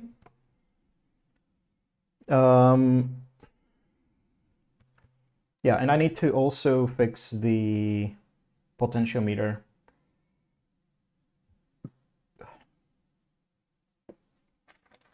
Probably just want to splice some longer wires there.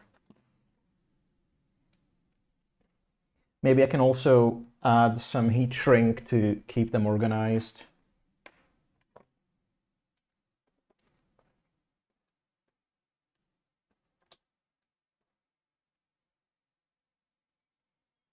Right, so how long do I need this to be?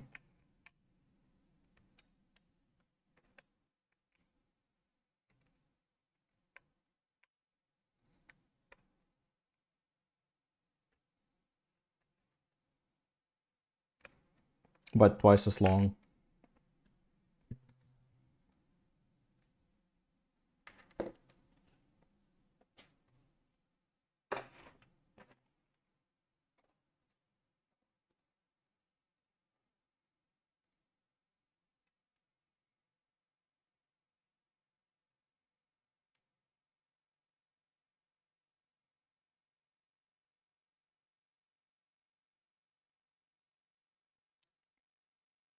Or do I just use fresh wires? I don't want to have to redo this part, though.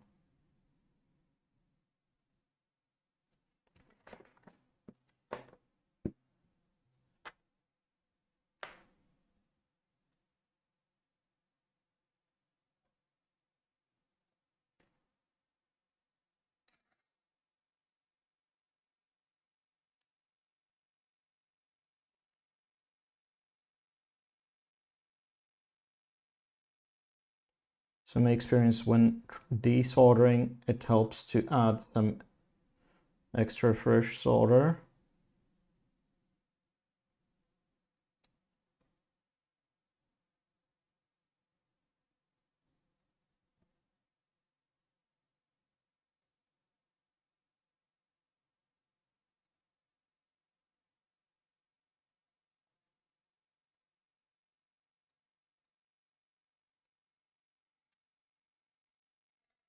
Mm-hmm.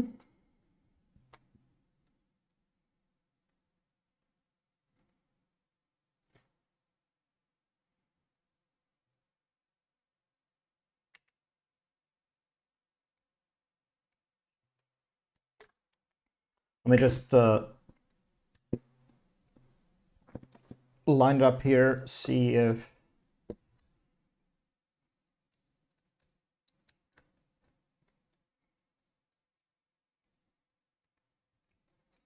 splicing this length would work. Yeah, that will reach just perfect.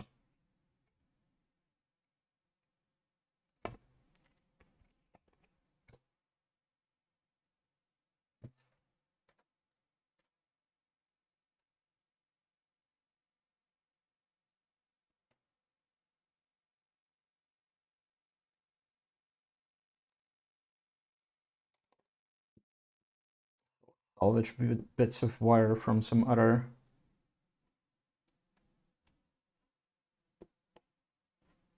failed experiments.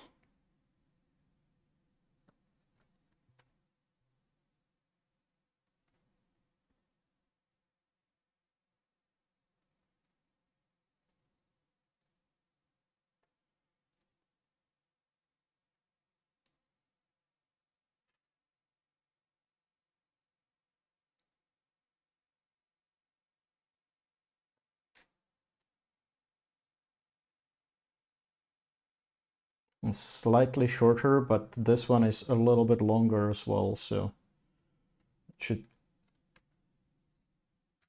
average out reasonably well. And then similarly long chunk of white.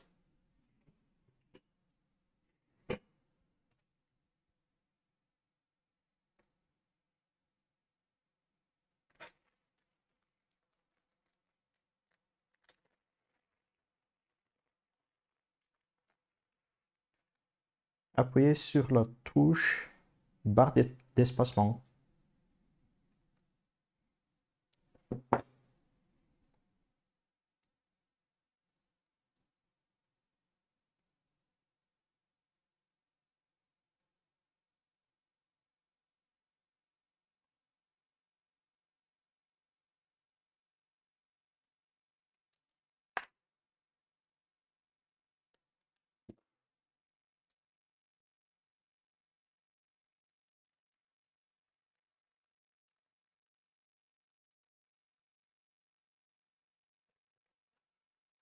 Musique assistée par l'ordinateur.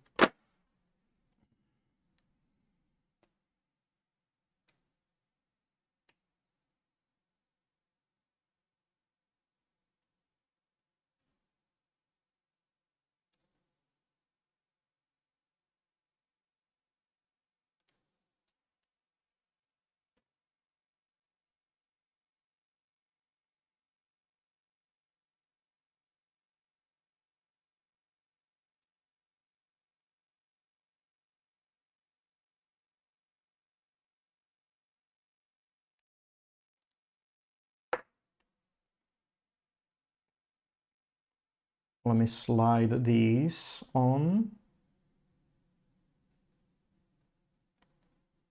I do want to keep things safely insulated.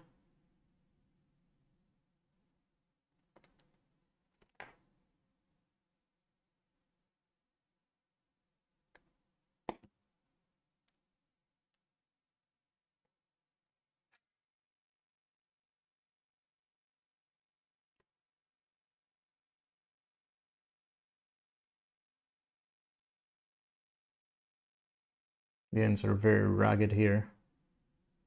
That's fine, we'll clean them up.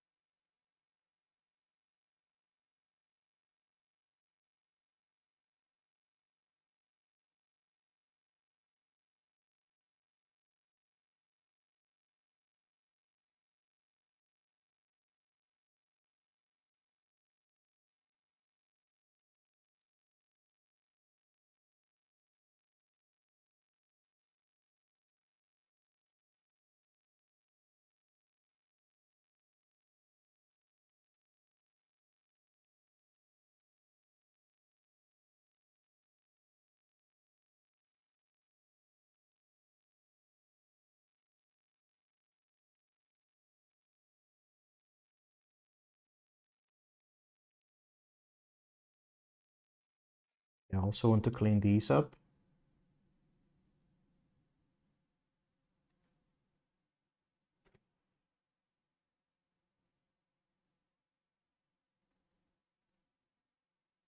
A little bit.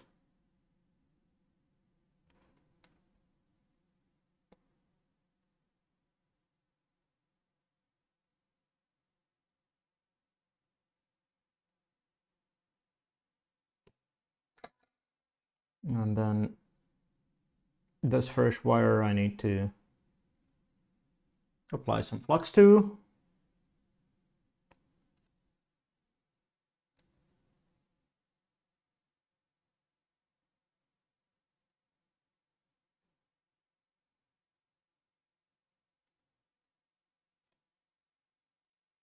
I need to shake it again. It's starting to separate.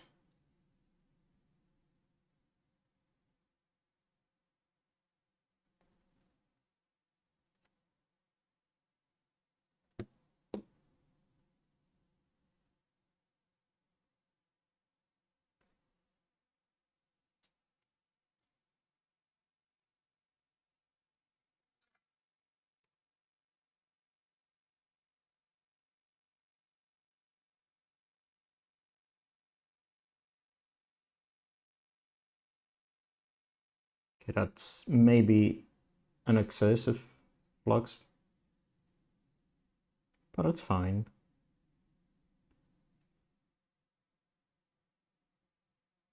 This one doesn't have enough.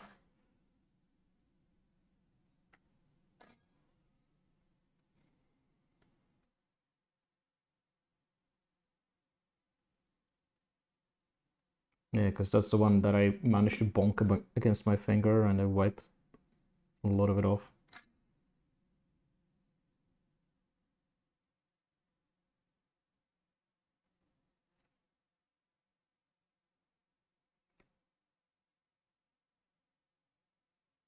It's looking a little bit better.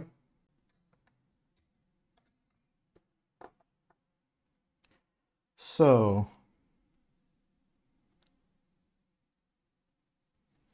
let's get the splicing done.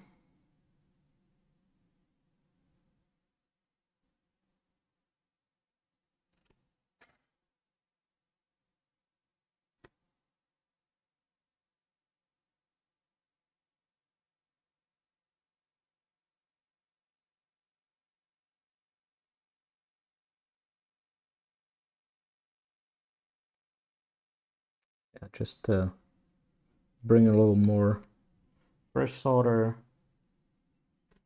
blow them together.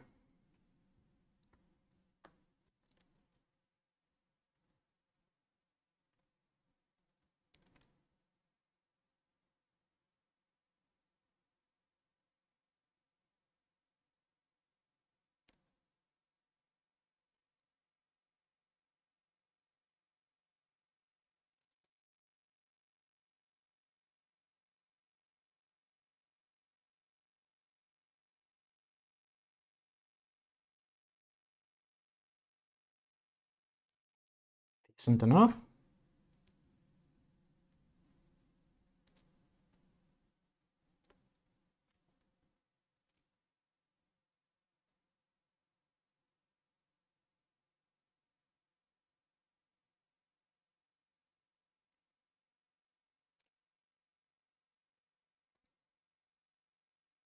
That's a pretty clean joint there.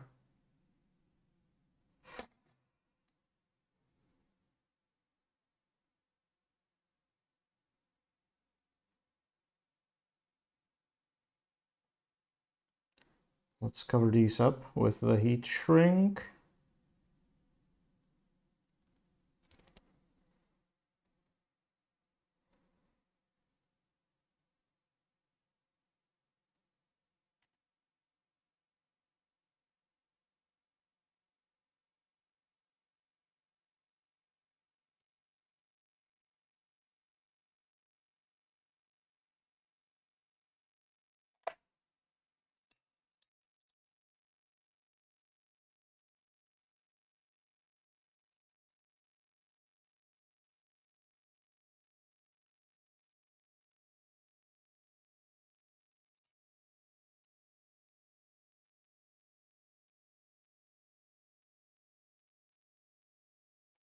Cool.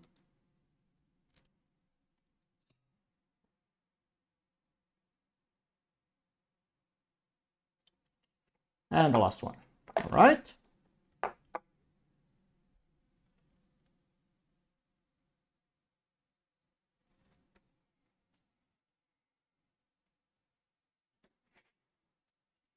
I also would like to keep the 3 wires sort of gathered. Let's just double check that.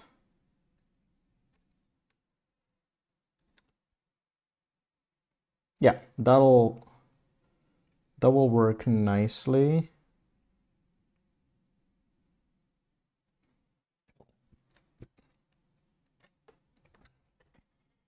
Before I solder them back to the potentiometer,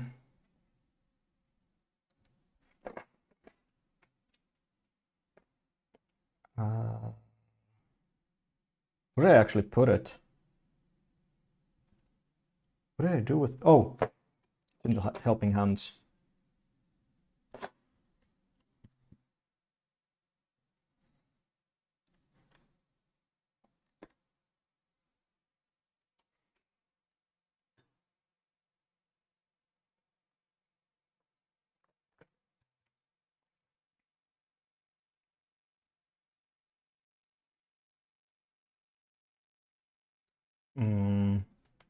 Right.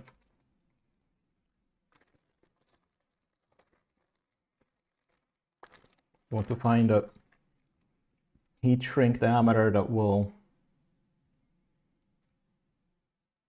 fit these 3. Okay.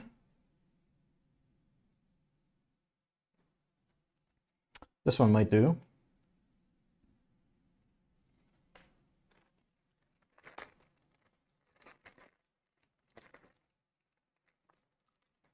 Because I only have this thinnest one, which is for individual wires. And the one that fits 2.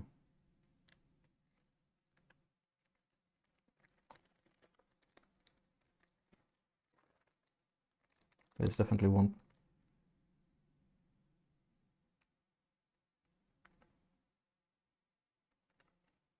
Yeah, this will not fit 3.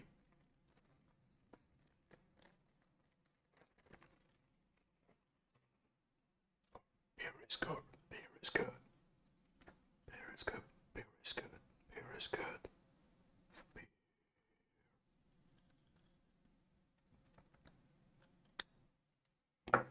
Okay, a couple of chunks just to keep it organized.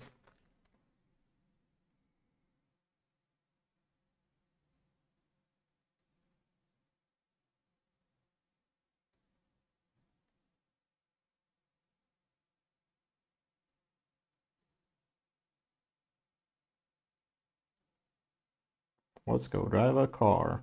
Don't do that, kids.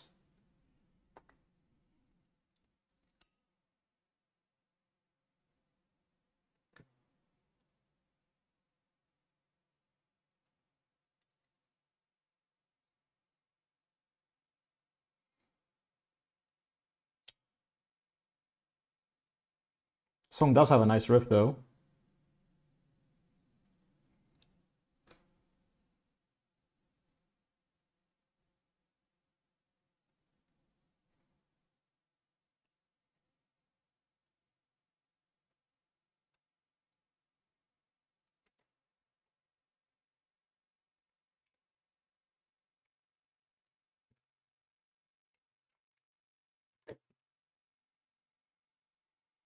All right, before I do anything more, let's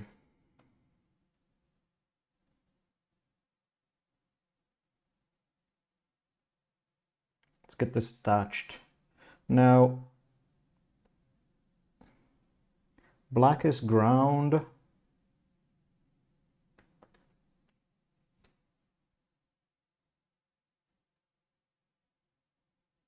It makes sense to have it such that turning clockwise increases the duty cycle and counterclockwise decreases. So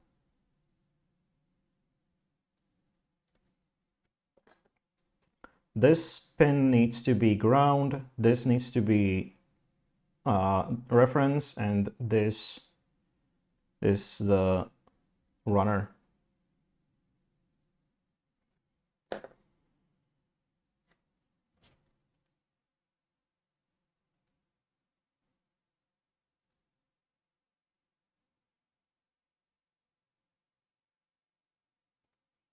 It's convenient that it matches the lengths of the wires as well.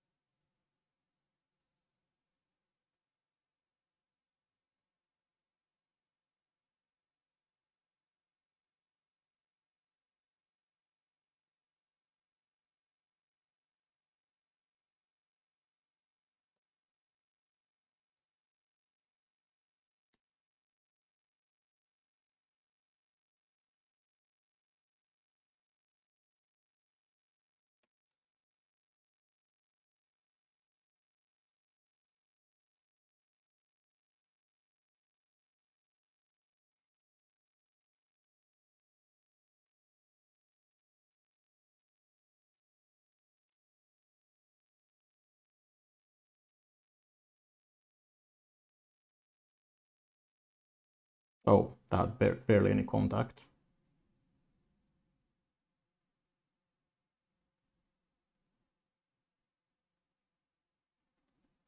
Oh, come on.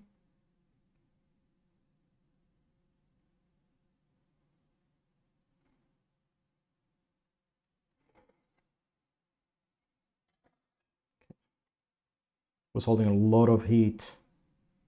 Didn't want to cool down.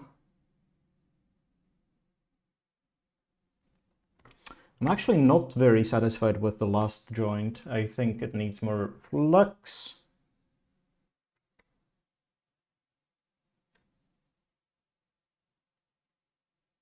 And the flux needs a little shake, shake, shake.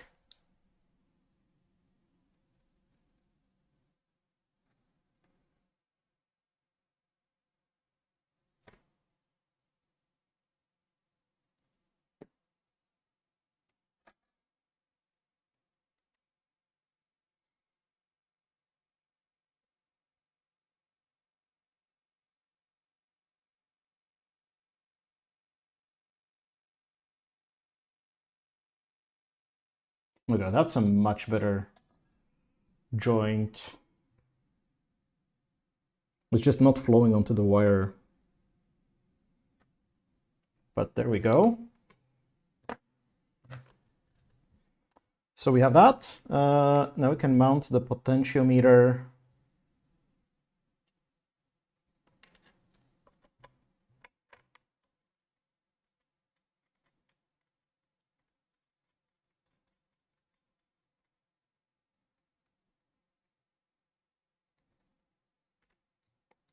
Well, I should have fixed the heat shrink first. It's okay, I'll do that. Ooh, Mimi! Thank you for the raid. Welcome, raiders. How was your stream? Were you playing Valorant as usual? How are you doing? Happy birthday, Mimi. Ooh, Mr. Turtle, thank you for the follow. Welcome, welcome. Hi, hi. How's it going? Hello. Welcome, raiders. I'm Konik. I'm currently finishing up this DIY project. It's coming along really nicely. I have mounted, switch, barrel plug. I made a mistake here that I had to patch up. Got a display here. Currently finishing the mount of the potentiometer. And then we just put it together. Good goal for the first time. So congratulations. Well done, well done. Mr. Lurky, sorry for... That's all right, that's all right. Aw, thank you. Then you must be awesome as well. Like it's a transitive property, so appreciate the lurkies. I hope whatever you need to do goes well. Okay, got the heat shrink applied.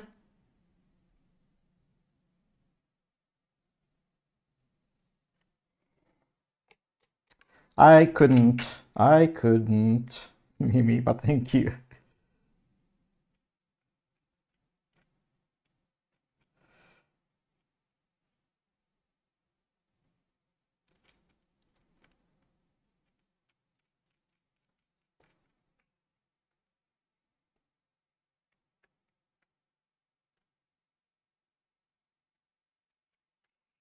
All right, now we just need to, okay, connect everything,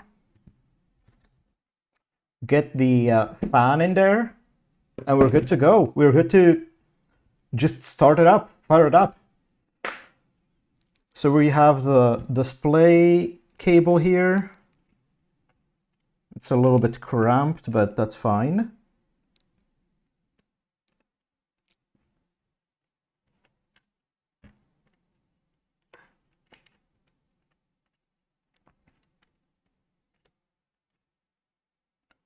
I sure hope I have it the right way around. What does a magnetic stir do? I will demonstrate as soon as it's put fully together.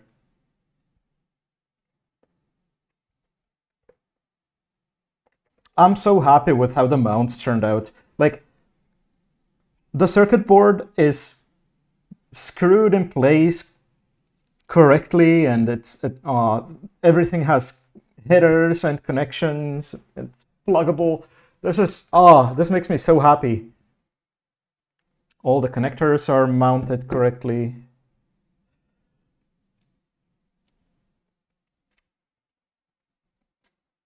So then I can turn off the soldering iron. We're gonna slide the fan onto these screws. Actually, wait.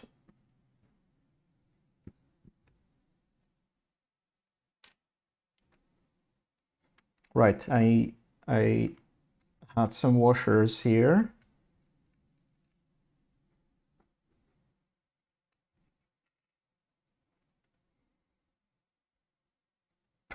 Then we slide on the fan.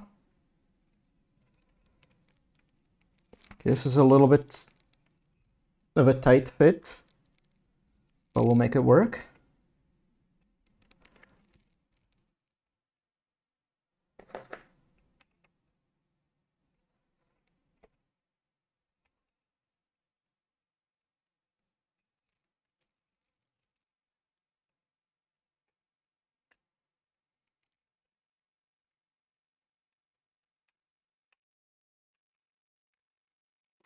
Wait, I should... Oh no, okay, I can tuck the cable in here.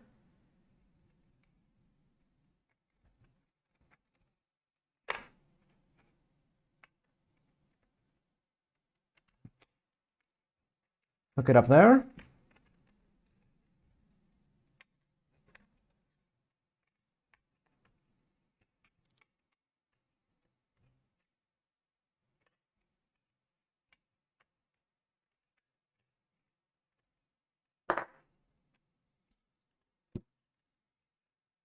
This cable really does not want to stay put.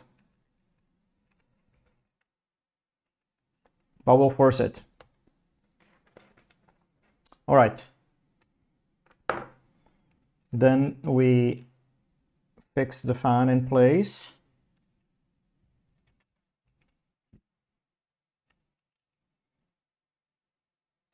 With these nuts.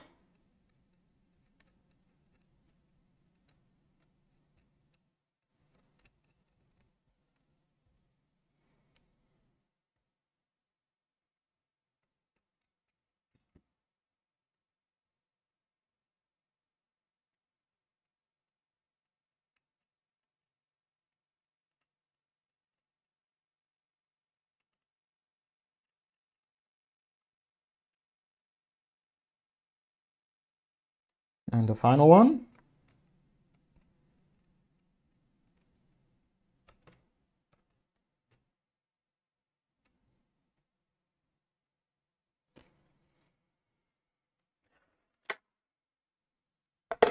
Put the lid on.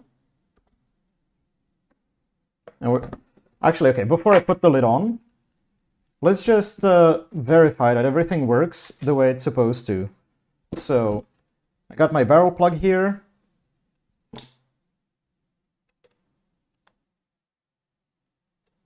The display is not working.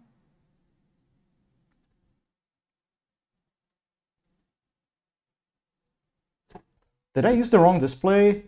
Oh, I used the wrong display. Okay, let me replace the display.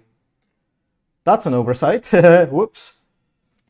Yeah, that's a dead display because I was using that to figure out the spacing of the holes and the fit and all that. So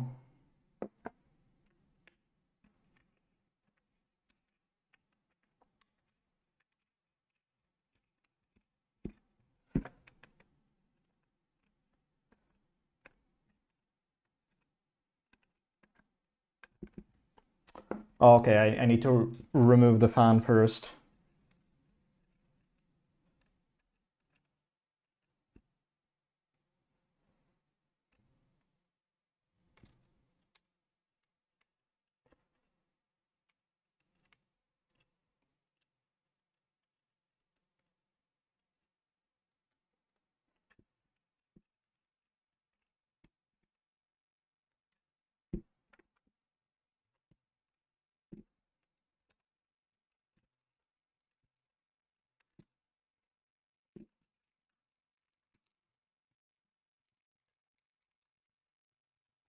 But I can also put the fan in, rotate it by 90 degrees, and that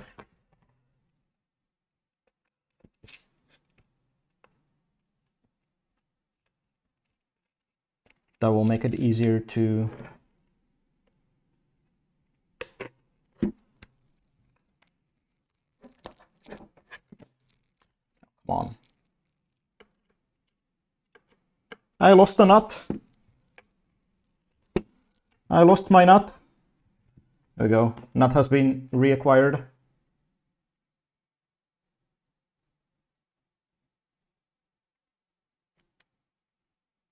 Yeah, this is the dead display. Let's get a working one.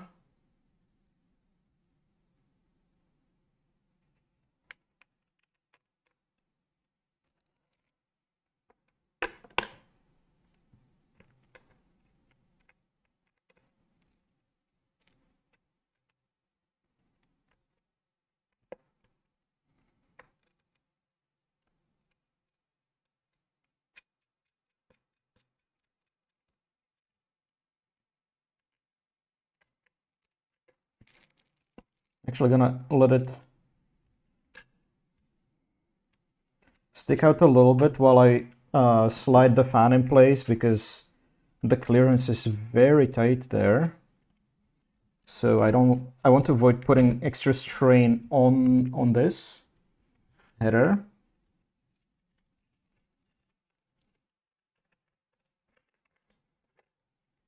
we go. Okay, the fan cable is still kind of reluctant to stay put, but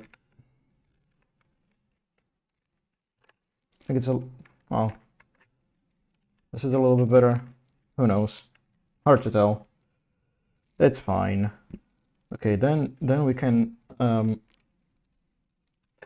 tighten the display in place.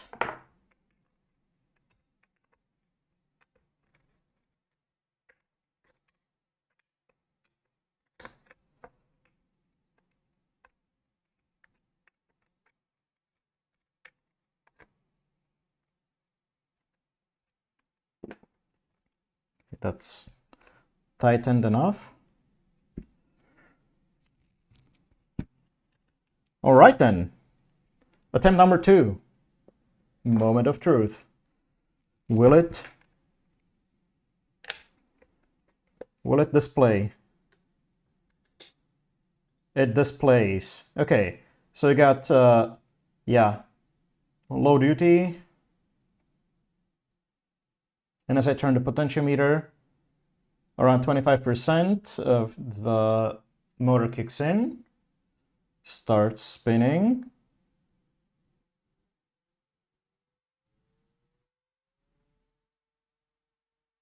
And at full duty cycle, we are 2256 RPM, 2280.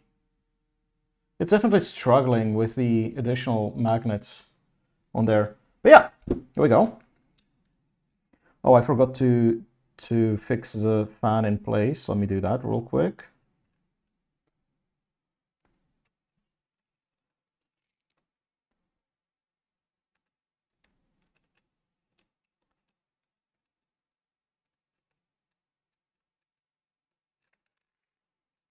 Come on.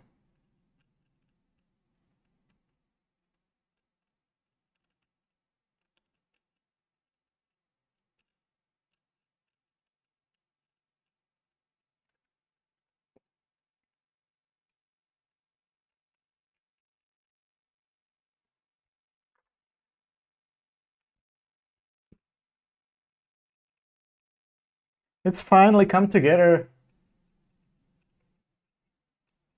Now I'm curious if I have enough clearance for 2 stacks of 3 magnets, or if I need to remove the top ones and leave it at 2. Never really had a chance to test it out with the lid on, with all the circuitry inside. Okay, what's going on here? Why is this refusing to cooperate? Hello?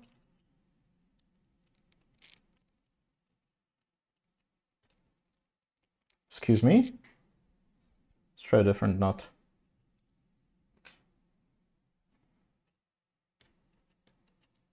Ah, that one goes on without a problem. Weird.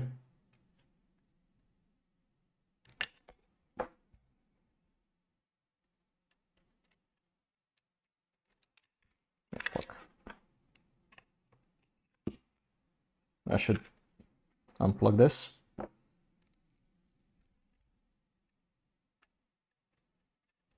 And it works fine here, so this nut doesn't work with that bolt. Fine.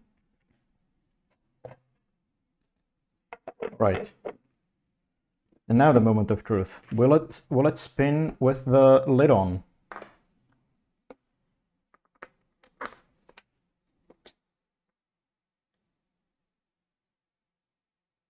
It spins.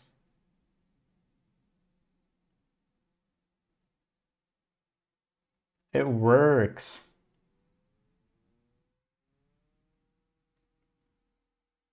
Oh, it's going up to 2400 almost RPM.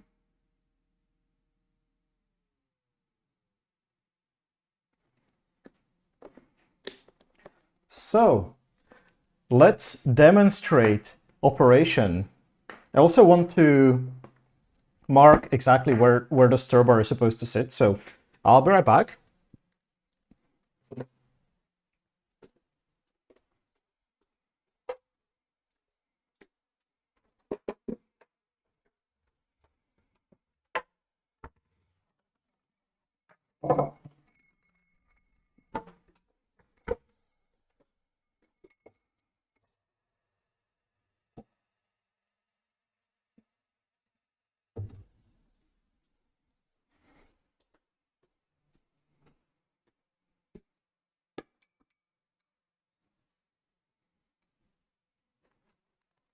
So, Mimi, are you here? This is what the contraption is all about.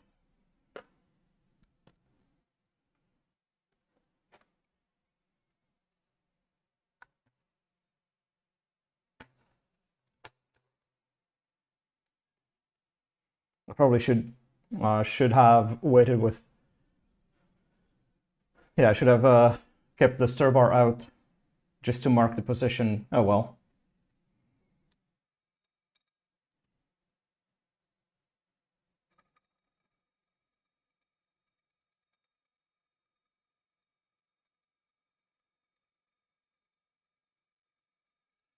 I wonder if it will fly off again. Okay, yeah, it does.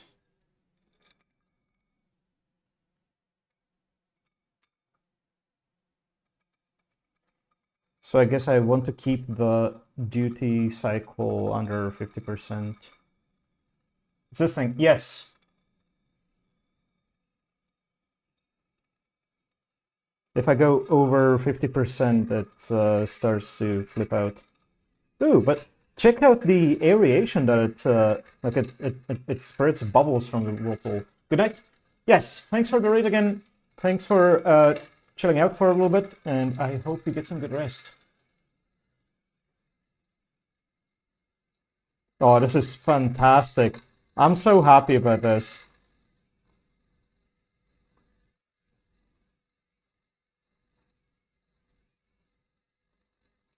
Oh, it might also be that I just need to, like if I want to, because right now it's running at 1500 RPM and it's stable.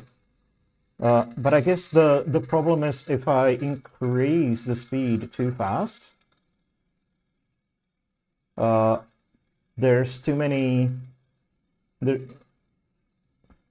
like the flow hasn't really stabilized yet, so that can knock it off.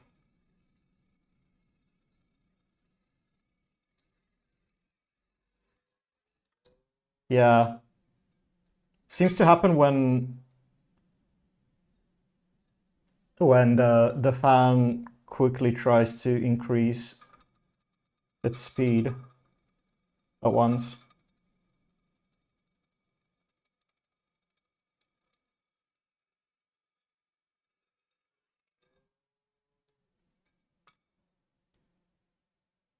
So it bumped itself back into place on its own.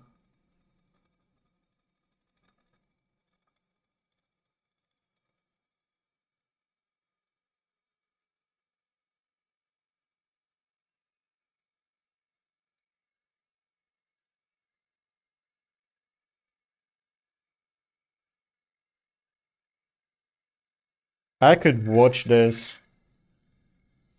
Okay. This is, this has come together really beautifully.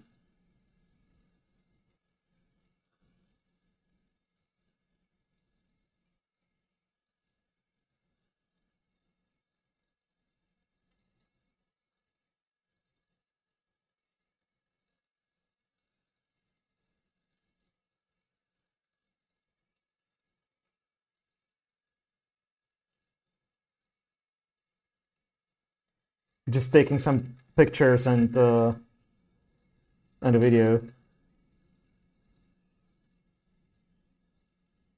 so that I can show it off to my brewer friends.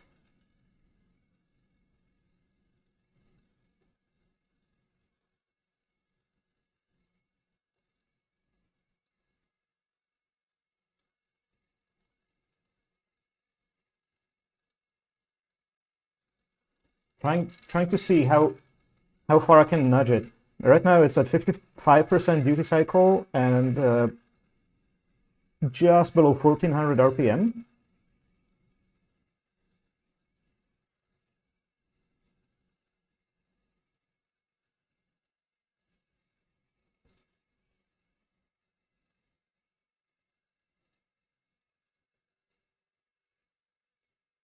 %61%, 1530 RPM.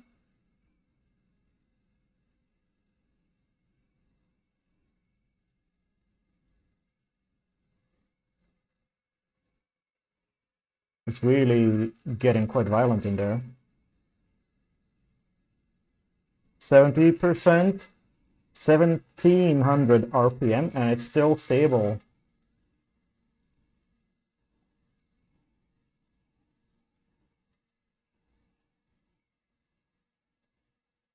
$75. We are at 1800 RPM, and it's still running stably. I probably wouldn't keep it unsupervised at this speed, though. 80%, 1950 RPM.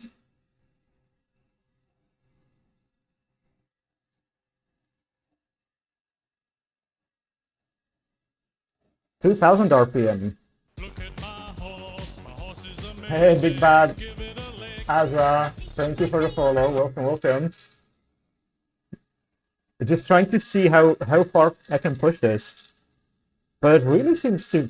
Oh, okay. This is working so much better than I anticipated. 2100 RPM, and it's still stable.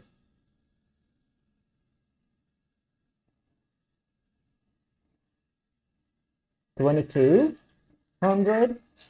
We're at 94% duty cycle. Let's max it out. 2300, yeah, 2300 RPM. And we're, yeah, full duty cycle, cranking as much as it can. 2400 RPM, and it just works. It works. Whoops. Oh, this is making me so happy.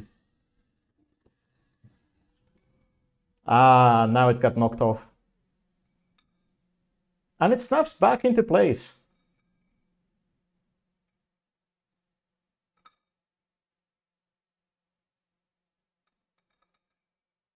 Wait, now it cannot get... Well, I guess there's still movement inside the flask, probably. Yeah.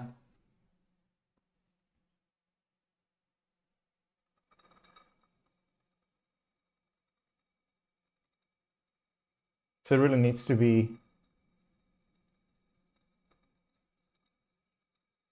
started up carefully. All right, that's enough of that. Holy cow! This is so awesome. Oh. I don't have words.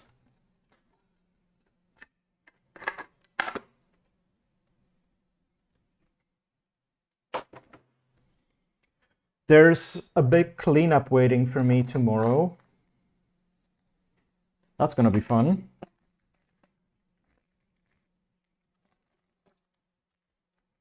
But I cannot worry about that now. Okay. Woo! Let's go. Let's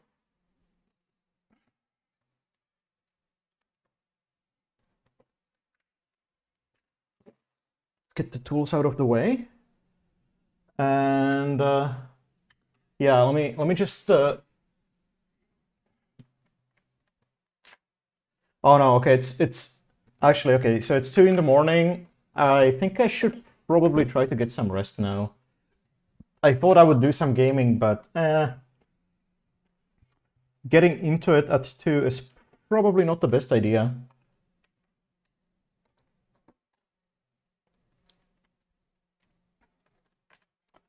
so let's call it here. I'm gonna see if there's anyone to raid.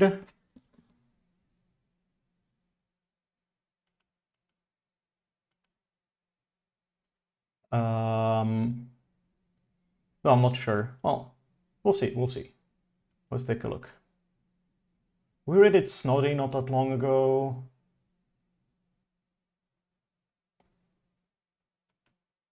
Ah, how about we raid Eviant, aka a gecko named Dave. He is currently playing Dead by Daylight. So let's fire off the raid, and yeah, there's not gonna be a stream tomorrow.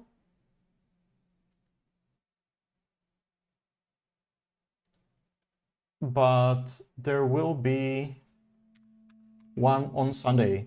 And I still have to decide what I'm gonna be cooking, but yes.